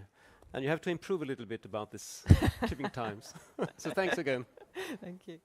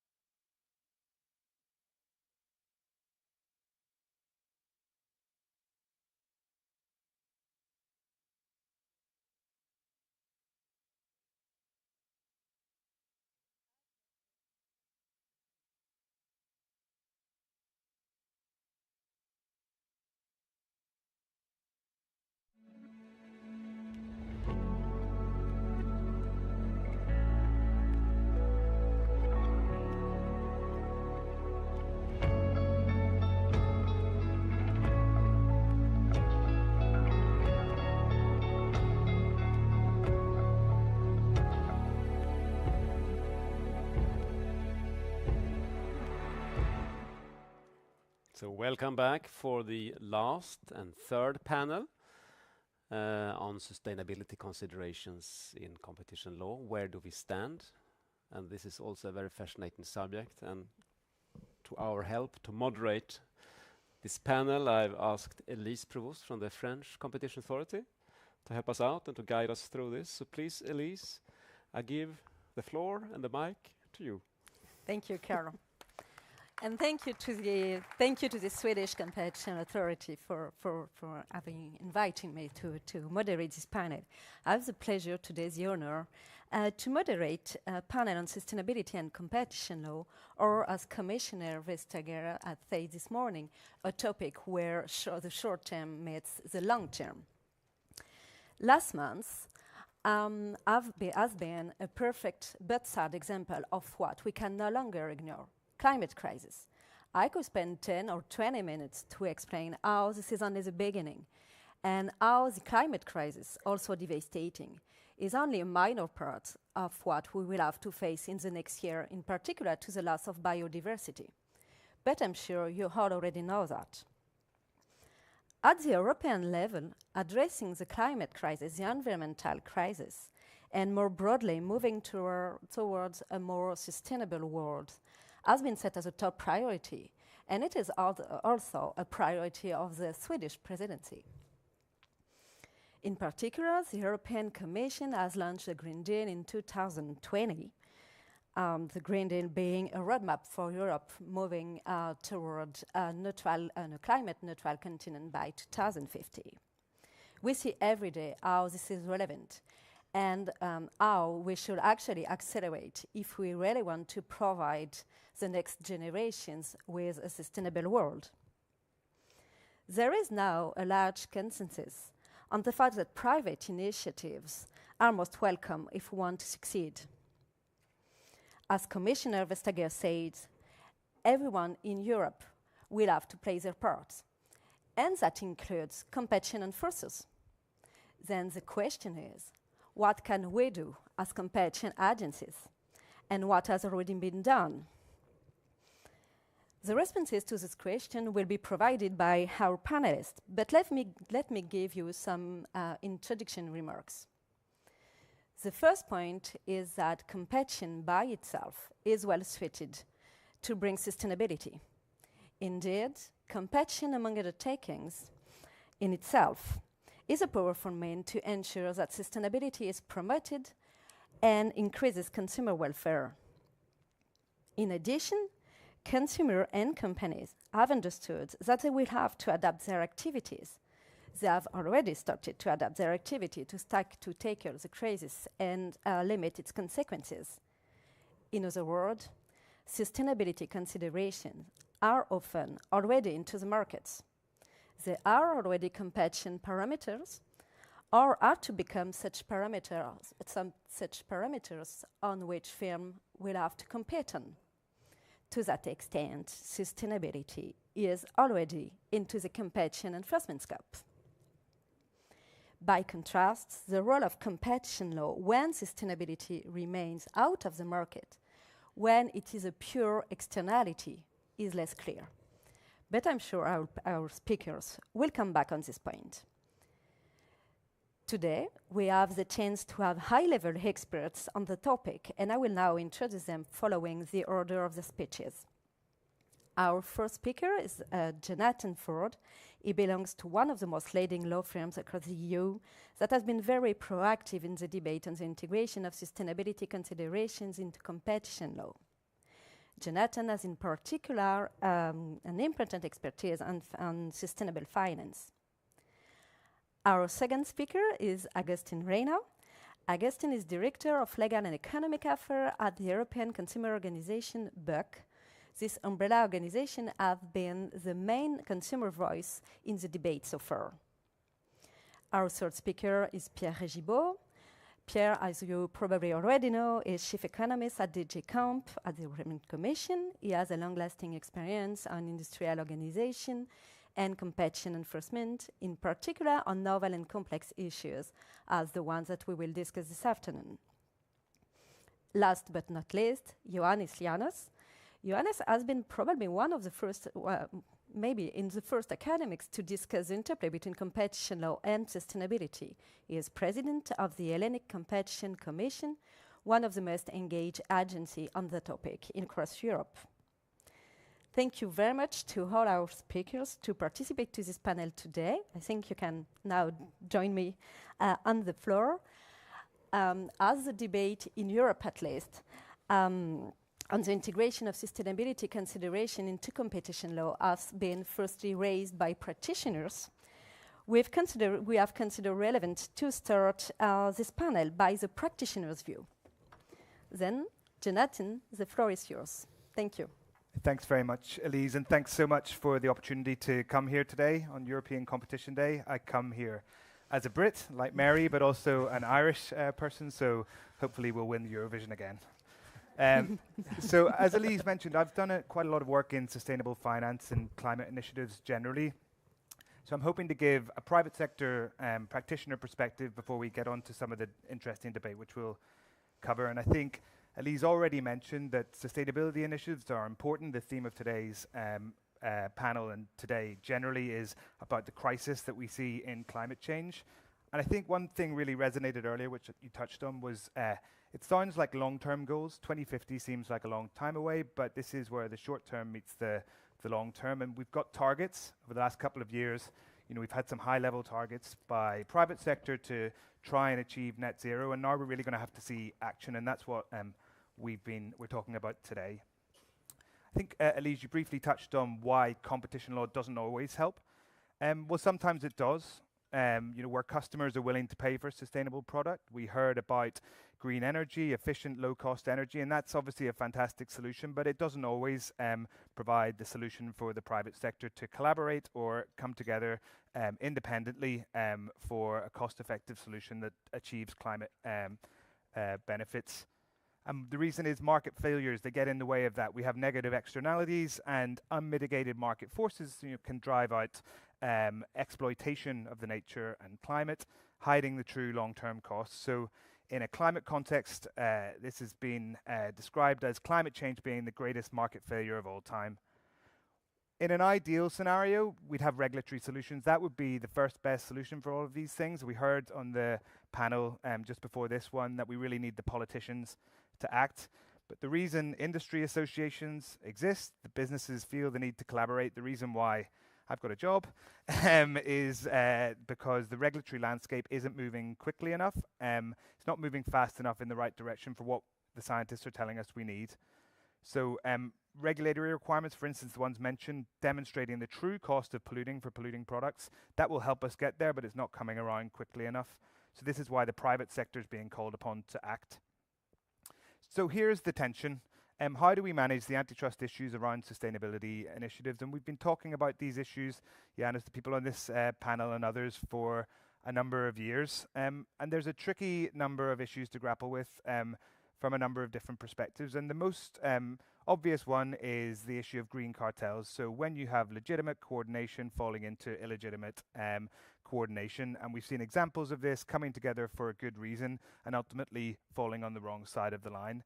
And to my mind, that's not as big of a concern as some of the later issues that we're going to touch on, because I think this is the kind of risk that can be managed through appropriate guidance, good counseling, and you can normally navigate away from these kind of green cartels.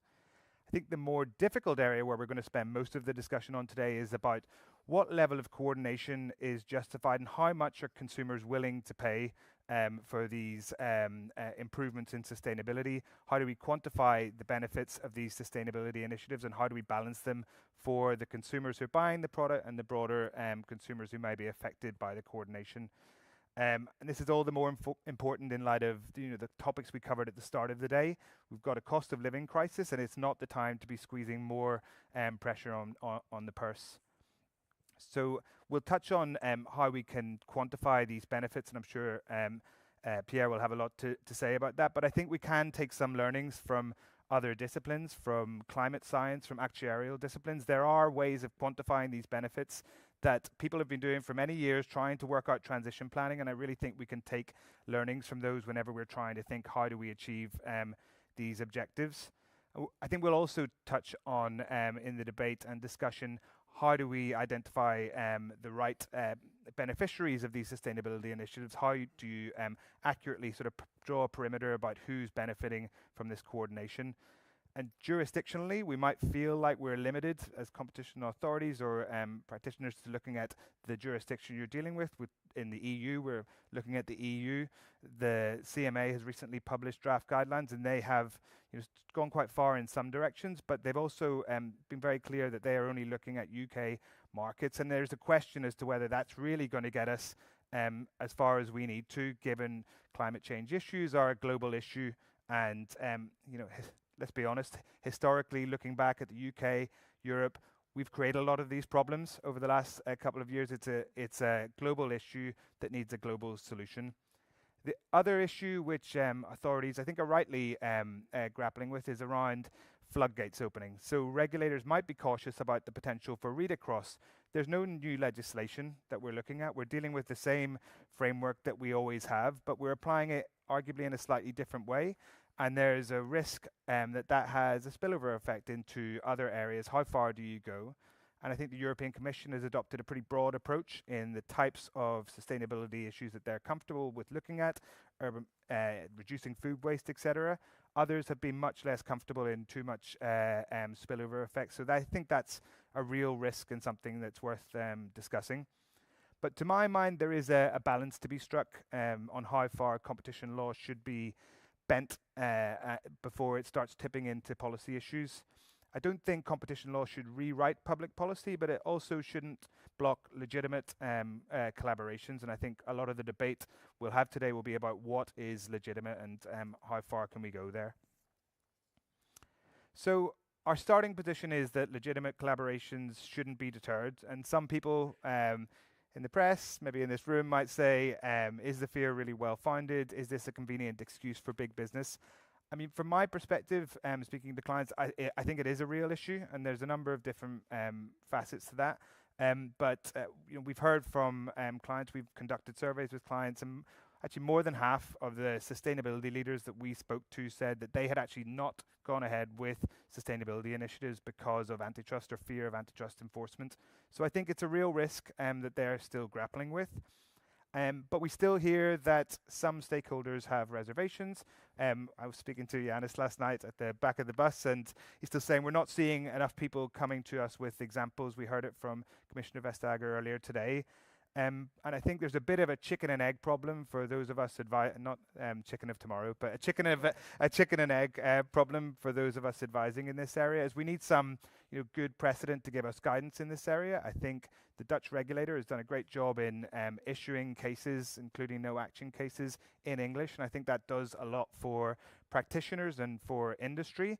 But we're not seeing enough approaches to the competition authorities, and I think that's for a number of different reasons. So the subject matter, well, maybe just in the issues that I look at, the subject matter involved means that you're often involving collaboration across a range of actors. So NGOs, government bodies, private sector, and that can mean that there's pretty varied understanding of and knowledge of competition rules, and attitude to risk will differ significantly. So trying to reach a consensus whenever you've got such a broad church of stakeholders can be challenging, and ultimately the private sector are the ones who are going to be in the firing line and take the commercial risk, because they're going to be the lightning rod for any enforcement or more likely litigation, which we'll come on to. A lot of these initiatives are cross-border. We're here at European Competition Day. It's wonderful that we've got such a coherent network of competition authorities who are able to coordinate on these kind of issues. But there is a broader landscape. You need to be worried about other jurisdictions in developing countries, but also in the US is a major focus. And it may be that the challenges of being, competition authorities are being asked to demonstrate that they are really making an active difference in society. They're intervening for good reason in enforcing cartels and anti-competitive behavior. But it's quite hard to be the enforcer on the one hand and the counsellor on the other. So if you're seen as a policeman, then maybe that's, we don't normally go and broker with policemen. So I think that does tend to have a bit of a chilling effect on any sort of approaches. So there's a recognition that there's a risk of chilling coordination. And we've seen some really welcome developments from competition authorities in the last couple of years. think in varying forms. They're all designed to try and limit these barriers to firms coming to approach them. So we've seen soft safe harbors. Johannes will talk about his regulatory sandbox later. But generally, the open door policy seems to be a pretty coherent message from competition authorities that they want to get these approaches, and I think that's all to be welcomed. Some authorities have gone a bit further. The Austrians have introduced through legislation a specific exemption which relaxes some of the rules, and I think that achieves a lot, although it's isolated to Austria given the jurisdictional issues we mentioned. And on European Competition Day, I'm sorry to talk about the UK, but they have issued these new guidelines which does adopt a relatively novel approach to climate change agreements specifically, and they say that the big question that we'll have on this debate is really, do the competition authorities have legitimacy to be intervening in this way? Can they really tweak the framework in this way? And I think the CMA, the UK Competition Authority, adopted a pretty brave approach and an interesting approach to say, well, we've had this reams of legislation for a number of years showing the net zero targets, and we think that endorses an exceptional approach for climate change agreements, and they don't rule out an exceptional approach for biodiversity agreements as well. I think that's an interesting novelty. So that's the good news. And that's all well and good, but we can't ignore what's happening on the other side of the Atlantic. So the US system is generally politically polarized. It's legally fragmented with the states, and litigation is a constant threat. So we've seen some really strong messages from Republican attorney generals who described climate change coordination as the biggest antitrust violation in history happening in plain sight. And a number of law firms, including mine, received letters from these AGs reminding us of how competition law works and ensuring that we were actively considering it when counseling our clients. So there's a political dynamic that changes the landscape, and from an enforcement perspective, the debate, to my mind, isn't as advanced as it is here in the EU and in the UK. And you might call it, we haven't seen as many cases as we'd like, you might call it rhetoric, but the guidance, the messages, the fact that we're having this panel here today, that generally creates a different environment. Leaders in the US, the FTC and DOJ, haven't necessarily been making as strong statements. They've been keen to reiterate that there's no blanket ESG exemption. This makes a difference. If you're looking at the landscape, that makes a difference to the risk profile of this kind of coordination. And the steer from on high in the US seems to be to try and address, maybe under enforcement in the past with greater enforcement, and that's pushing, doing more across all fronts. They're pushing the boundary, and maybe it's doesn't give you the flexibility that we're going to talk about today to really allow for coordination for climate initiatives. So we can't operate in a bubble. It's a global problem which requires global solutions, and so I hope we see some changes in the US. But that was my perspective from the private sector, but I'll hand over to Augustus. The consumers. Sorry, the consumers to talk eloquently. Thanks, Augustus. Wait, let me say.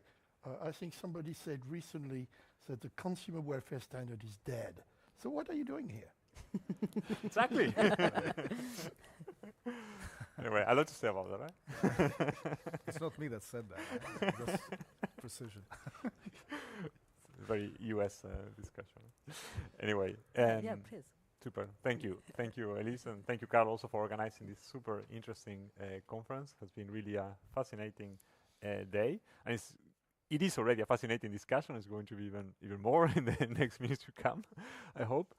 So, of course, we welcome very much this debate. So I work for European Consumers Organization. We basically represent our members to ensure that EU policy makers take into account consumer perspective and improve consumers' conditions in the EU.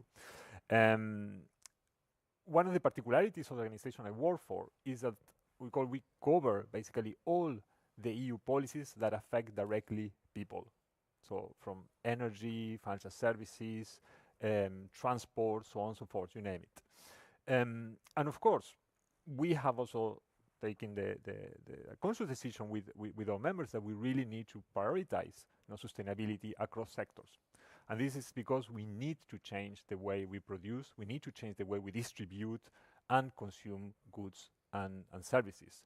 This is not just out of preference for a certain group. It's a matter of survival at the end of the day, and certainly this has a very, very high place in our agenda. And it also means that in order to create that much needed change, we need to have the right incentives in place. Fiscal incentive, financial incentive, it was mentioned already before, the temporary framework, but also the legal incentives. So the law needs also to help to define what is acceptable and what is not.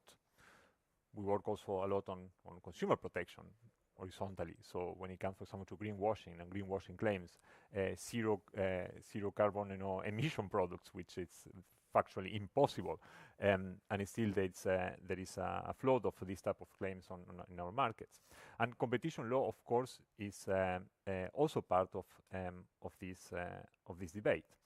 And as a, of course, consumer organization, we care that markets produce the best possible outcomes for consumers, going beyond price. And I think in Europe, we are in a quite good place when it comes to how we call our consumer welfare standard, or consumer well-being standard, if we want to differentiate it from other jurisdictions, because we look at things beyond price. We look at choice, we look at quality, we look at innovation, and we want to ensure actually that through a healthy competitive process, we obtain all this very important outcome for consumers. And it is through competition actually that we get more innovation. I think that was said already several times today, and I think it's shared by this community. So especially in this type of circumstances, we need more competition, not less. And this debate is also happening in the cost of living crisis. So basically, we need to tackle two things: the increased prices because of inflation, but also the green transition. And there are things that we need to do, at the same time now. And that, of course, poses very specific challenges. Who is going to afford this transition at the end of the day? Who will have to foot the bill for it? And of course, again, when it comes to competition law, it cannot solve everything, but it can make a contribution. So if we look, for example, at the very important work that both the European Commission and the national competition authorities have been doing, is really progress that, to a large extent, is very much welcome. Look, for example, at the horizontal guidelines that the Commission is currently working on, at least in the draft version. It also provides a very important balance between creating opportunities for businesses to cooperate and bring forward a more sustainable initiatives and business association models without eliminating competition, and ensuring that consumers receive a fair share. Sorry, I had to mention it. But when it comes to a fair share, it's not total compensation. Otherwise, it wouldn't be fair. And I think that is one of the particularities of our system that provides this flexibility to incorporate already many externalities actually in the framework that we have in place. I also see a lot of scope for opportunities here if we think about the first mover disadvantage. And I think that here is an area also that it worth exploring.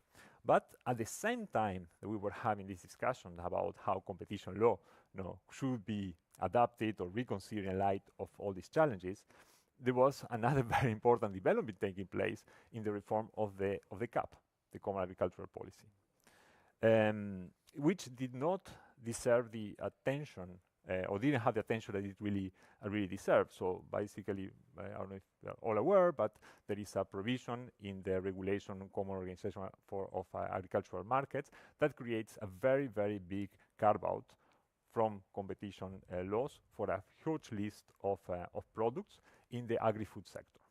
So basically, this means Article 101, and therefore also Article 113, does not apply anymore. And it basically set new standards to define this type of cooperation.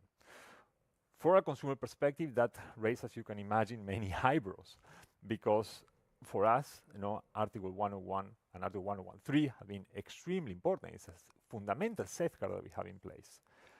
But now we have this new regime that applies to an entire sector, applies to the food sector, and today we have heard a lot about the problems that we are facing in this sector because of the high prices.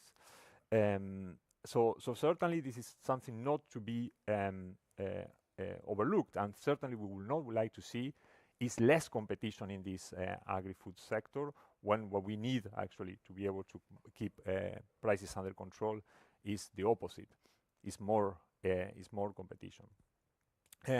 So the European legislator decided, because it's allowed by the treaties to create these carve-outs, but now the European Commission is working on guidelines. Okay, how do we understand this carve-out? You know, this new animal that applies to so many products, that has so many many levels. And I must say that here, you know, the European Commission, at least on its draft guidelines, not being very helpful, because at least to our perspective has a kind of endorsed a very loose interpretation.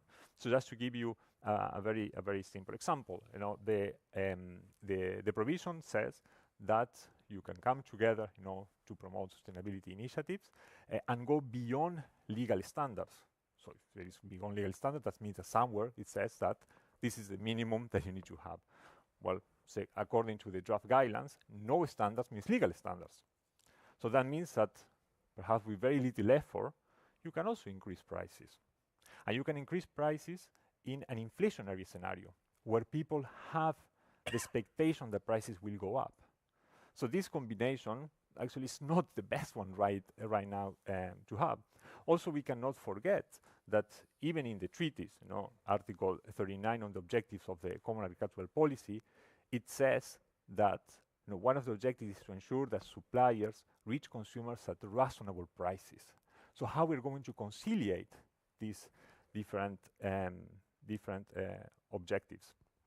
So, of course, we will need to see whether there will be actually cases brought forward. We are concerned that this carve-out is going to put an important sector outside the remit of competition authorities. I would love to hear also what the regulators think about this. But it's not, of course, to paint a negative picture. I think that there could be, and we think that there could be genuine initiatives, and we need to cater for them. But what we need to ensure is that consumers are not the ones that have to face all the cost of this. It's something that, and this transition is something that we need to do, both businesses, consumers, and everybody in this society. But I leave it here and looking forward to the discussion. Thank you. Thank you, Augustin. It's very interesting as you enlight actually the tension between the need to move towards sustainability and at the same time to ensure that companies do not greenwash and that consumers at the end are not worse off.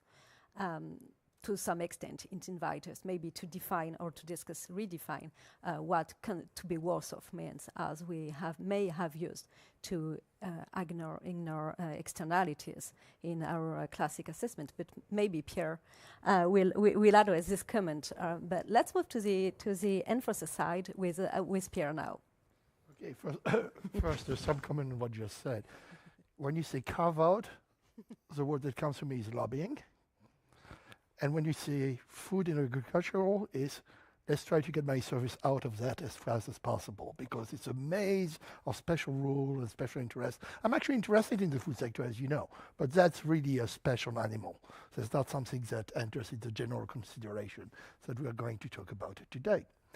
Now, when we talk about sustainability, many people put a lot of things in sustainability.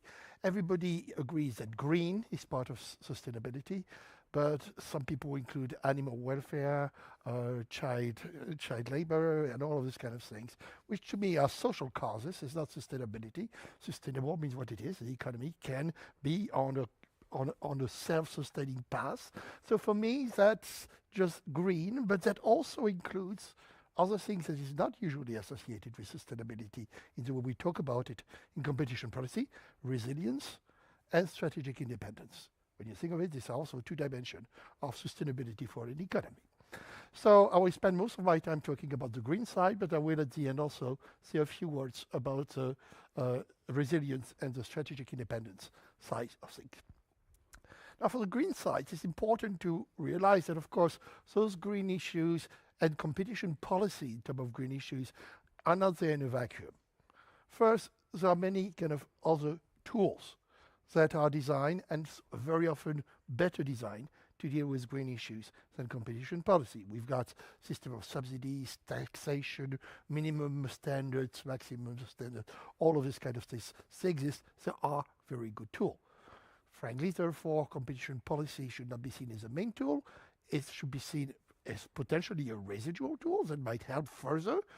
And also, very importantly, is something that should not get in the way in an unnecessary way.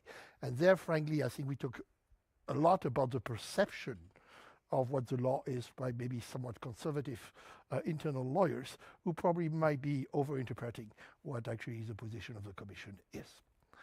Another thing to remember is that there are things that we've been talking about for a long time and we've never done. Now, something when you start thinking about competition policy the first time you're a student, you always think about something like this. I've got 2 cigarette companies that want to merge. Let them merge. They're going to decrease output. That's going to increase prices. Therefore, people are going to smoke less, and this is definitely a benefit to consumers. All right? The problem there is, first, there's a much better policy. By letting them merge and charge a higher price, they accaparate the extra profits. If you have a taxation, the extra profit goes to the government, which, by the way, might use it for further policies to decrease the consumption of cigarettes and so on. So there is the public, simple, usual public policy that completely dominates what competition policy would do. And I mentioned this example because you'll see that some of the arguments you hear right now are not that different from saying, let them merge so that they can raise the price. And another aspect to which I'm going to come back here, what makes me uncomfortable in this kind of example is that you de facto allow private company to tax a group of consumers. In some sense, you say, oh, I tax a group, but it's for the benefit of another one. This kind of privilege of taking resources away from one group of consumers to give it to another group of consumers, in my mind, should be reserved to a democratically elected government and should only be decided under full scrutiny. And we're going to see when we talk about externality, that is going to be relevant as to how far we want to go. So why might it be good to let firms merge for green reason or collaborate for green reason? The first kind of answer is obvious. There might be economies of scope or economies of scale. To use a given technology, you might need to pool at least your production at least some stage of the vertical chain. Maybe not at every stage, but at some stage of the critical chain. You might also, in order to invest in R&D and make it worthwhile, be able to kind of justify this R&D on a larger volume. And if the technology is hard to license outside, then in order to do this, you're going to have a joint venture agreement from the beginning of the investment. Okay? So that's exactly the principle that we have in all horizontal guidelines. If there are economies of scale benefits which are specific to either the merger or to the agreement, hallelujah, we're fine. So nothing new there. Okay? Now, one talks also about first mover disadvantage. And that's a sentence which is bandied about much too easily. One has to say, where does this come from? First, if consumers really like what you're doing, there should not be a first mover disadvantage. You think there's a first mover disadvantage. So the first thing to realize that the argument is this first mover disadvantage can only arise if you have some form of externality. This form of externality might be the common externality to other consumers that we're going to discuss in a moment. But there might be other things. There might be learning externality. There I'm going to be the first one. Nobody knows whether the product is going to be successful or not. So I'm taking the risk. And, if I take it alone, this risk might not be worth it. If we all move together, maybe it is worth it. So this externality to consumer is not the only source of externality that can justify a first mover disadvantage, but you need some kind of externality to do that. Okay? And the way essentially, well, we'll come back to this when we talk about labeling. So now let's talk about the run-of-the-mill externality, and the easiest example is climate change, CO emissions, right? Then what is the argument here? We're going to merge. By merging, we make it easier for us to use a less polluting technology. It might, of course, be a bit more expensive, so the people going to produce, to use my products, a washing machine, are going to have to pay more. But there will be kind of other kind of advantages. Okay. Suppose that it's going to pollute less because it's going to use less energy. Well, let's focus first on the people who are going to buy the machine. They're going to have to pay a higher price. On the other hand, they're going to use less energy. That's the usual whole, price versus quality increase. Nothing special about green, right? And we usually require that at the end of it, the consumers get some net benefit. And why some net benefit? And that's why I come back to my taxation, is that if you don't leave them some net benefit, then you're taxing them. And that's where I would always kind of draw the line. Okay. Now, there are other kind of benefit. I might be a consumer, so I might buy one of those machines and get some utility, not only from having lower energy cost, but from the fact that because I use less energy, there's going to be less pollution. And there might be two kind of benefits there. The one that myself and my kids will breathe better air. That's the obvious externality. And then there is the kind of non-buying contingent benefit. Even if I didn't have a washing machine, I get some satisfaction from the fact that there are clean washing machines in our great society. For those of you who've done environmental economics, there is the example of having a park in the town and appreciating it even if you never set foot in the park, like Yanis, for example. How do you know that? Oh, okay. I just guessed. I just guessed. All of those benefits that go to people as long as they go to people among the one who buys a machine, so including the externality and this non-use value, in the approach they prefer of the guideline, all those will be fair game in order to potentially compensate a price increase. But again, what it means is that in the end, having broadened the categories of benefits, is still going to be that the people in the market are at least slightly better off.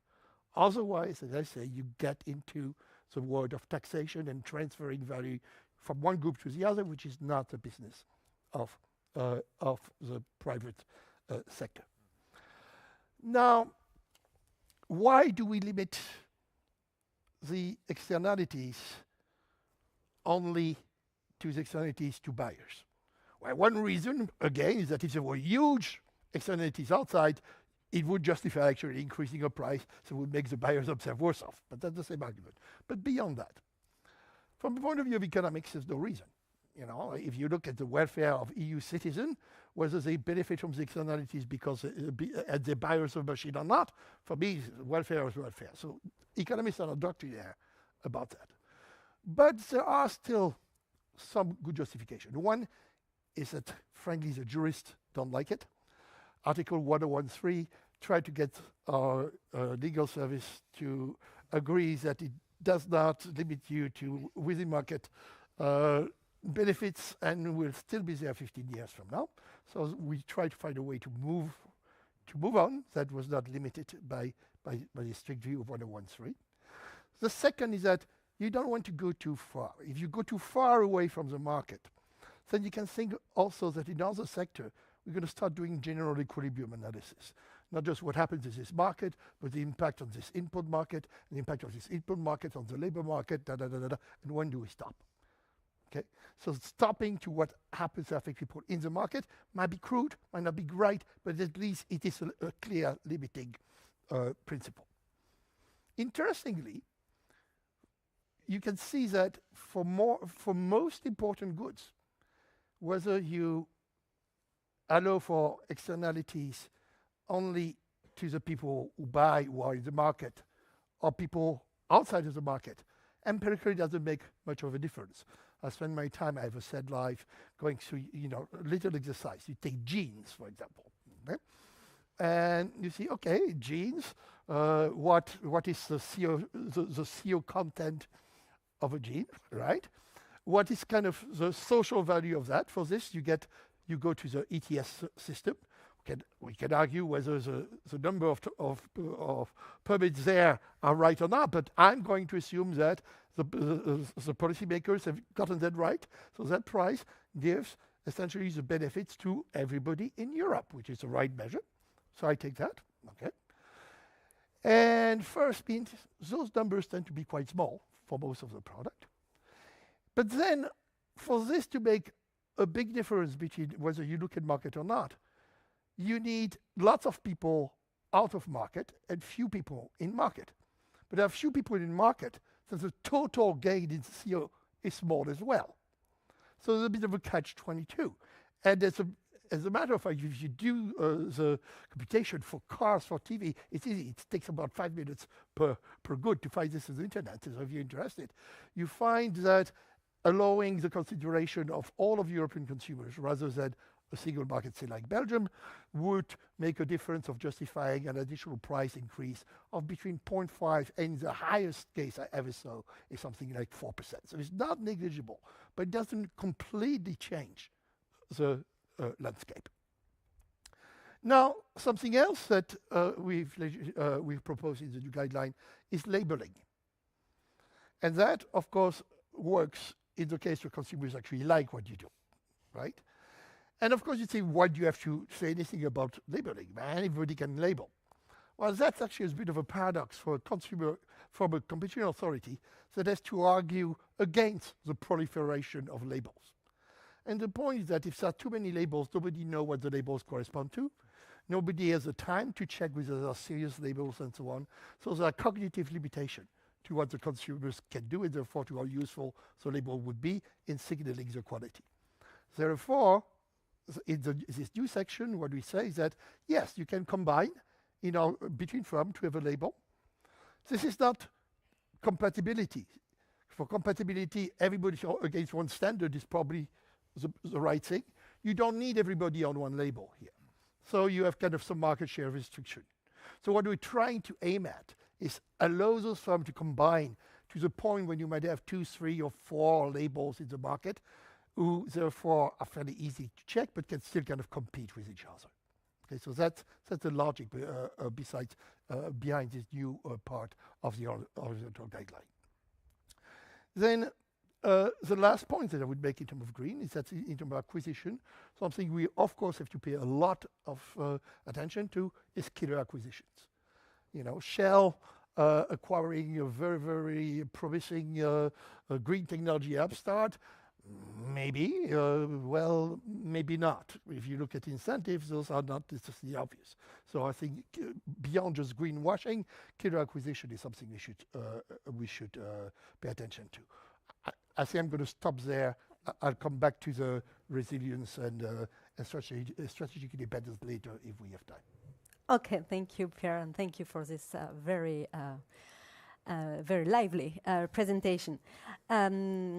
Let's move to our second and first. Johannes will have the difficult task to be the last presentation, but you can comment on the others. I took interesting notes from what people said. So coming back a little bit to some of the different speakers, I think I agree. I mean, it's not yet a global discussion.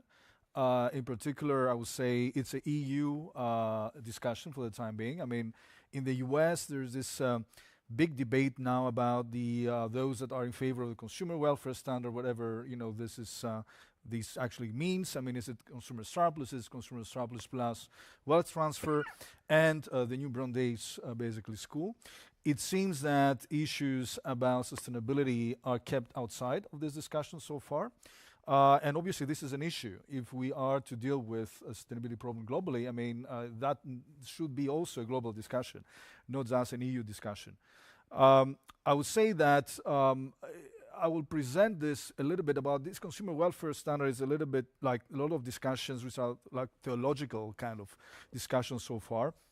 And of course, no one is against the idea that consumers are extremely important in defending basically consumer surplus as well as wealth transfer. It's something that should be a major task for competition law enforcers. However, what I think we're moving to is that we need to understand that we're living in a complex economy.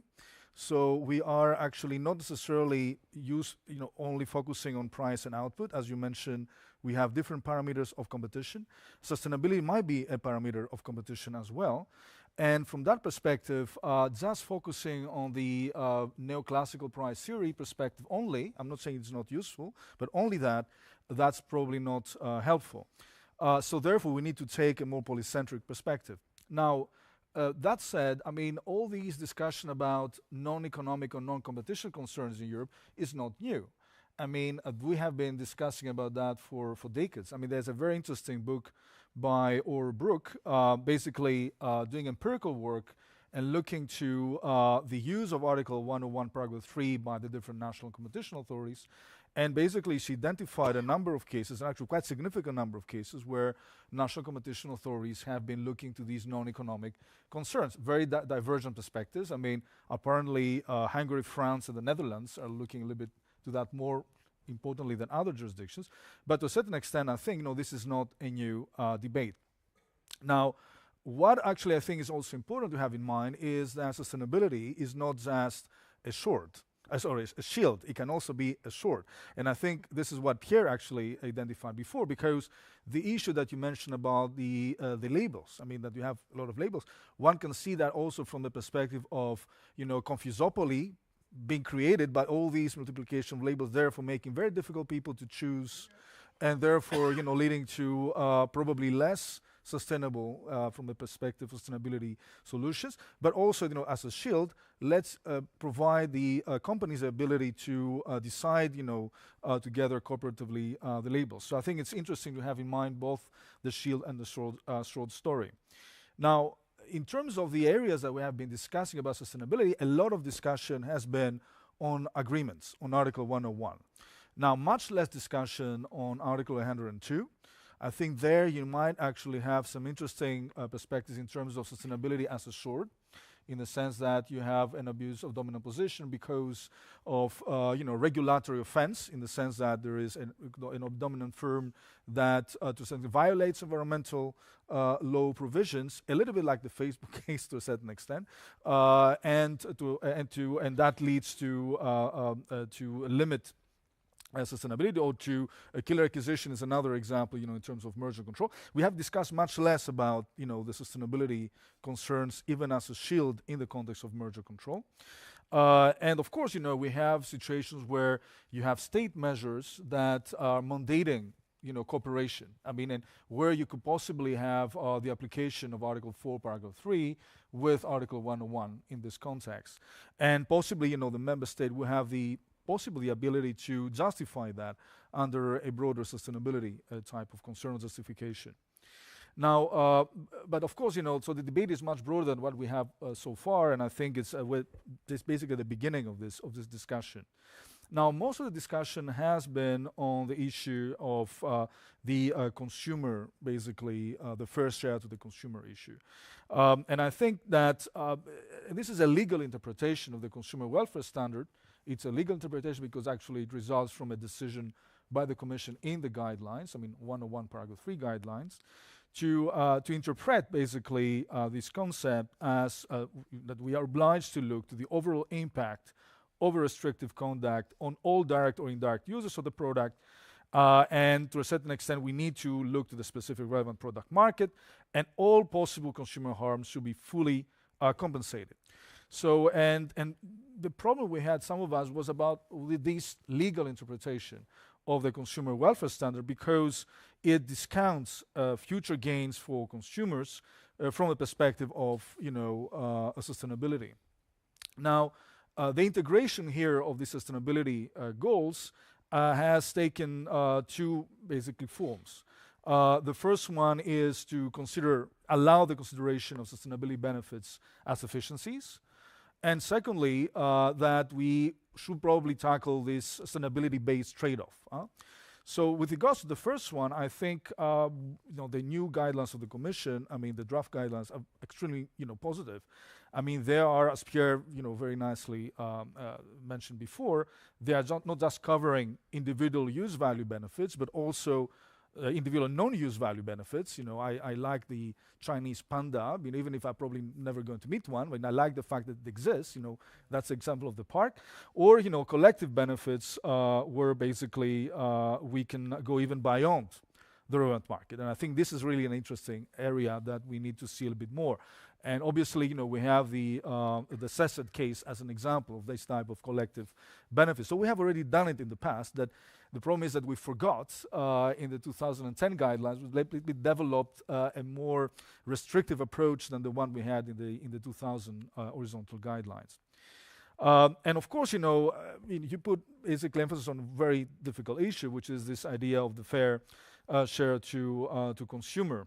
And I think this is a tricky issue because, of course, if you look to the treaty, the text, the French version of the treaty, indicates that an equitable share of the profit should be passed on to consumers.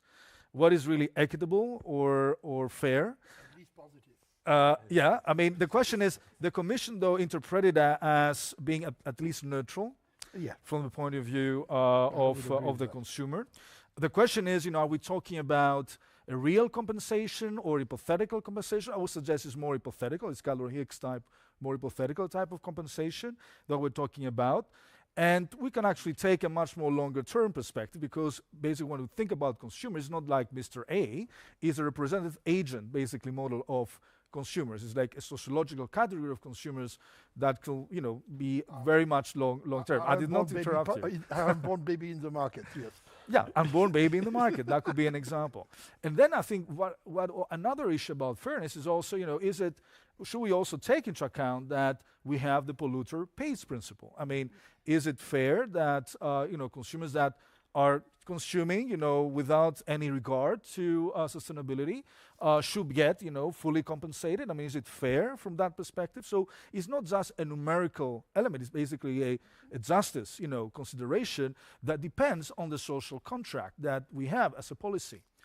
And in this context, we Europeans, we have our social contract, which is a treaty, and we have Article 11 of the TFEU, which sets the objective of environmental protection as something that the Commission should take into account in all policies. We have Article 191 concerning environmental benefits. We have actually the Charter of Fundamental Rights as well. So this is part, basically, of our, contract, social contract, stated preferences as a community that we need to take into account. So, and of course, I fully understand there are two challenges about sustainability. There is a measurement challenge, and there's the equity challenge in terms of the consumers that are less, well off, and that could be somehow affected. So I think it's important that we do a form of structural interpretation here, as lawyers, in the way we are addressing this fair share element. And of course, we can, the economists can help with weighted cost-benefit analysis, looking somehow to distributive implications for certain groups of consumers. A few words about the approach in the UK and in the Netherlands. I think we see that they're a little bit more flexible. And I think this is an interesting debate now happening across Europe, because we have the Commission that, for the reasons that Pierre mentioned, had a much more restrictive perspective on the fair share and the full compensation. In the UK, although they accept, the approach of the Commission, like the out of market efficiencies should not be taken into account, they actually consider that there is an exception to that, which is the climate change agreements, where they have a much more permissive approach, and they depart basically from the general approach. Now, and of course, they consider that the full benefits of all the UK consumer should be exceptionally taken into account because of the exceptional nature of the harms posed by climate change. And if you think structurally, it makes sense.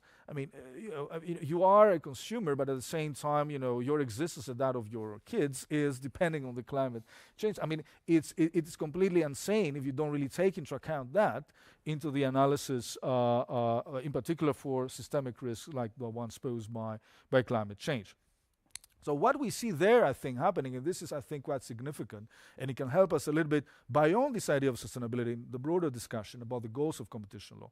We see that this inclusion of sustainability benefits breaks with a monocentric view of the consumer as a purely economic agent expressing her or his preferences by making choice in the marketplace. We are actually thinking of them as citizens to a certain extent, expressing their preferences through the democratic choice, and the choice has been made. The treaty is there, it hasn't been changed. You know, we have all these choices already made by the legislator. And there I would say one might even add another angle, which follows up a little bit the discussion of the previous panel about energy, and someone mentioned a word that I wouldn't have expected to hear in a competition day 10 years ago, industrial policy. And to a certain extent, you know, one might also think if we should expand our perspective also beyond the simple consumer's vision in a way to explore how the competition law may contribute to the transition to the so-called, you know, green economy, the dissemination basically of the knowledge in terms of production capabilities, not only, you know, in the center, I mean, in the north and the center of Europe, but also in the periphery of Europe, which I think is very important because we need somehow to develop this green transition everywhere in the EU. And in this context, actually, we need to provide competition authority the possibility to experiment according to the specific conditions that they have to face. So it is in this context that the Greek authority tried to be a little more proactive, because we had to deal with a market where 99.99% of our firms are small and medium firms. We have basically been out of an important crisis with our banking system, etc., and, you know, capital. You know, we have imperfect financial markets, so it's important basically to provide more incentives there, and this is what motivated our more proactive approach. That's what we developed and we launched in October 2022, the Sustainability Sandbox, and we also adopted in our legislation the possibility to issue for the competition authority no action enforcement letters in the context of both Articles 101 and 102. Now, that said, a few months now that we've launched it, we only had one approach, which is a little bit disappointing. But I think at the same time, it's something that is new. It's something that will probably need a lot of push from the competition authorities. I think the fact of the matter is that, yes, experimentation is good, but we are talking about a European market. So, you know, if none others, let's wait to see the final adoption of the European guidelines, and I think maybe we're going to see more cases coming in there. Now, Augustin mentioned another approach that the Commission, where the Commission is surprisingly more open there, is Article 210A of the CMO regulation, which concerns the food sector. Now there, the Commission accepts that producers of agricultural products, so this is basically about producers here, okay? So it's about primary market, it seems, that basically they can apply a sustainability standard which is higher than that mandated by union or national law, provided that these collusive kind of practices only impose restrictions of competition that are indispensable to the attainment of that standard. So we have one of the conditions of Article 101, Paragraph 3, the indispensability, but it looks to be a little bit broader than Article 101, Paragraph 3. And I think in this context, it might be justified first by the fact that we know agriculture is a separate thing. I mean, we have Article 42 of the TFEU that, sets particular principles for agriculture, so it's not something new. I think sustainability there is defined very specifically. We have environmental objectives including climate change, reduction of food waste, production of agricultural products without pesticides or limiting pesticides use, animal health and animal welfare. Of course, you're now waiting to see the guidelines and see the approach. I mean, I also note that I think the Dutch authority published some form of guidance as well for the agricultural sector. We actually, the Greek authority, are also planning to do that as well. And then we also have, and it's a pity that Andreas left, that we have actually some interesting case law in national competition, in particular Germany, with a number of cases with regards to all of the food sector, where they had to deal with sustainability. For instance, we have the banana sector case where basically, they did not use a concept of sustainability to justify an agreement, but somehow it influenced to a certain extent the approach of the German Bundeskartellamt, as far as I can understand, to find that there was no price fixing in traditional sense. You have another case concerning the initiative Animal Welfare, concerning the representatives of the meat industry and food retailers to promote animal welfare in livestock farming. And we have also a case concerning the industry agreement for milk, where we have this type of sustainability concerns. So I think we have to see and wait and see these national competition authorities developing. It's great to have this diversity, experimentation, and that will obviously be quite helpful for the companies as well, and also the policymakers. Thank you. I told you didn't have to worry about him filling the time. Okay, you can comment now. No, go ahead. just on 210A, that reality this article just came through the back door. There was no proper debate. There was no impact assessment whatsoever. So, just to quote you, there was a lot of lobbying there by a certain part of the industry. What I found quite concerning is that, of course, there is a mention of indispensability, but this is not competition law. So, are we going to use 101.3 as a proxy? In order to interpret this new animal that is out there, and a new animal that has a much broader scope than previous exemptions that we have to 101. It covers the list of products, potential products is quite broad, Yeah, it's quite a lot. Even potentially the fluffy birds that there is a case somewhere in the Netherlands about. Potentially that's a case that could have fallen there as well, should that provision had been there. But then what I find really interesting is that who's going to enforce this? Who's going to check this? Because it's voluntary for the companies to notify if they want to get some guidance. But perfectly well, they just can simply decide to implement their agreement, shield themselves behind this 210A. And then which competition authority is going to knock the door when this is no longer their competence? So I would really like to see what is going to be the interplay between 101 enforcement and this 210A, how it's going to work in practice. So that's why we are sitting on the fence on this one, because we think that the legislator, while it had the faculty according to a treaty to decide on this exemption, I doubt where this really has been thought through. But that said, I mean, the CMO regulation, you have other possibilities to exclude application of competition. I mean, you have, Articles 152, 209, so it's not like, something out of the scope of this one is much broader than what we had before. So, I make 3 quick comments. First, indispensability.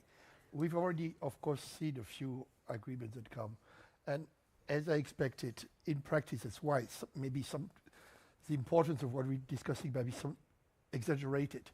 A very large proportion of the projects fall on indispensability. Okay, that's, I say, probably 90%. Okay. The second, you say it would be insane not to take into account the benefit to our kids, grandkids, and so on. Well, yes and no, because you cannot take them into account without measuring them. And suppose one of the techniques you can do measure is reveal preference.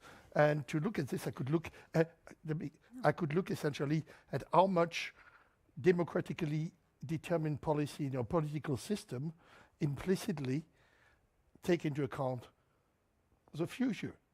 And my guess is that you would find out that it's very little. Consumers, that is very little. So again, one can make a fuss out of it. Concretely, when you start measuring it, I'm not so sure that is going to be very large. And then let's see. I wanted also to give you a recent example, which I'm going to disguise, that shows you how complicated it can be. A bunch of producers, they sell their inputs to other firms. And it's an input which is important. Okay? They get together and they say, yes, but we sell, say, to 2 kinds of firms, fairly clean firms and very dirty firms. We want to reduce our dirty impact among the portfolio of the people we sell to. It's not ours, it's the people we sell to. Therefore, we're going to have agreement that we're going to measure.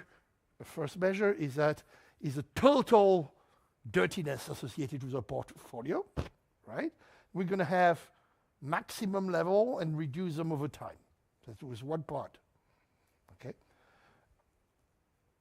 And what do you do about that? You say, first question, now we're talking about them doing things that reduce or force others to reduce their footprint. That's already a bit of a jump, okay? Second, here, the goal can only be obtained by reducing output. So it's an output restriction. We're back to the tobacco case, right? So what you can tell them is that, okay, fine, you've got this, even if we agree with this goal, why set your target that way? And why don't you say, oh, we aim at a proportion of clean to non-clean users. And this proportion has to increase over time. So nice thing is that in that case, you can show that the impact is to decrease the sales to the dirty users, but increase the sales to the clean one, okay? But even that is a bit of a problem, because it is something that we do.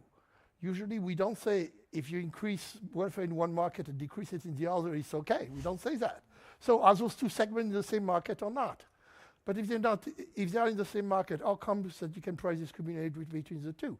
You can end up, going around in circle and not being able to find a completely logical position. So this example, just to tell you that this is not simple. I'm not saying it's simple, Pierre, but I mean, I never said you did. No, exactly. Good. Nothing you say is simple. No, but I think that and of course, you're an economist. It's part of what you do, but. Cost-benefit analysis is not the only decision procedure that we have.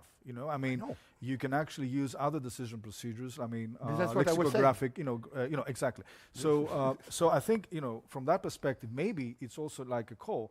It's great to have, chief economists, etc. Of course, but why don't we actually have also chief social scientists, or other or environmental science or other basically. Environmental economists use qualitative method and everything. No, but from my perspective, and I mean in terms of chief economists, in terms of IO economists, and that's why the Greek and the Dutch authority, we basically when we put in place this group that adopted the technical report that tries to evaluate somehow the sustainability benefits.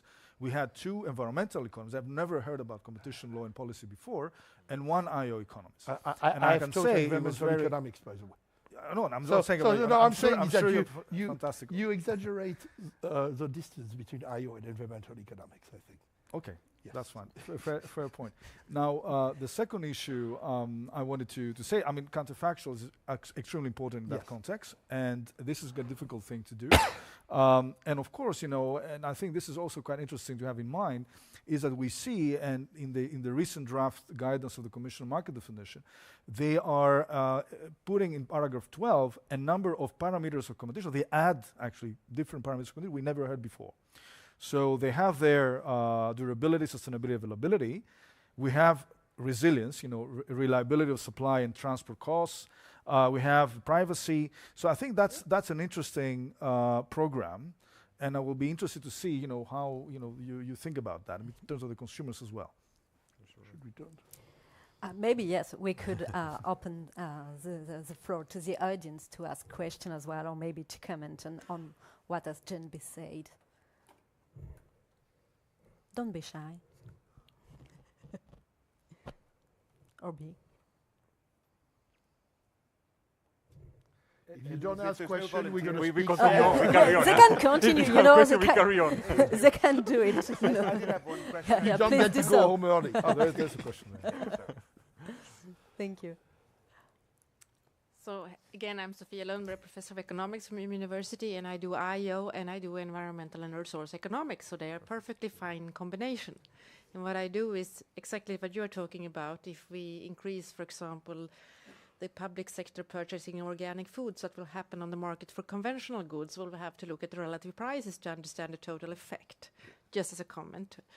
A question to you, if we don't use cost benefit as a decision mechanism, what should we use in order to get an idea of if it's worth the effort? For me, it's more about putting the right parameters into the cost-benefit analysis So could you just explain your kind of dislike of the cost-benefit analysis and explain what we should use instead?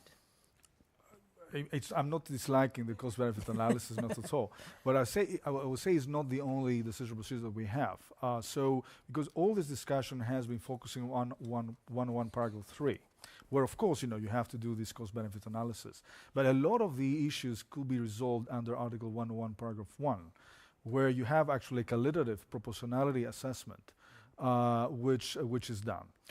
So from that perspective, I see it's not always necessary to do a detailed cost-benefit analysis, which, by the way, you know, it's very rare to see in cases, you know, because it's actually difficult. Exactly. And of course, you know, you have other approaches like the lexicographical, you know, kind of approach, where you can possibly put in place different goals and principles and somehow have a sort of priority for some of them. And you know, we can obviously discuss that if you want. Yeah. Thank you. Do you have another question? Carol, please.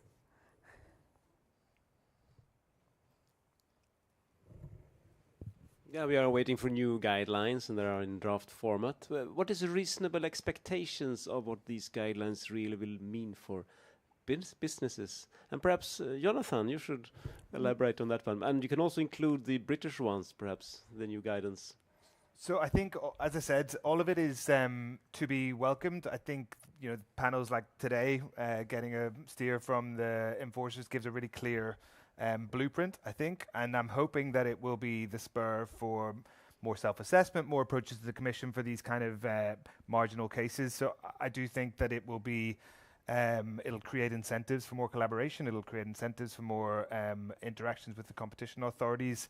I mean, there is obviously the challenge of disharmony across jurisdictions and across guidelines and approaches, and so when you have a bit of a slightly different approaches being taken in different jurisdictions, that's always difficult to manage. That's kind of the problem with a lot of the issues we're talking about today, but I'm hoping it's a step in the right direction.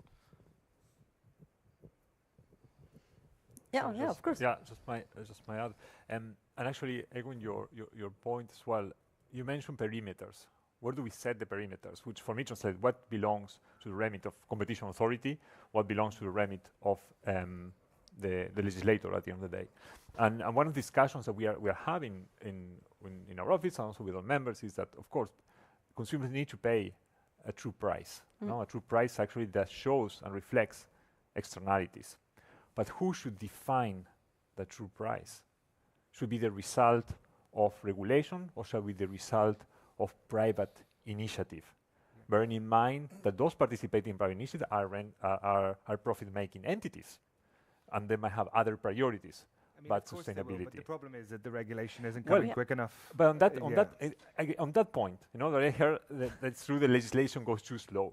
You know, as I said before, we work across policy areas. You know, when I hear the same companies that are claiming to have more flexibility, to cooperate, having opposed to higher standards at the European level, no, I need to rise. I need to be skeptical, because when it comes to from food safety, animal welfare, so on and so forth, actually the same companies or the same group of companies are now saying, we can do so much together, working together, so cozy.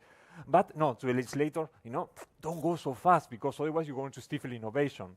So that's why we are so skeptical. We are in favor that we need to factor in externalities in prices in our economy. But the question is, who should define, you know, these parameters? And again, what belongs to a competition, the range of competition authority, and what belongs to the remit of the legislator? Thank you. Do we have another question? Yes. I can always ask a question. So Tina Zoraida from Norway. So here in the Norwegian Competition Authority, we have taken sustainability seriously, and Jonathan, you're saying that you did a survey, and 50% of 57% of the sustainability leaders said that they had not progressed plans due to climate fear, maybe perception, as Pierre says, but fear of antitrust considerations. I found that really interesting, because we stand ready I know. to supervise, and it doesn't match at all. So I was wondering, how do you interpret those figures? Because the lawyers, not in Norway, not in other countries, they are not so shy normally. So they would approach us if they were frustrated. So that frustration does not seem to exist, and it doesn't match your number. So I was wondering if you all could, if you could, or some of you could say something about it, because it's hard for us to know exactly how to move on in that respect. It feels like we're in a sort of a standoff between the competition authorities who are waiting and the parties who are saying there's a problem. I mean, I don't know if you saw the ICC publication around COP in November. So they issued a really interesting paper which went, recognizing these challenges in this standoff. They gave examples of 30 real life examples from practitioners, anonymized, of collaboration that had been stopped due to antitrust issues. That was on joint production issues, a range of different forms of collaboration. And so I think the examples are there. I think that firms are worried about putting their heads above the parapet, but I think we need to bridge the gap. But I don't know if... I think maybe it's a perception that to come and discuss with competition authorities, there's always a risk that they might take a more interventionist perspective, and therefore that somehow motivates probably the fact that companies are not coming through. So it's a matter of providing the tools to create the trust relationship that you need to have in this context. But it will take, trust is built over time. So I think maybe it's very probably it's a short time to have results in this context. In particular, when you have the EU discussion still ongoing. I mean, the guidelines not adopted yet. So I think the real thing will be we're probably going to see more of that type of, hopefully. I mean, if they don't come then maybe there wasn't any necessity for that. After the guidelines will be adopted. And as Pierre mentioned, perhaps there's some cautious advice going out there, and over time with precedents and a bit more experience in this area, people will be a bit more willing to come forward. Maybe we should start a TV show. It would be the Uncle Yanis and Uncle Pierre hour. There's a call about your project or something like that. There are prices for the first caller or something like that. No. But I think maybe coming back to what we were saying before, I mean, because there's a perception that this is more about, sustainability is used more as a shield, and that obviously, creates concerns for the consumers. Maybe, when we think about guidelines, also we can think about maybe including in the 102 guidelines, in case they are developed, also situations where sustainability can be assured. I mean, there's been a very interesting paper by Marios Yakovidis and Chris Vretos about unsustainable business practices, or what I mentioned before about regulatory offenses that could possibly be an Article 102 type of offense, or Pierre mentioned before about killer acquisitions in this context. So maybe promoting that dimension of the debate could probably also make the consumers understand that this is an issue that is not always going to be against their interests, but it could also be in favor of their interests. Yeah. Do you have another question? I had one for Pierre, if it's very briefly. Yes, you can. Pierre, you mentioned killer acquisitions, and we really just very quickly touched on it. I could see the conceptual problem, obviously, but if we think about where those came from, pharma tech companies entrenching their incumbent position, getting rid of competitors who are going to sort of steal their lunch.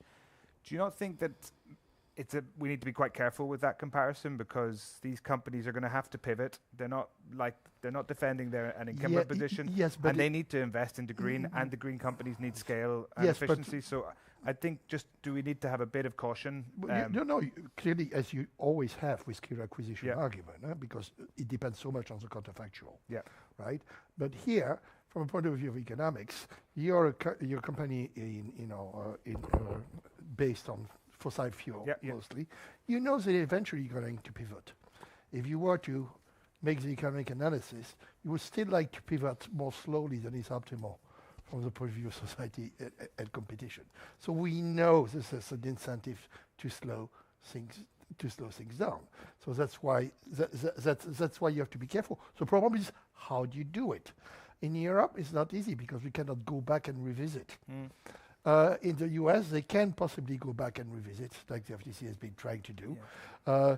For us, it's you know, I would look at past record for large company like Shell. If only 10% of the things you've acquired have been actually exploited before, I may ask question. But then would judges look at this as reliable evidence? Yeah. You know, what you did with previous acquisition, they tell you anything about the specific one you're supposed to judge. It's not obvious. Of course, I was just thinking about the false negatives and everything, and the risk that I mean, this is an exceptional issue. We're talking about it as an exceptional issue, and we don't really have time to sort of look back and see whether we were right to block, etc. Yeah. So I just wondered whether that might filter into the thinking whenever it is. It does seem like it's a different paradigm to the cases that these premises were built on. You know, I think one thing which is useful for this kind of potential killer acquisition, and I'm not a fan of the concept of killer acquisition, is to at least say, rather than look at the counterfactual, A gets acquired by Shell or doesn't get acquired,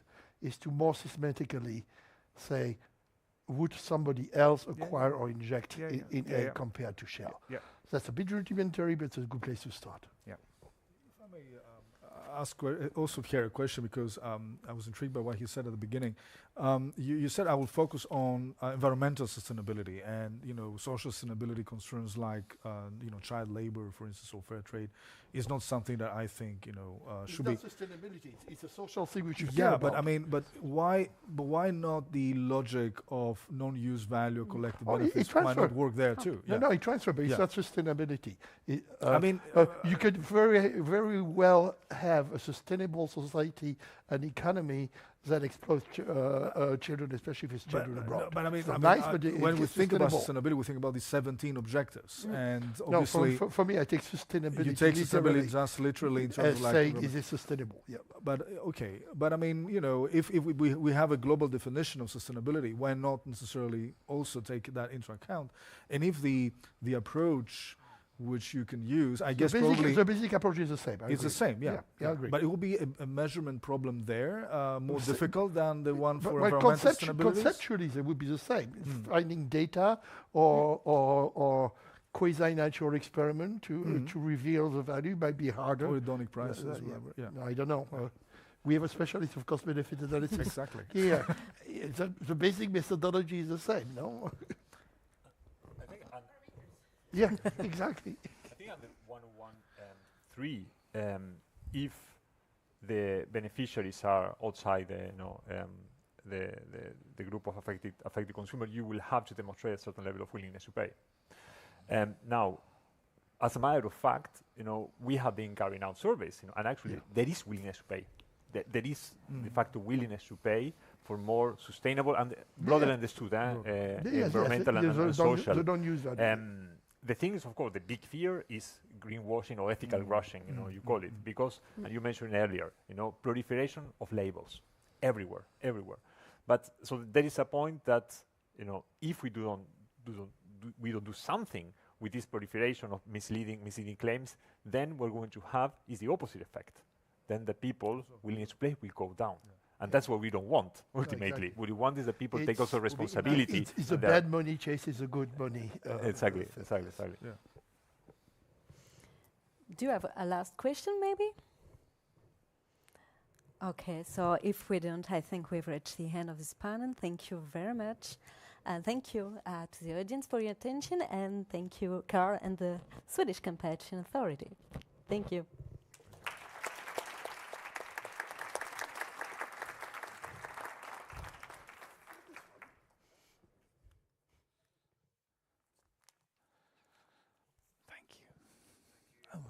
Thank you. Nice to meet you as well, John. Oh, it was great having you. Thank you, guys. Thank you.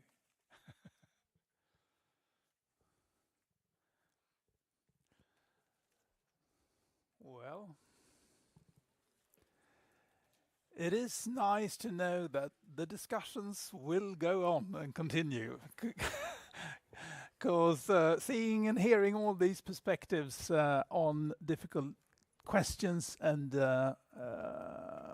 things that we have to tackle one way or another. We can be certain of that. Well, it's time for some very short concluding remarks, but I would like to start with my personal and the organization. I guess from most of us, very heartfelt thanks to Carl and the team for making all this work in such an excellent way. Thank you.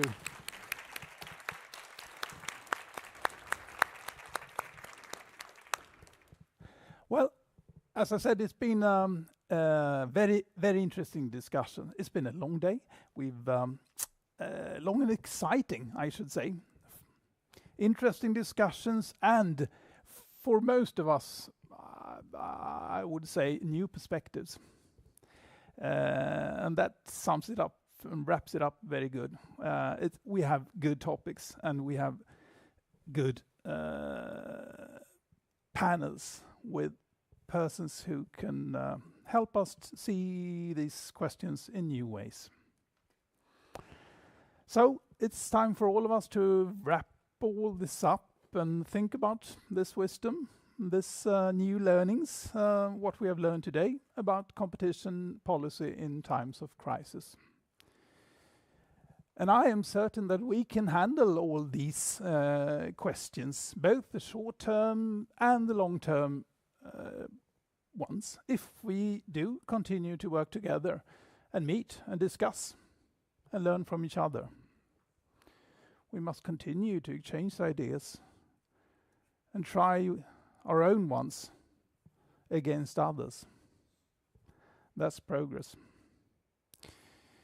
Well, in the fall of this year, we all look forward to tune into our Spanish colleagues' edition of European Competition Day.